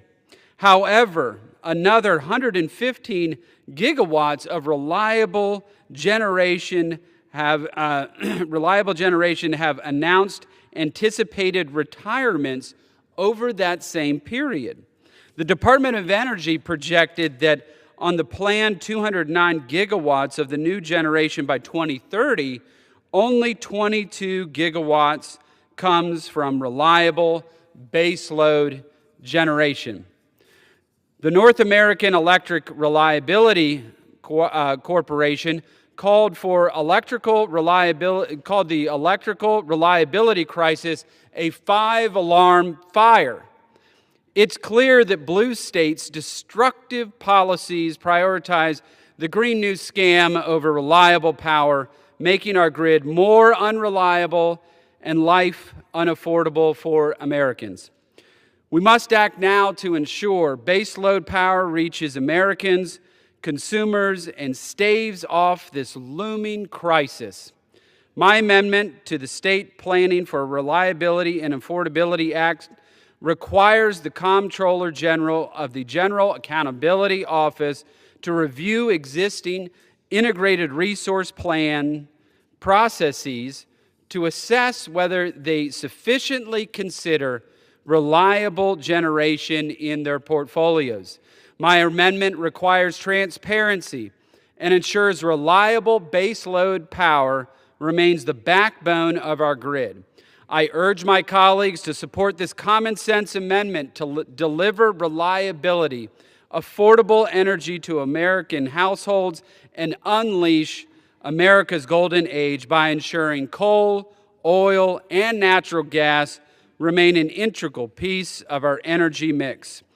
I reserve the balance of my time. Gentleman from West Virginia reserves. For what purpose does the gentleman from New Jersey seek recognition? Madam Speaker, I rise in opposition to the amendment.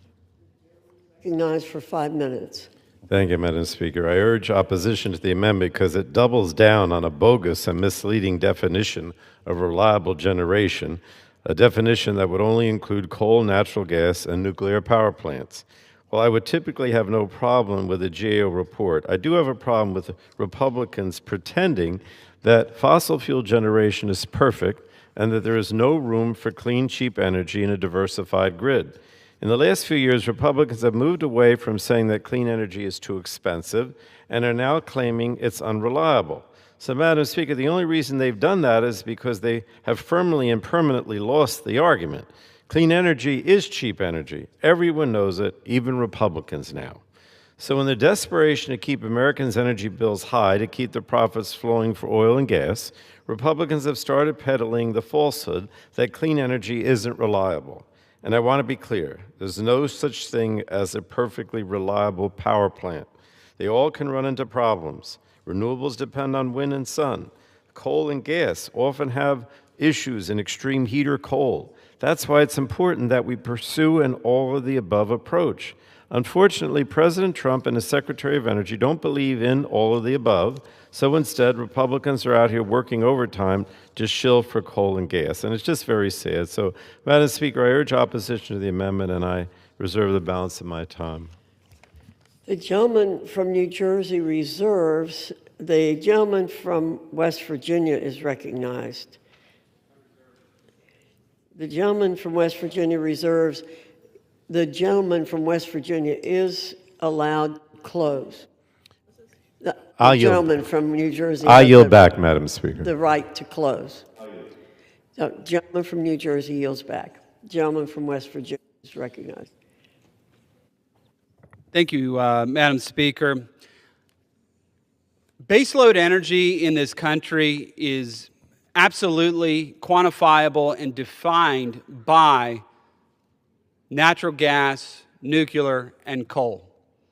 That is baseload energy in this country. The reason green energy was ever affordable or cheaper is because everybody in America is subsidizing it right now with their tax dollars. That's the only reason that it ever became competitive, because we are subsidizing a broken system. Green energy is consistent in its inability to produce baseload energy, reliability, or consistency. It is not consistent in its ability to transmit even down the power lines that are currently in place, which is why many times they have to construct new ones. So this report, by the way, and it's just a report, which I think is so critical to assessing our plans here to have cheap, abundant, reliable energy for the United States and the American people. And with that, Madam Speaker, I yield back the balance of my time. The gentleman from West Virginia yields back. Pursuant to the rule, the previous question is ordered on the bill and on the amendment offered by the gentleman from West Virginia, Mr. Moore. The question is on the amendment by the gentleman from West Virginia, Mr. Moore. Those in favor say aye. Those opposed say no. The ayes have it. The amendment is agreed to. The question is on engrossment and third reading of the bill. Those in favor say aye. Those opposed, no. The ayes have it. Third reading. To amend the Public Utility Regulatory Policies Act of 1978 to add a standard related to state consideration of reliable generation and for other purposes. The question is on passage of the bill. Those in favor say aye. Those opposed, no. No. The ayes have it. The bill is passed. Speaker, I would ask for the yeas and nays.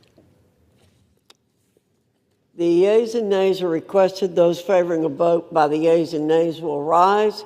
A sufficient number having risen, the yeas and nays are ordered. Pursuant to Clause 8 of Rule 20, further proceedings on this question will be postponed.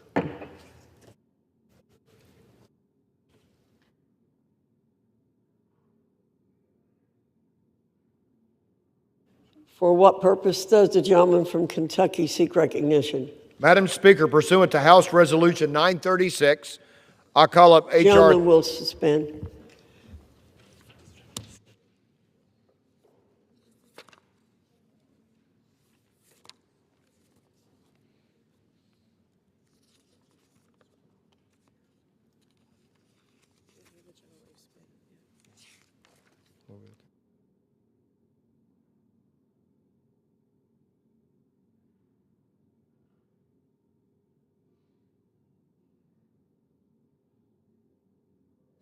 Madam Speaker, I use unanimous consent that all members have 5 legislative days to revise and extend their remarks on the legislation and insert extraneous material on the record on H.R. 3638. Without objection. Madam Speaker, I yield myself as much time as... Pursuant to House Resolution 936 and Rule 18, the Chair declares the House in the Committee of the Whole House on the State of the Union for consideration of H.R. 3638. The Chair appoints a gentleman from Guam, Mr. Moylan, to preside over the Committee of the Whole.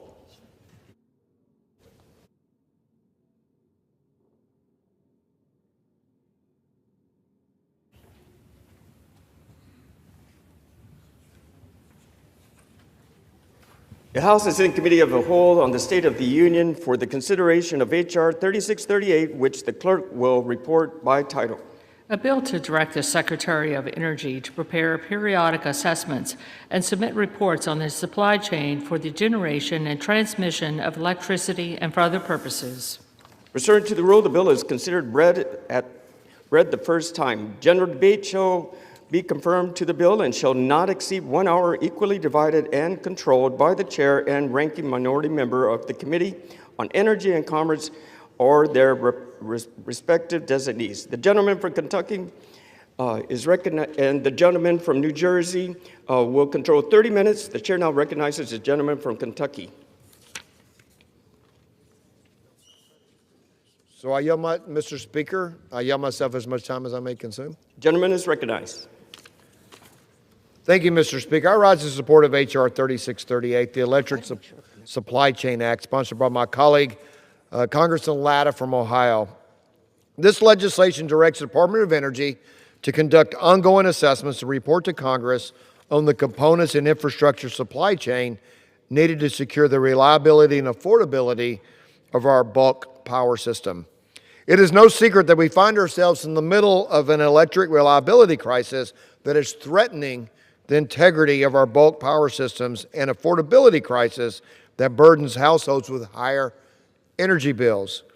Unfortunately, 4 years of the Biden-Harris administration and excessive litigation, permitting delays, and far-left regulatory decisions to attack base load power sources in favor of expensive and unreliable wind and solar have handicapped the ability of our bulk power systems to respond to growing demands for energy. Historic objections of increasing electricity demands from historic projections of increasing electricity demands from domestic manufacturing, onshoring, and AI data centers have exposed systematic challenges facing our electric sector and the supply chain for components and infrastructure needed to power the system.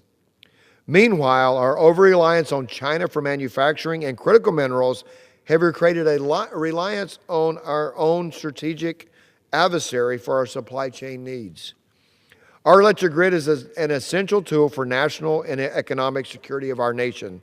Simply put, we need to work with the Trump administration to make it easier to build in our country so that free market investment for the electric supply chain flow into communities across the country, driving economic growth and creating good-paying jobs for households. That is why the Electric Supply Chain Act will ensure that our federal government remains in a proactive posture to assess, identify, and address any challenges to our supply chain grid for grid components. H.R. 3638 takes a comprehensive look at the supply chain for our electric grid and appropriately incorporates the advice and views of experts spanning the power sector. I urge my colleagues to support the legislation and reserve the balance of my time. Gentleman from New Jersey is recognized. Thank you, Mr. Chairman. I yield myself such time as I may consume. Gentleman is recognized. Mr. Chairman, H.R. 3638 requires the Department of Energy to conduct an assessment and draft periodic reports on the state of electricity supply chain. And I understand that our electric supply chain is important for national security and grid reliability, but I have to question the Republican seriousness in making this request and the ability of the Department of Energy to conduct these assessments and draft the periodic reports. President Trump has decimated and undermined our federal agencies and dedicated civil servants who fulfill their missions while also stealing federal funds promised to local communities all across the nation. And he's created constant uncertainty for businesses with the administration's ever-changing tariff regime. Now, as we consider this bill, it's important that we consider the context in which it will be implemented if enacted into law. This bill is asking the Department of Energy to do more with less. Elon Musk and the Doge minions decimated the Department of Energy, purging more than 3,500 dedicated and hardworking department staff. On top of that, just a few weeks ago, Secretary Wright unveiled a reorganization of the agency that eliminated key offices, including the Office of Manufacturing and Energy Supply Chains, which would have been tasked with carrying out the very report required by this bill. Back in October, DOE canceled over $7 billion in energy project awards throughout the nation, including nearly $1 billion from projects funded through the then Office of Manufacturing and Energy Supply Chains. Now, my office heard from numerous awardees who were left confused and frustrated by the complete lack of communication from DOE on this matter. Many of these grantees heard about their grant cancellation by reading stories in the media, and some still have not received any formal communication from the Department of Energy. So if the Department of Energy doesn't even have the capacity to communicate with grantees who were promised federal support that's now been stolen away, one really has to wonder if the Trump DOE would prioritize staff time for the development of this report. After all, the Trump Department of Energy does not respond to inquiries from Congress. We've reached out to Secretary Wright on several occasions, demanding answers about the staffing cuts and project cancellations, and to date, we've received zero response. Mr. Speaker, Mr. Chairman, this is entirely unacceptable. We need straightforward answers from DOE on how these cuts have impacted the department's ability to do its job. So my opposition to this bill is common sense. We need to understand the Department of Energy's current capacity constraints before we assign the agency more work. Committee Democrats offered amendments during the subcommittee and full committee markups of this bill to that effect, which were voted down by committee Republicans. And so while I agree that it's important to understand the vulnerabilities in our electric supply chain, we must first understand the vulnerabilities and constraints of the agency that is tasked with completing the report. So, Mr. Chairman, I urge my colleagues to oppose this bill, and I reserve the balance of my time. Gentleman reserves. Gentleman from Kentucky is Mr. Guthrie is recognized. Thank you, Mr. Chairman. It gives me a great honor to yield 4 minutes to the sponsor of this bill and the distinguished chairman of the Energy Subcommittee, Mr. Latta from Ohio. The gentleman is recognized for 4 minutes. Well, thank you, Mr. Speaker, and I thank the chairman for yielding. Mr. Speaker, I rise in support of my legislation, H.R. 3638, the Electric Supply Chain Act. My legislation would direct the Department of Energy to conduct ongoing assessments and report to Congress on all matters affecting the supply chain for the power sector. The Electric Supply Chain Act will seek to uncover risks, vulnerabilities, and security considerations and the availability of manufactured grid components that are necessary to maintain and expand our electric infrastructure. As part of the comprehensive evaluation of supply chains, the Secretary would maintain discretion over the appropriate office in DOE with the right expertise necessary to complete the assessment. In addition, the legislation will leverage power sector experts spanning the industry to improve DOE's understanding and strengthen supply chains that are essential to meet the growing needs of our bulk power system. During my tenure in Congress, I have remained focused on the security of the bulk power system and have championed efforts to enhance the resiliency of our systems, particularly for small and rural utilities. The Electric Supply Chain Act will boost these efforts by putting DOE in the driver's seat to attentively monitor emerging threats and allow the department to utilize their existing authorities to address vulnerabilities. In recent years, we've seen how supply chain constraints and bottlenecks for key grid components, such as distribution transformers and natural gas turbines, can stifle infrastructure development. By establishing periodic assessments under this legislation, the Department will remain in a proactive posture to identify and address matters affecting our power sector supply chain as they arise. In fact, in the last 2 months, DOE has taken 52 actions to secure our grid and lower energy prices.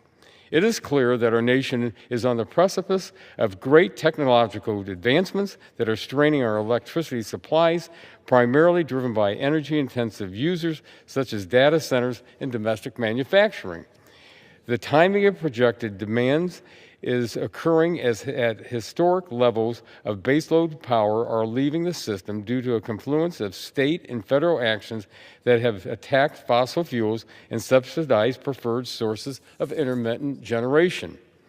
In fact, while 115 gigawatts of baseload power is expected to retire over the next few years, U.S. electricity demand is projected to increase by over 170 gigawatts. These job-creating industries remain vital to economic prosperity and our national security. We cannot sit idly by while our adversaries seek to gain competitive advantage to control the next generation economy. This legislation takes an important step to prepare our federal agencies against supply chain constraints that could occur as our nation seeks to address timely development of electric generation and transmission infrastructure. I urge my colleagues to support H.R. 3638, and I yield back the balance of my time, and I thank the gentleman for yielding. I reserve. Gentleman reserves. Gentleman from New Jersey, Mr. Pallone, is recognized. Thank you, Mr. Chairman. I yield such time as she may consume to a member of our committee, the gentlewoman from Virginia, Ms. McClellan. Gentlewoman is recognized. Thank you, Mr. Speaker. I rise today to oppose H.R. 3638, which places an unnecessary burden on an already understaffed Department of Energy and does nothing of substance to support and secure America's electric supply chain. The Electric Supply Chain Act must be examined in the broader context of this administration's reckless workforce reductions and funding cuts at the Department of Energy and surging electric prices across the nation. Already as a result of DOGE buyouts or early retirements, the slashing of our workforce has forced over 3,500 Department of Energy staff out of office. And in fact, the key offices responsible for implementing this very bill have lost a significant portion of their staff. The Office of Manufacturing and Energy Supply Chains has lost about 2/3 of its staff and was eliminated from the Department of Energy's organization chart altogether. The Loan Programs Office has similarly lost a significant number of staff and was further gutted under the Republicans' big, ugly bill. The effects of these cuts have far-reaching implications on the Department of Energy's ability to perform and meet expectations. Across the country, businesses and community partners are waiting to hear from the Department of Energy about critical contracts and access to funding. Congressional offices inquiring on their behalf are still waiting for answers. My office has heard that in some cases, the Department of Energy can't even determine who is responsible for certain projects because too many experienced staff have been pushed out of office. With the Department of Energy already struggling to meet its current obligations, how can we pretend that it's business as usual and justify piling on additional duties that there's no one to perform? Unfortunately, this bill represents much of the same failed energy policy that we've seen this year from my Republican colleagues. It adds busy work to the Department of Energy's already overfilled plate in the name of shoring up America's electric supply chain while doing nothing to address the active harm done to that very same supply chain by Republicans' attacks on clean energy, the cancellation authorized by the big ugly law of grants and programs that invest in American energy, and tariff policies that make it difficult to complete some projects. If Republicans were serious about supporting and protecting our energy supply chain, they would not have canceled $8 billion worth of grants to over 300 energy projects across the country. They would not have decimated the 45X Advanced Manufacturing Production Credit, which sought to encourage more domestic manufacturing and production of clean energy components. Instead, my colleagues across the aisle should have invested more in developing domestic sources of clean energy, invested more in domestic manufacturing, invested more in producing and refining rare earth minerals, either domestically or with our close allies. What we have before us today is an empty messaging bill with unfunded mandates for busy work that will not provide clarity and direction that we need to support and protect America's clean energy supply chain. I urge my colleagues to oppose this bill and refocus efforts that will actually strengthen our energy supply chain and reduce energy costs for our families.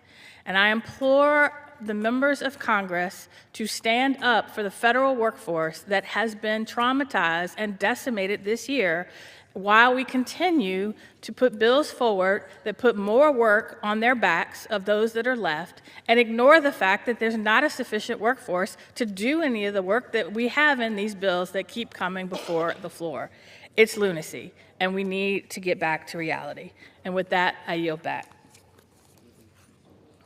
Gentleman from New Jersey reserves, and gentleman from Kentucky, Mr. Guthrie, is recognized. Thank you, Mr. Speaker.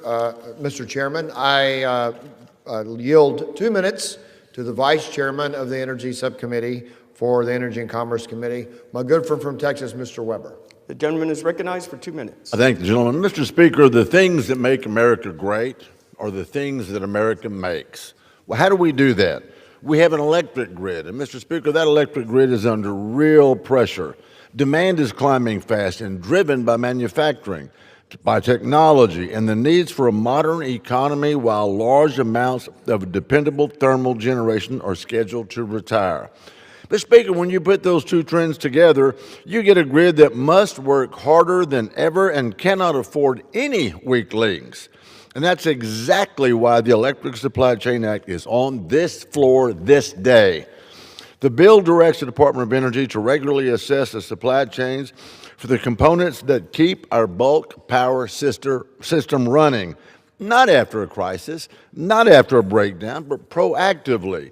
We know the risks are real, Mr. Speaker. Our nation's electric grid is the largest machine ever built, and it depends on thousands of specialized parts, transformers, inverters, control systems, many of which have long lead times or limited manufacturers. Any bottleneck, any shortage, any compromised component puts reliability at risk and drives costs higher for families and businesses. This legislation strengthens our posture. It gives us the visibility we need to stay ahead of threats, support domestic production, and ensure Americans have access to secure, dispatchable, and reliable power. The things that America makes are the things that make America great. We do this with dispatchable power. Mr. Speaker, this is exactly the kind of forward-looking policy Congress should be doing. I want to thank Chairman Latta for his leadership, and I want to thank the chairman here. I urge all of my colleagues to support the Electric Supply Chain Act now, and I yield back. Our reserve. Gentleman from Kentucky reserves. Gentleman from New Jersey, Mr. Pallone, is recognized. Chairman's prepared to close. Okay. Thank you, Mr. Chairman. I yield myself such time as I may consume. Gentleman is recognized. I find it deeply ironic that congressional Republicans are supportive of a study to assess matters impacting the supply chain for the power sector, yet remain completely silent on the Trump administration policies that are currently negatively impacting the electric supply chain. Let's look at Trump's disastrous tariffs on steel and aluminum. These materials are essential components in our electric infrastructure, from power lines to transformers. Slapping a hefty tariff on steel and aluminum only exacerbates current supply chain issues and could cause grid infrastructure costs to skyrocket. For example, we know that there is already a shortage of transformers, which are crucial to our electric system as they transport energy to our homes and businesses. Yet President Trump's tariffs on steel are only serving to complicate an already fragile supply chain that is already complicated by long lead times. Now, these additional costs from tariffs could also be passed on to consumers, which is especially concerning at a time when electricity prices are up 13% across the country. So while I appreciate the intent of the bill to understand the current state of our electric supply chain, I just want to point out that Republicans are asking DOE to study these issues while also failing to call out the Trump administration for continuing to enact policies that only make the problem worse, and that includes the mass firings at the Department of Energy, the haphazard recent reorganization of DOE that seemingly eliminated the very offices that would carry out this study, and Secretary Wright's problematic project cancellations impacting dozens of grant recipients. So if my Republican colleagues are serious about assessing and addressing vulnerabilities in our electric supply chain, it's time they speak out against harmful Trump administration policies that threaten our electric supply chain. And Mr. Chairman, I also want to urge President Trump and my Republican colleagues to stop turning a blind eye to the affordability crisis. American families are struggling, and President Trump and congressional Republicans are to blame. And yet they continue to bring forth bills that will do nothing to meaningfully address the issue of affordability in this country. And don't be mistaken, they have no real plans to address it. Just last week, President Trump called the affordability crisis a con job, crafted by the Democrats. Yet even Fox News reported that 76% of Americans view the economy negatively. That is how truly out of touch President Trump is with the alarming reality that millions of American families are facing. So let me help paint the picture for President Trump and his Republican colleagues. Utility bills are skyrocketing across the country. Grocery prices are up. The cost of buying a new home feels out of reach for far too many Americans. And this is all exacerbated by the fact that millions of Americans are facing the sobering reality that their health care premiums are surging because Trump and congressional Republicans refuse to extend the premium tax credits that help keep costs down for millions of families. Electricity costs are now up 13%, as I mentioned, and that figure is even higher in some parts of the country, and more than 80 million Americans are struggling to pay their utility bills. In fact, since 2023, household utility debt has risen over 30%. So this should be a red flag to President Trump and Republicans that this is, in fact, not a con job affordability devised by the Democrats, but frightening and a worsening reality. So these rising costs are debilitating to American families, and the Republican response is a slate of bills that assign busy work to an already thinly stretched agency and a bad faith attack on the deployment of clean energy and battery storage. I've said before, but it bears repeating, the Trump administration only cares about addressing affordability for their fossil fuel friends. It's time for Republicans to come to the table to work with Democrats on a solution to this affordability crisis for the sake of American families. So with that, Mr. Chairman, I yield back the balance of my time. Gentleman yields. Gentleman from Kentucky, Mr. Guthrie is recognized. Thank you, Mr. Chairman, and I appreciate my friend bringing up the enhanced or COVID-era premium tax credits that are expiring at the end of this month because they were set to expire. Since we're talking energy tonight, we need to understand they were set to expire without a single Republican vote to expire them in the Inflation Reduction Act, which was spent money on the Green New Deal. And so when you put in context what President Trump said, that you have people, so when the premium tax credits were set to expire, we had a hearing on that and we're talking about it. And so why in the world did the Democrats set them to expire? And they said, well, we thought the price of insurance was going to go down.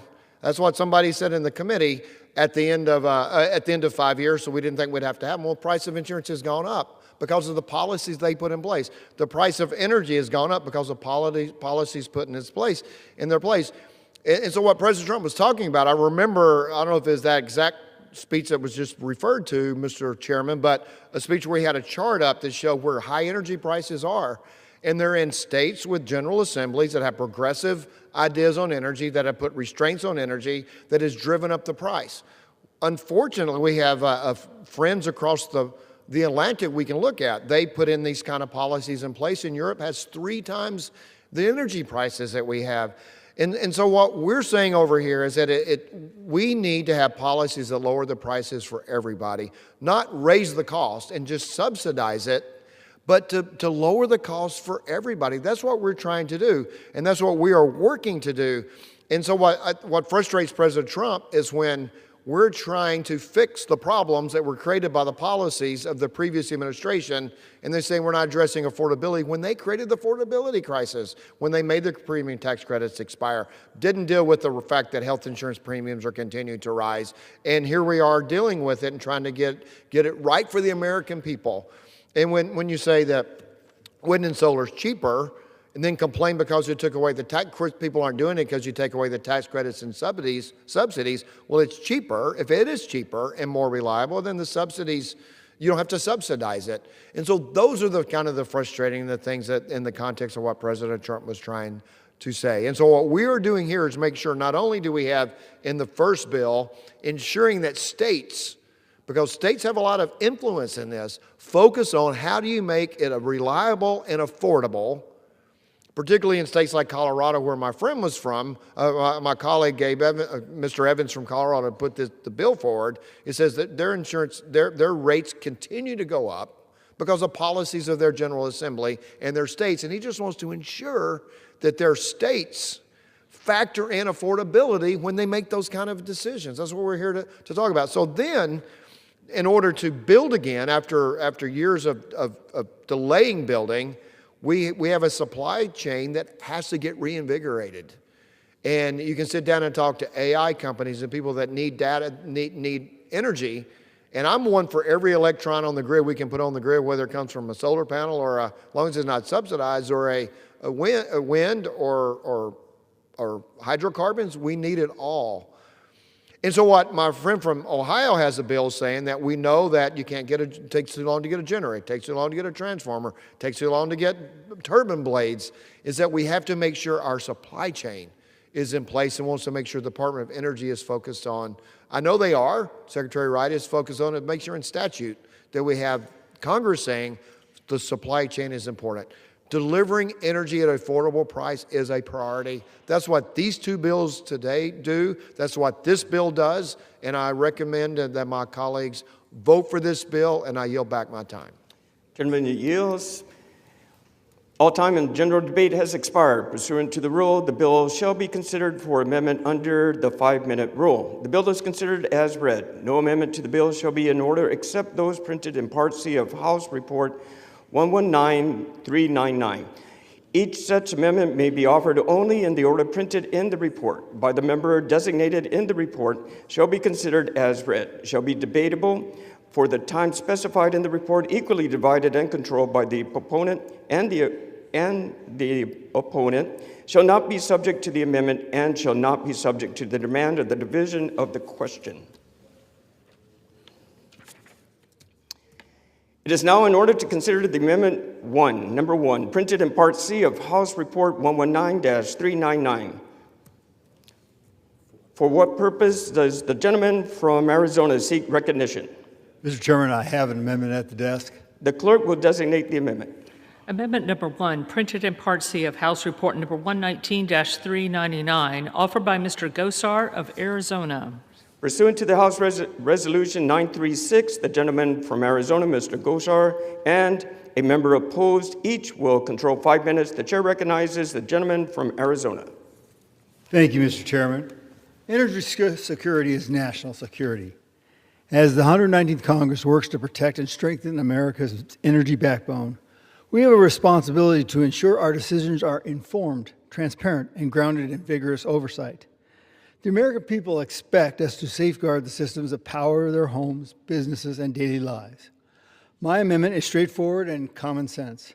It directs the Secretary of Energy to identify any vulnerabilities to our domestic energy grid that may arise from non-citizens' access to U.S. facilities that generate or transmit electricity. That's it. It creates no new prohibitions, no hiring restrictions, no burdens on industry. It simply asks for information. Information. Congress needs to do its job. The numbers alone underscore the importance for this issue. Let's look, according to the report, the Department of Energy 2024 energy employment by the state report.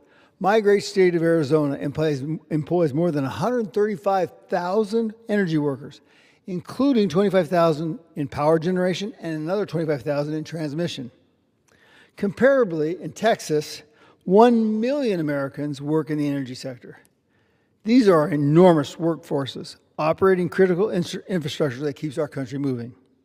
Under Article 1, Section 8, Congress has clear constitutional authority under the Commerce Clause to regulate interstate and interregional commerce.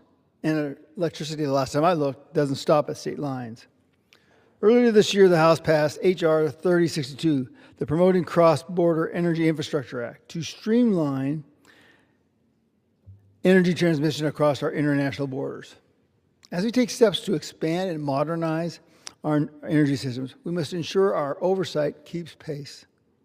By requiring the Secretary of Energy to periodically review access to critical facilities and notify Congress if any of these vulnerabilities are found, my amendment enhances that oversight. If risks exist, we can address them. If they don't, the Department of Energy can focus its efforts on more pressing threats from our adversaries from China and Russia. Mr. Speaker, this is responsible governance. It strengthens transparency, fortifies national security, and ensures Congress remains fully informed about potential threats to the grid. I urge my colleagues to support this amendment, and I reserve. Gentleman reserves. For what purpose does the gentleman from New Jersey seek recognition? Mr. Chairman, I rise in opposition to the amendment. Gentleman is recognized for 5 minutes. Mr. Chairman, I urge opposition to the amendment because it peddles in a gross xenophobia and fear of immigrants that has become the calling card of Republicans during the Trump years. The amendment would require the Department of Energy to add to its study vulnerabilities from the employment of non-U.S. citizens at generation or transmission facilities. Now, I agree with the gentleman that our electric system needs to be secure, but I do not agree with him that every electrical engineer that comes to this country for a better life needs to live in fear of ICE and DOE showing up and harassing them at the place of work. There are enough real threats to our grid. Congress does not need to concern itself with imaginary threats as well. So I urge opposition to the amendment, and I would yield back at this time, Mr. Gentleman Speaker. yields. Gentleman from Arizona is recognized. Yes, I think the gentleman is suffering from power phobia. But this is a report. That's all it is a report.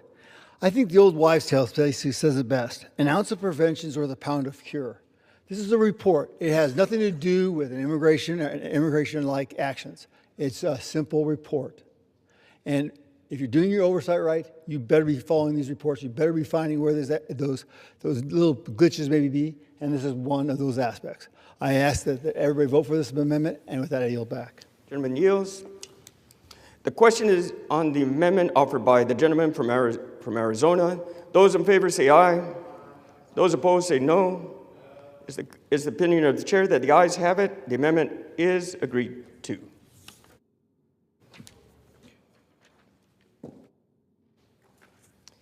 It is now in order to consider amendment number 2, printed in Part C of the House Report 119-399. For what purpose does the gentleman from California seek recognition? Mr. Chair, I rise as a designee of Ms. Houlihan and have an amendment at the desk. The clerk will designate the amendment. Amendment number 2, printed in Part C of House Report number 119-399, offered by Mr. Min of California. Pursuant to House Resolution 936, the gentleman from California, Mr. Min, and a member opposed each will control 5 minutes. The chair recognizes the gentleman from California. Thank you, Mr. Chair. I rise today in support of the straightforward amendment to the Electric Supply Chain Act. an amendment that strengthens our workforce, supports veterans, and helps ensure the reliability and security of our nation's energy supply. As a representative of California, I know how essential it is that we shore up the workforce powering our electric supply chain. Manufacturers in California and across the country consistently tell us the same thing. Workforce shortages are slowing down projects, driving up costs, and ultimately are a major contributor to higher prices for working families. The data is clear. Nearly 10,000 electricians retire each year, while only about 7,000 new entrants come in each year, according to the Bureau of Labor Statistics. Goldman Sachs has estimated that the United States will need roughly 510,000 new workers just to meet rising power demand over the next decade. Annually, we have more than 200,000 service members who transition out of the military, many with exactly the same technical skills, discipline, and mission-focused mindset that our energy system needs and that employers are looking for. This amendment would simply direct the Department of Energy to regularly assess how to expand veteran service member and military spouse participation in this workforce, what barriers are preventing entry into these fields, and where improved federal coordination can better coordinate this talent to areas of real need. Strengthening supply chains means strengthening the people behind them. And few are better prepared for these careers than our veterans and military families, and this is an important transition for them as well. This is a practical improvement to the underlying bill, which promotes national security, energy resilience, and economic opportunity for those who have served. I urge my colleagues on both sides of the aisle to support this amendment. And with that, I reserve the balance of my time. Gentleman reserves for gentleman from Kentucky seek recognition. Thank you, Mr. Chairman. I rise to claim time in opposition to the amendment, though I am not opposed. Without objection, the gentleman is recognized for 5 minutes. Thank you, Mr. Chairman. I rise in support of the amendment from a colleague, Representative Houlihan from Pennsylvania. This amendment will require DOE to evaluate the potential role transitioning military service members could play in meeting the workforce needs for the electric supply chain. While our efforts to reshore domestic manufacturing facilities bolster our national security, it is also important to recognize the economic benefits of attracting new opportunities for creating job-creating industries. Growing investments in the manufacturing sector create stable and good-paying jobs for households and drive economic growth in communities across our country.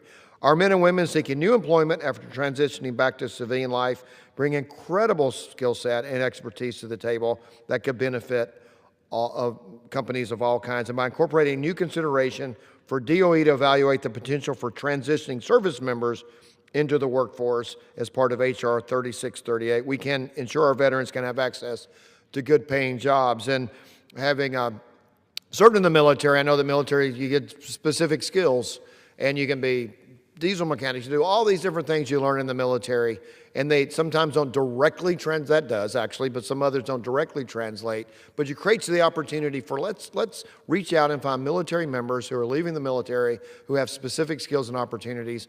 I support this amendment, and I was meeting with some people the other day, and this kind of industry, they said if we advertise $120,000 a year for MBAs, we get a flood of applications.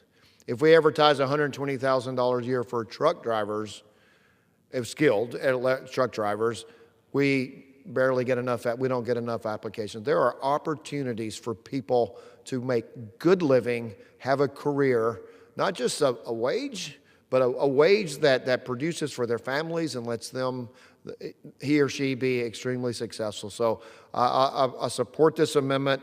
And since we're talking military, I must say, go Army, beat Navy Saturday, and I yield back. Gentleman yields. Gentleman from California, Mr. Menendez, is recognized. Mr. Chair, I have an amendment at the desk. Oh, I'm sorry. Oh, then I reserve the balance of my time. I apologize. I yield back. I apologize. Gentleman yields back.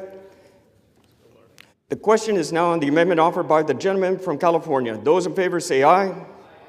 Those opposed say no. It is the opinion of the chairs that the noes have it. The amendment is not agreed to. Is agreed to. Yes.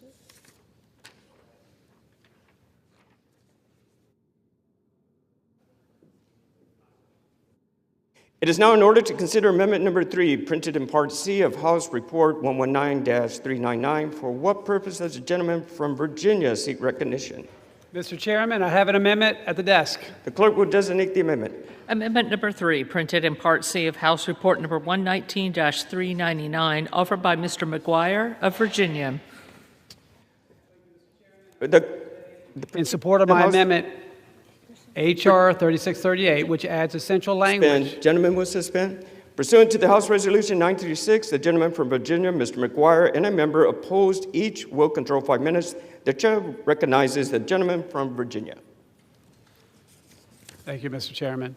Mr. Speaker, I rise today in support of my amendment, H.R. 3638, which adds essential language to address the threat posed by foreign entities of concern seeking to disrupt supply chains and undermine United States leadership in artificial intelligence development. The United States is in a race with the Chinese Communist Party to be the global leader in the development and deployment of artificial intelligence. Maintaining that leadership requires vigilance against supply chain vulnerabilities that foreign adversaries can exploit. Our nation has already faced significant challenges in scaling artificial intelligence infrastructure. We cannot allow foreign manipulation or interference to add to these challenges. Disruptions of the artificial intelligence supply chain will not just weaken our country in our race against China, but will have a significant negative impact on our economy, our ability to defend ourselves, and our capacity to innovate. This amendment recognizes that protecting the artificial intelligence supply chain is both a defensive measure and a strategic investment in our infrastructure. Establishing periodic assessments of vulnerabilities in the artificial intelligence supply chain that foreign entities of concern could exploit help ensure our country maintain stable access to necessary components, boosting domestic manufacturing and innovation.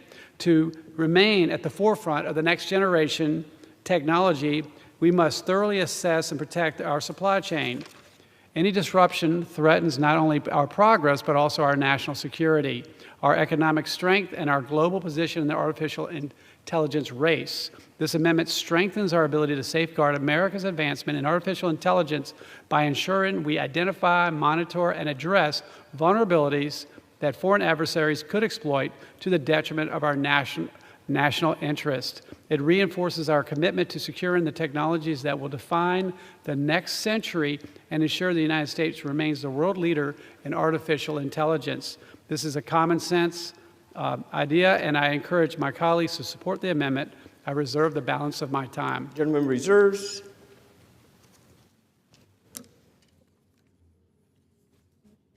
For what purpose does the gentleman from New Jersey, Mr. Pallone, seek recognition? Mr. Chairman, I rise to claim time in opposition to the amendment, although I do not oppose it. Without objection, gentleman is recognized. Thank you, Mr. Chairman. While I have grave concerns about the Department of Energy's ability to carry out and execute on the studies and reports required by this bill, if we are going to ask them to do those studies, then I think this addition is harmless. I would point out that while the gentleman's amendment focuses explicitly on efforts by foreign entities of concern to exploit supply chain disruptions to undermine our leadership in the field of AI, I am concerned about any effort by foreign entities of concern to exploit energy supply chain disruptions. And that's why I have been dismayed at the fact that President Trump and the Republican Party have totally dismantled the infrastructure that we've built up to strengthen our energy supply chains. The reality is that there are more threats to our energy supply chains today than there were a year ago because of the big ugly bill and the sledgehammer that DOGE and Secretary Wright took to the Department of Energy. And that is a large reason why I oppose the overall bill. But this amendment isn't about that, and while I still oppose the underlying bill, I do not oppose the amendment, even though I think it's too narrow. So with that, I yield back, Mr. Chairman, the balance of my time. Yields. Gentleman from Virginia is recognized. Sure. Mr. Chairman, talking about DOGE is thinly veiled attempt to score political points by changing the topic of the conversation from this amendment, which protects our national security from foreign entities of concern, and turning it into something political. The previous actions of DOGE do not bear any weight or relevance to this amendment. The Department of Energy is adequately staffed by very bright, talented individuals who have the capacity to monitor vulnerabilities in our supply chain that the Communist Party of China or other foreign adversaries could exploit to halt our progress in the artificial intelligence sphere. This amendment is not political, it's common sense. Disruptions by foreign entities of concern to our supply chain threaten our national security, which is a cause of concern for all Americans, regardless of their political affiliation. And I reserve the balance of my time. The gentleman has no more time remaining. Has the only time remaining. Does the gentleman yield back? Can I close? You can close, yeah. Okay. Gentleman from Virginia is recognized. Mr. Chairman, how much time do I have left? Gentleman has 2 minutes remaining. Okay. In closing, Mr. Chairman, this is a common sense amendment. The United States is in a race with the Chinese Communist Party to be the global leader in the development and deployment of artificial intelligence and other capabilities such as quantum computing. Any vulnerabilities in our supply chain that our adversaries can exploit not only threatens our global stand in the artificial intelligence space, but it also threatens our national security. This amendment protects all Americans from a significant and growing threat. And I again encourage adoption of this amendment. And with that, Mr. Chairman, I yield back. Gentleman yields. The question is on the amendment offered by the gentleman from Virginia, Mr. McGuire. Those in favor say aye. Aye. Those opposed say no. It is the opinion of the chair that the ayes have it. The amendment is agreed to. It is now in order to consider Amendment Number 4, printed in Part C of the House Report 119-399. For what purpose does the gentleman from California seek recognition? Mr. Chair, I have an amendment at the desk. The clerk will designate the amendment. Amendment number 4, printed in Part C of House Report number 119-399, offered by Mr. Min of California. Pursuant to House Resolution 936, the gentleman from California, Mr. Min, and a member opposed, each will control 5 minutes. The chair recognizes the gentleman from California. Thank you, Mr. Chair. My amendment to the Electric Supply Chain Act would expand the periodic reports required under this bill to include a critical assessment of advanced transmission technologies. In my district and across the country, families are seeing soaring energy costs brought on by load growth and extreme weather, including wildfires. An aging and inefficient grid is bottlenecking the growing demand for new and reliable power, causing prices to go up and limiting the electrons that can reach areas that need this electricity. We must meet this challenge, grow our economy, and bring down the energy bills that are rising so quickly and crushing so many of our constituents today. And to do that, we need to build more transmission infrastructure. But we also need to leverage the innovation that we have to maximize our current electric transmission rights of way. Advanced transmission technologies, like high-performance conductors, present a unique opportunity to upgrade the electric grid we already have and ensure that new infrastructure is more efficient and affordable. According to the Department of Energy, using advanced conductors can double the capacity of existing transmission lines, and over 100,000 miles of lines can currently benefit from these technologies. Importantly, these technologies have minimal land use impacts, can be installed without the decades-long permitting timelines required for new lines, and increase the resiliency of the grid against wildfires, helping keep districts like mine safe from the growing threats of these natural disasters that are often under severe fire risk. It's why major utilities in California are building their lines with advanced conductors and why states across the country are passing new laws to promote their adoption. I'm proud to actually represent two of the largest manufacturers of advanced transmission conductors in my district, CTC Global and TS Conductor. These companies are extraordinary examples of American innovation and manufacturing, which is helping pioneer the grid of the future and create high-skilled domestic jobs in the process. I urge the members to support my amendment, and I reserve the balance of my time. Reserves for purpose. Does the gentleman from Kentucky, Mr. Guthrie, seek recognition? Thank you, Mr. Chairman. I claim time in opposition to the amendment, though I am not opposed to it. Without objection, the gentleman is recognized. Thank you, and I thank my friend from California, who we just chatted earlier today, for offering this amendment. This amendment would incorporate advanced transmission technologies into the supply chain considerations the Department of Energy would also need to assess as part of their responsibilities in this bill. In certain circumstances, advanced transmission technologies could help get more resources out of our current system by expanding the grid's electric load carrying capacity.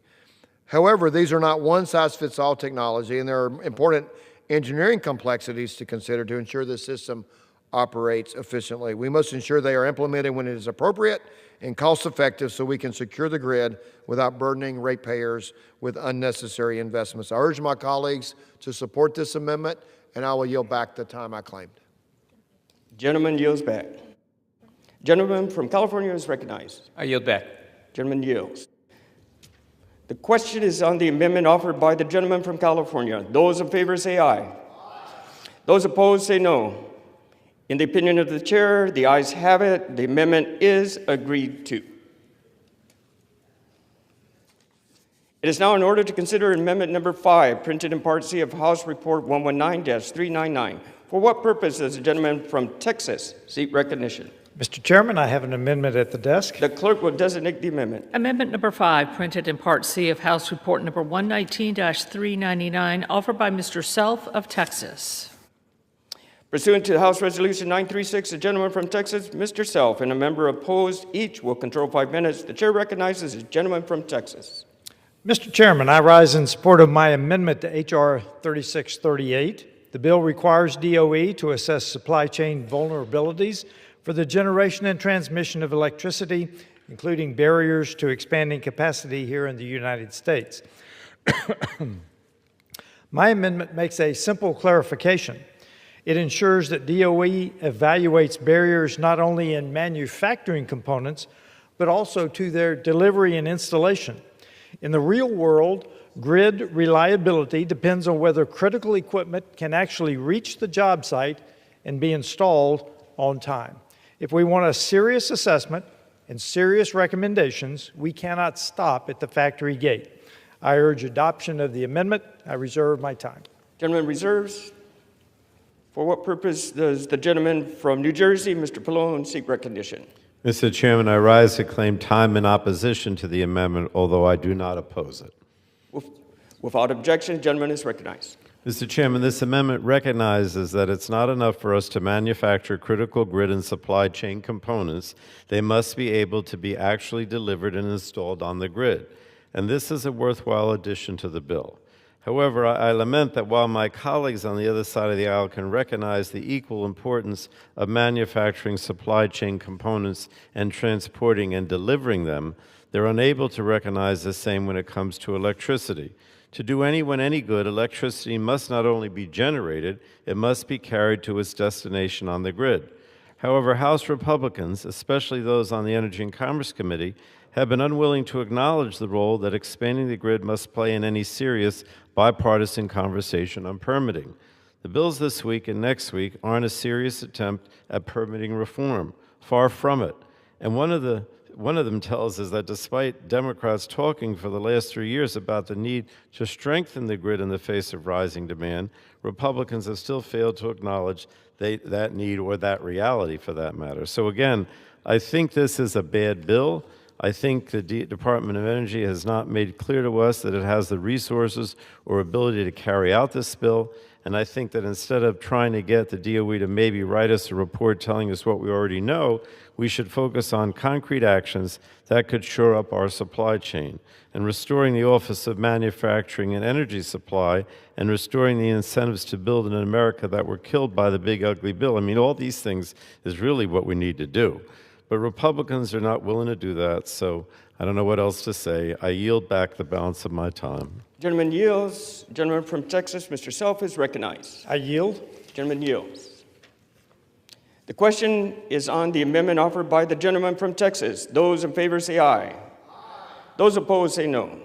In the opinion of the chair, the ayes have it. The amendment is agreed to. There be no further amendments under the rule. The committee rises.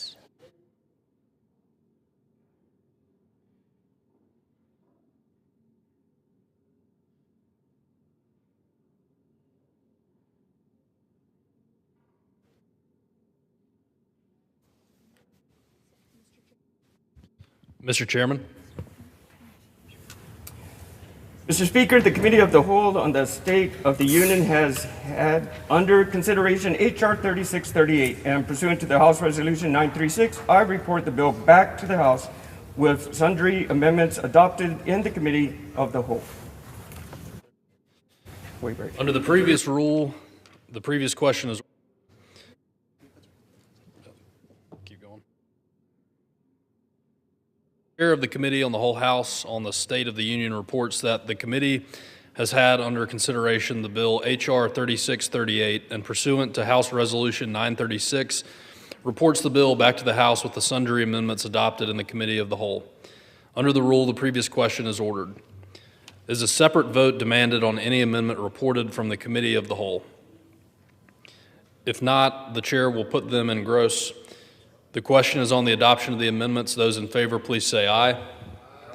Those opposed, please say no. The ayes have it. The amendments are agreed to. The question is on the engrossment of the third reading of the bill. Those in favor, please say aye. Those opposed, please say no. The ayes have it. Third reading. A bill to direct the Secretary of Energy to prepare periodic assessments and submit reports on the supply chain for the generation and transmission of electricity and for other purposes. The question is on the passage of the bill. Those in favor, please say aye. Those opposed, please say no. The ayes have it. The bill is passed. Mr. Chairman, I'd ask for the yeas and nays. For what purpose does the gentleman seek recognition? Mr. Speaker, I would ask for the yeas and nays. The yeas and nays are requested. Those favoring a vote by the yeas and nays will rise. A sufficient number having risen, the yeas and nays are ordered. Pursuant to Clause 8 of Rule 20, further proceedings on this question will be postponed.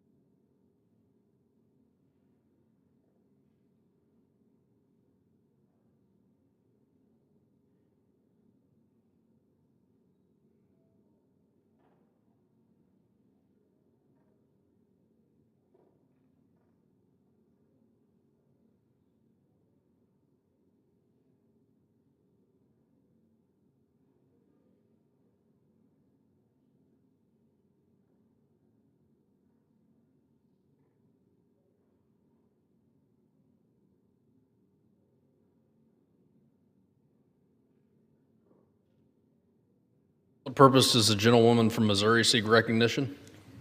Mr. Speaker, I ask unanimous consent that all members may have 5 legislative days to revise and extend their remarks and include extraneous material on the bill under consideration. Objection. Pursuant to House Resolution 936 and Rule 18, the chair declares the House in the Committee of the Whole House on the State of the Union for consideration of H.R. 3383. The chair appoints the gentleman from Guam, Mr. Moylan, to preside over the Committee of the Whole.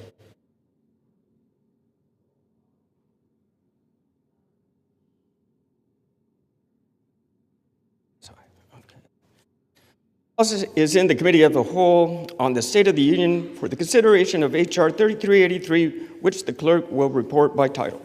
A bill to amend the Investment Company Act of 1940 with respect to the authority of closed-end companies to invest in private funds. Pursuant to the rule, the bill is considered read the first time. General debate shall be confirmed to the bill and amendments specified in Section 2 of House Rules 936 and shall not exceed 1 hour, equally divided and controlled by the chair and ranking minority member of the Committee on Finance Services or their representative designee. The gentlewoman from Missouri, Ms. Wagner, and the gentlewoman from California, Ms. Walters, each have control of 30 minutes. The chair recognizes the gentlewoman from Missouri, Ms. Wagner. I thank you. I thank you, Mr. Chair, and I yield myself as much time as I may consume. Gentlewoman is recognized. Mr. Chair, I rise in support of H.R. 3383, the Incentivizing New Ventures and Economic Strength Through Capital Formation, the INVEST Act. America's economic strength has always come from our builders, inventors, and risk takers. We are a nation of startups, born in garages and family businesses, turned thriving enterprises and dreamers who take an idea and make it real. But today, too many of those dreams face serious obstacles. Right now, 3 areas, Silicon Valley, Boston, and New York, account for nearly 3/4 of all venture capital funding. Entrepreneurs across the country are told, move to a coast or move on. Meanwhile, mountains of red tape are stifling growth. When a founder spends more time navigating Washington rules than creating jobs, something is broken. We cannot win the next century with a playbook written in the last one. The INVEST Act is our course correction, and it builds on proven success. More than a decade ago, the divided Congress came together to pass the Jobs Act. It worked. Companies that went public using Jobs Act provisions expanded their workforce by an average of 150% in just 3 years. This legislation that we're talking about right now, the INVEST Act, takes the next step. Our Capital Markets Subcommittee heard from entrepreneurs and small businesses who can't access capital in their own communities. Main Street investors with deep expertise who are locked out of opportunities just because they aren't wealthy enough, and emerging fund managers who confirmed outdated rules are holding America back. These aren't abstract problems. They're costing us jobs, innovation, and economic growth in every district that we represent. The INVEST Act delivers targeted solutions. It revises the accredited investor definition to recognize that financial sophistication comes from what you know, not just from how much you earn. It also reduces the regulatory burden that discourages companies from going public. Small businesses will find it easier to raise capital locally so that economic success can be shared within communities, not just concentrated on the coasts. This is bipartisan, pragmatic policy. I'm proud to lead this effort along with our esteemed Chairman Hill, my colleagues across the aisle, Representatives Meeks and Representative Gottheimer. I'd like to note that the ranking member voted for 19 19 of the 22 bills included in this package. There is a reason this bill has won the resounding support of, I think we're at 81 total organizations from every corner of the country. When we expand access to capital and opportunity, everyone wins. More companies will choose to grow here, go public here, and create jobs here instead of overseas. More Americans and everyday retail investors investing in innovation, and more communities across the country will participate in the prosperity that entrepreneurship creates. I urge my colleagues to support this legislation, H.R. 3383, the INVEST Act, and I reserve the balance of my time. Gentlewoman reserves. Gentlewoman from California is recognized. I yield myself such time as I may consume. Gentlewoman is recognized. I rise today in strong opposition to H.R. 3383, the INVEST Act, which is an end-of-year holiday gift to Wall Street paid for by the hard-earned savings of teachers, nurses, seniors, and other hardworking Americans. While several of the provisions in the INVEST Act could support capital formation, the bill contains 3 poison pill provisions that make voting for the overall bill untenable. These provisions will raise costs and increase fees for people all across America. At a time when the president's disastrous tariff policies are causing many Americans to struggle just to pay the bills, the INVEST Act would reduce federal investor protections, jeopardizing the retirement savings of millions of regular hardworking Americans. But it didn't have to be this way. I worked closely with Capital Markets Subcommittee Chairwoman Ms. Wagner and full committee chairman Mr. Hill just to get to yes on this bill. And 19 of the provisions in this bill would pass overwhelmingly through this House. Unfortunately, Republicans could not resist the demands of their Wall Street, and they threw in 3 poison pills at the last minute that would make Wall Street richer and retirement more unaffordable. Let me tell you about these poison pill provisions and what they will do. The first section, 202, would remove the 403B retirement plans relied on by millions of teachers, nurses, and nonprofit workers from the protections and oversight of the federal securities laws. This massive $1 trillion deregulation of 403B plans would allow Wall Street middlemen and unlicensed so-called retirement consultants to free themselves of SEC's rules to always keep the plan holders' best interest in mind. It is not surprising that while those Wall Street middlemen are heavily lobbying this bill, the groups and unions representing the teachers, nurses, and other workers who would be affected strongly oppose. The National Education Association, representing over 3 million educators all across the country. The American Federation of Teachers, representing over 1.5 million teachers and healthcare professionals. National Nurses United, representing over 200,000 registered nurses, and the American Federation of State, County, and Municipal Employees, representing 1.3 million public service workers, all oppose this bill. And so, that's not all. Let's look at the second poison pill, Section 205.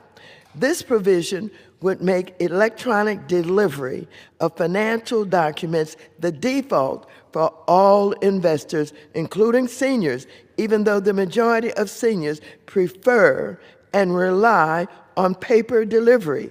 The bill would automatically switch investors from their preferred paper delivery to electronic delivery, even if the investor has recently declined to receive statements. Millions of seniors still don't have access to reliable internet or an email account. And as a result of this provision, they would now be in the dark about their finances and investments. This means they would be much more likely to notice junk fees and unnecessary trades executed by their financial professional. Not surprisingly, the AARP, representing 110 million Americans, strongly opposed this provision when it was considered in the committee this Congress. Finally, the third partisan pill. Section 206 allows Wall Street to vastly increase the amount of risky, opaque private assets they sell to Main Street investors. It does so by allowing what is known as closed-end funds, which are similar to mutual funds and used by many everyday investors to invest up to 100% of their assets in shares of private equity and venture capital funds and directly into the unregistered shares of private companies. Current law limits this kind of private assets to only 15% of a fund's total assets. This is because private assets are very different from the publicly traded stocks and bonds that most folks are used to investing in. Unlike publicly traded stocks, private assets are not registered with the SEC, meaning Wall Street's cop on the block and all the ensuing protections that come from its oversight are not in place. They're also harder to value, contain far fewer disclosures around risk, and are very hard for investors to get their money back due to withdrawal limits and long lockup periods. For these reasons, our securities laws have guardrails on Wall Street so that they don't peddle junky assets to investors who can't understand the financial risks. These various provisions and the bill as a whole are opposed by the groups who are fighting on behalf of everyday Americans, including, again, the AFL-CIO, American Federation of Teachers, Americans for Financial Reform, Public Citizen, the Service Employees International Union, Communication Workers of America, American Federation of State, County, and Municipal Employees, National Education Association, National Nurses United, and the United Auto Workers. The state securities regulators also came out against the bill just this morning. No one cares more about capital formation than our state governments, but they also care that deregulation does not lead to investors and small business harm. Let me just say, Mr. Speaker and members, we support capital formation. We tried so hard to get an agreement, and we thought we had one because of the provisions that we could be bipartisan on, because we too support capital formation. What we don't support is these partisan pills who just do the kind of deregulation that would put so many hardworking people at risk. As I mentioned, the teachers and the nurses and all of the other labor unions, etc., are really, really worried that these partisan pills will do so much harm that we had to plead but walk away from what we thought we could get as a bipartisan operation because of the partisan pills at the last minute. I reserve the balance of my time. Gentlewoman reserves. Gentlewoman from Missouri, Ms. Wagner is recognized. Thank you, Mr. Chairman. I'd like to just mention to the chair that those three so-called poison pills that the ranking member keeps mentioning, these bills passed overwhelmingly in the Financial Services Committee with strong bipartisan support.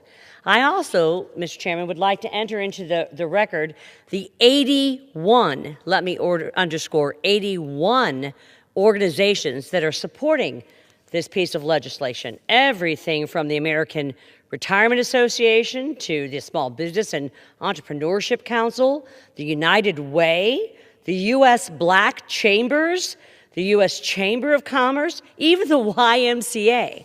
So I'd like to submit these all for the record, Mr. Chairman. Woman's request. Next, it is my great pleasure to introduce the chair. Gentlewoman will suspend. The gentlewoman's request is covered by general leave.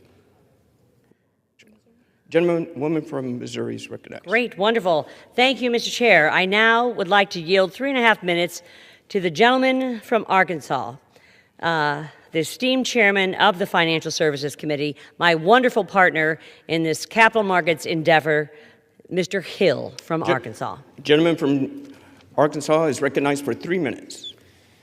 I thank the chairman. I want to thank Mrs. Wagner for her work as our subcommittee chair of capital markets in this Congress. I want to thank our vice chairman of the full committee that you'll hear from tonight, Bill Heisinger of Michigan, who for 3 Congresses served as chair of capital markets or ranking member on this subcommittee, because this work tonight, Mr. Chairman, represents over a decade of effort on a bipartisan basis, both sides of the aisle, to advance economic growth for our citizens, for our businesses, by advancing their ability at a lower cost, in a more effective way of raising money from working out of your garage and crowdsourcing your idea to bring your idea to life through angel investing, all the way through to lowering the cost to be a public company.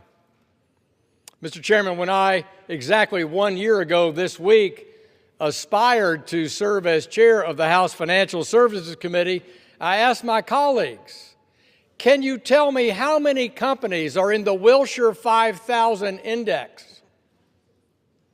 There was silence in the room.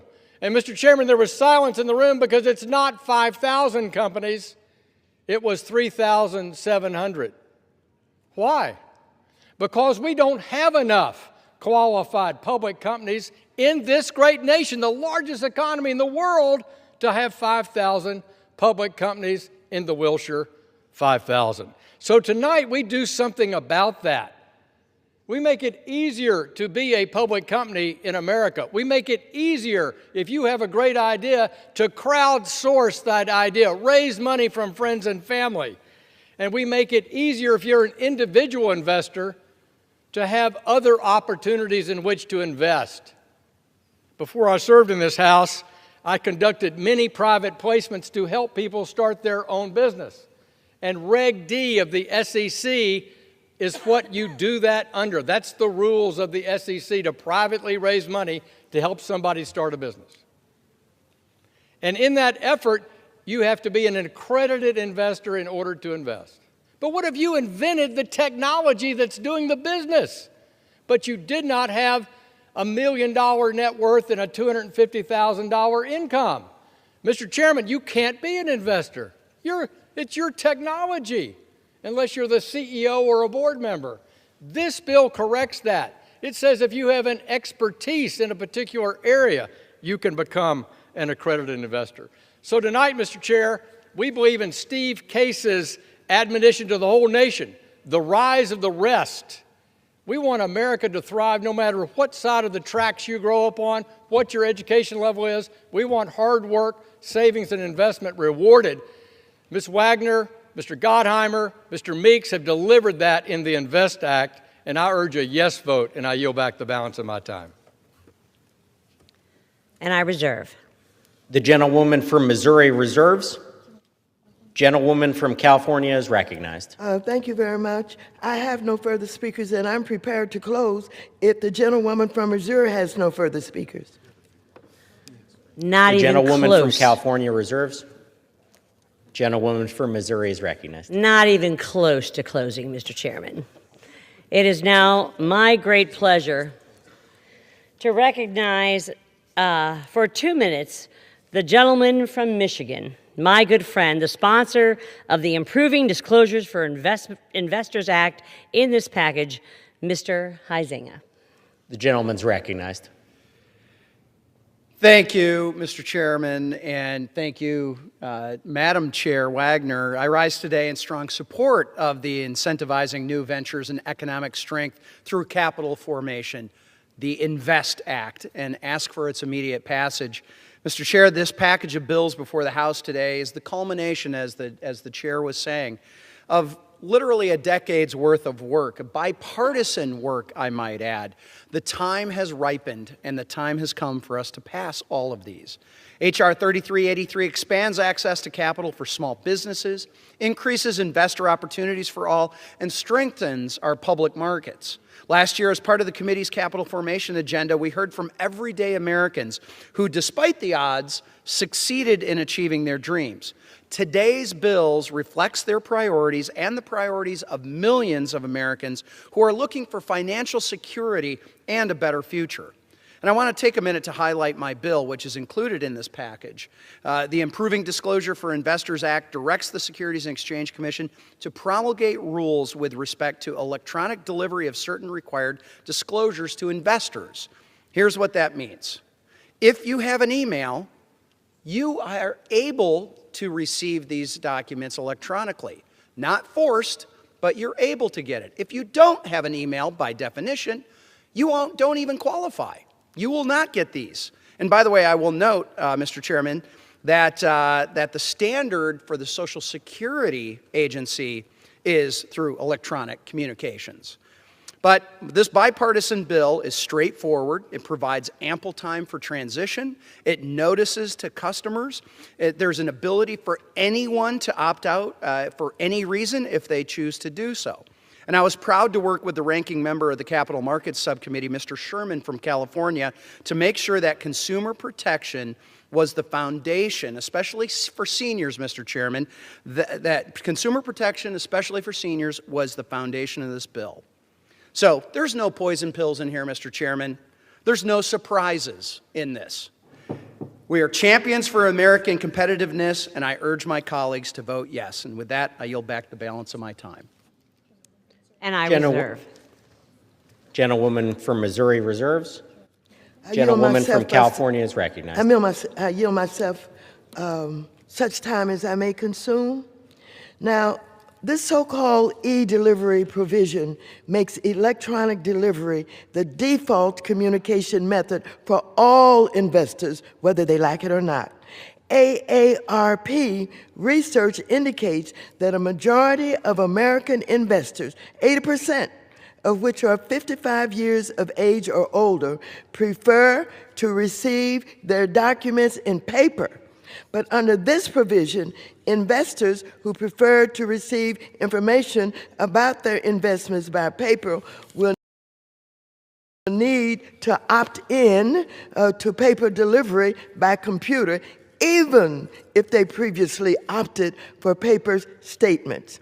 This is why the e-delivery provision is opposed by the AARP and most major unions and investor protection organizations, including, again, Americans for Financial Reform, American Federation of Labor, and Congress of Industrial Organizations, AFL-CIO, Communications Workers of America, CWA, Consumer Federation of America, CFA, National Education Association, NEA, the American Federation of Teachers, AFT, National Nurses United, NNU, Public Citizen Service Employees International Union, SEIU, the Academy of Financial Education, AFE, the United Auto Workers, UAW, the North American Securities Administrations Association, NASAA, and the American Federation of State, County, and Municipal Employees, AFSCME, that is AFSCME. Now, I have two big problems with this provision. Number one, investors who previously told their advisor that they had to have paper statements should still be able to receive them because investors should be the ones in charge of how they monitor their own money. And number two, any savings advisors earn because they are not sending paper notices should be refunded to the investor as a credit on their statement.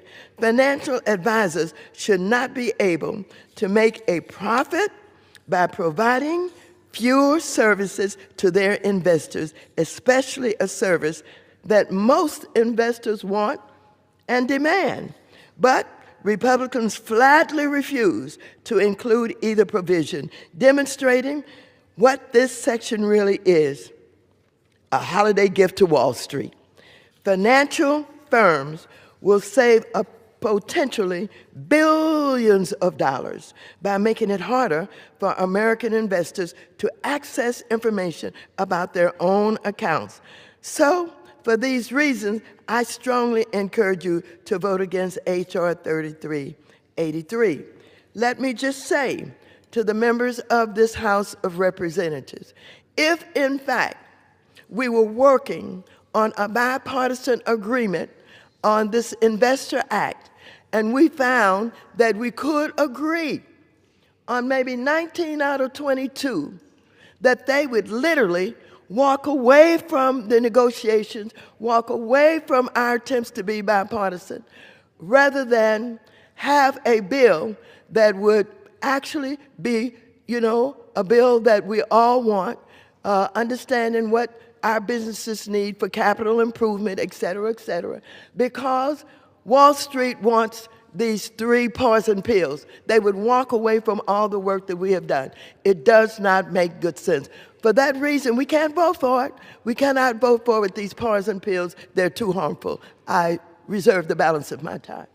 The gentlewoman from California reserves, and the gentlewoman from Missouri is recognized.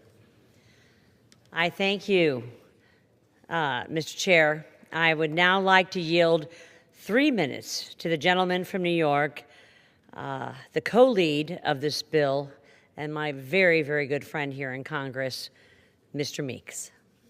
The gentleman is recognized. Thank you, Mr. Speaker, and thank you, Chairwoman Wagner and Chairman French Hill, Mr. Gottheimer, and to my dear friend and person that I respect and admire, the ranking member, Maxine Waters. I'm here today to say why I support this bill and why it was important for me to be a co-sponsor. I support this bill because I believe it's a meaningful step for working families.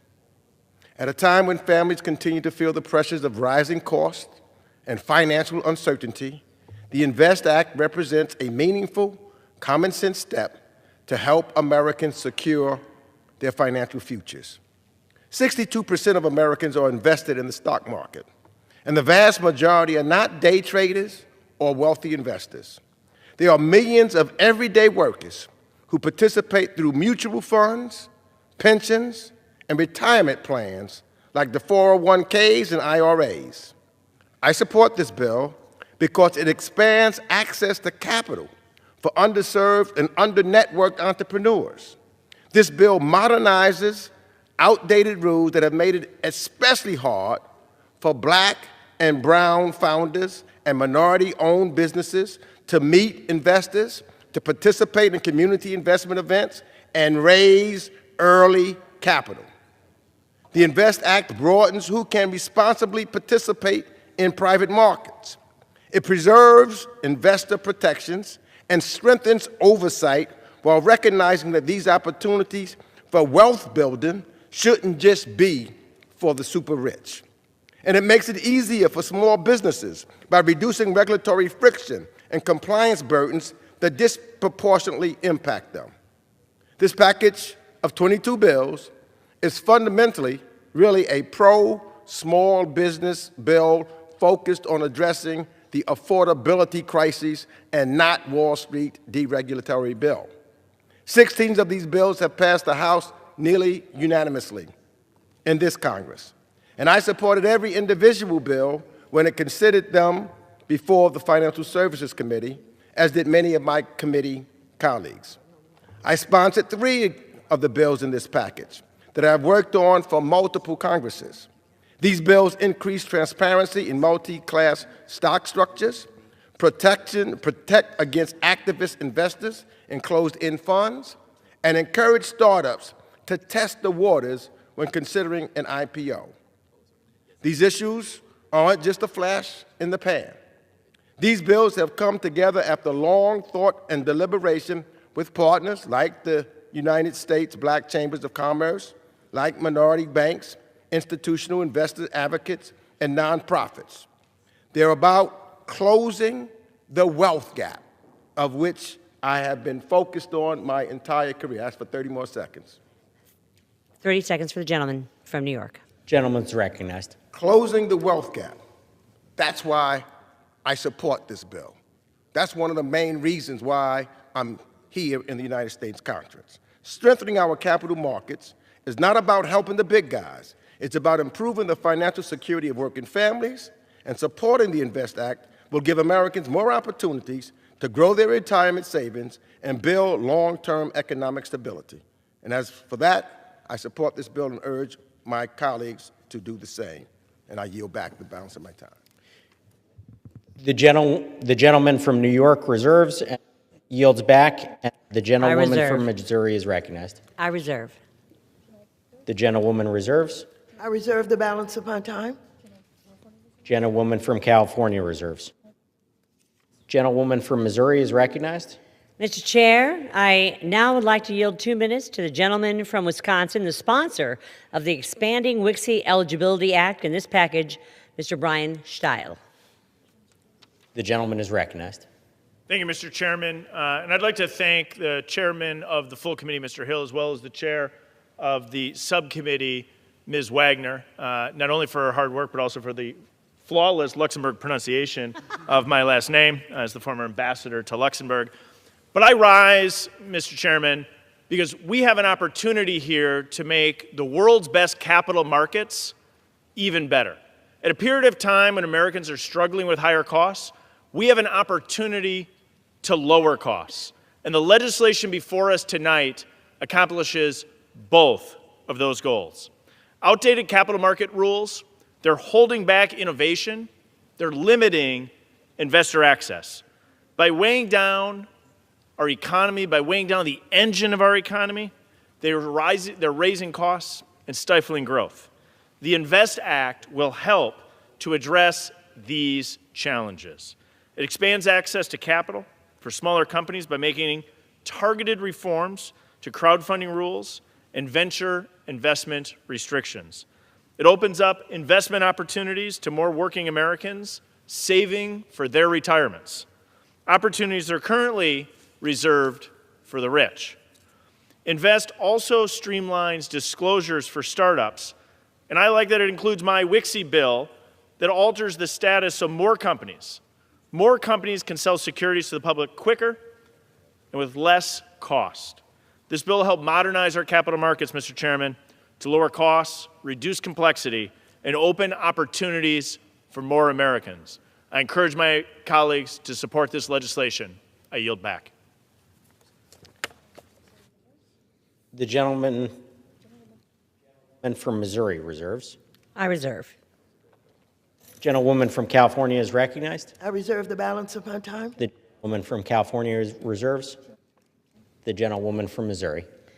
Thank you, Mr. Chair. I now yield 1 minute to the gentleman from Nebraska, the sponsor of the Equal Opportunity for All Investors Act in this package, Mr. Flood. The gentleman is recognized. Thank you, Chairman.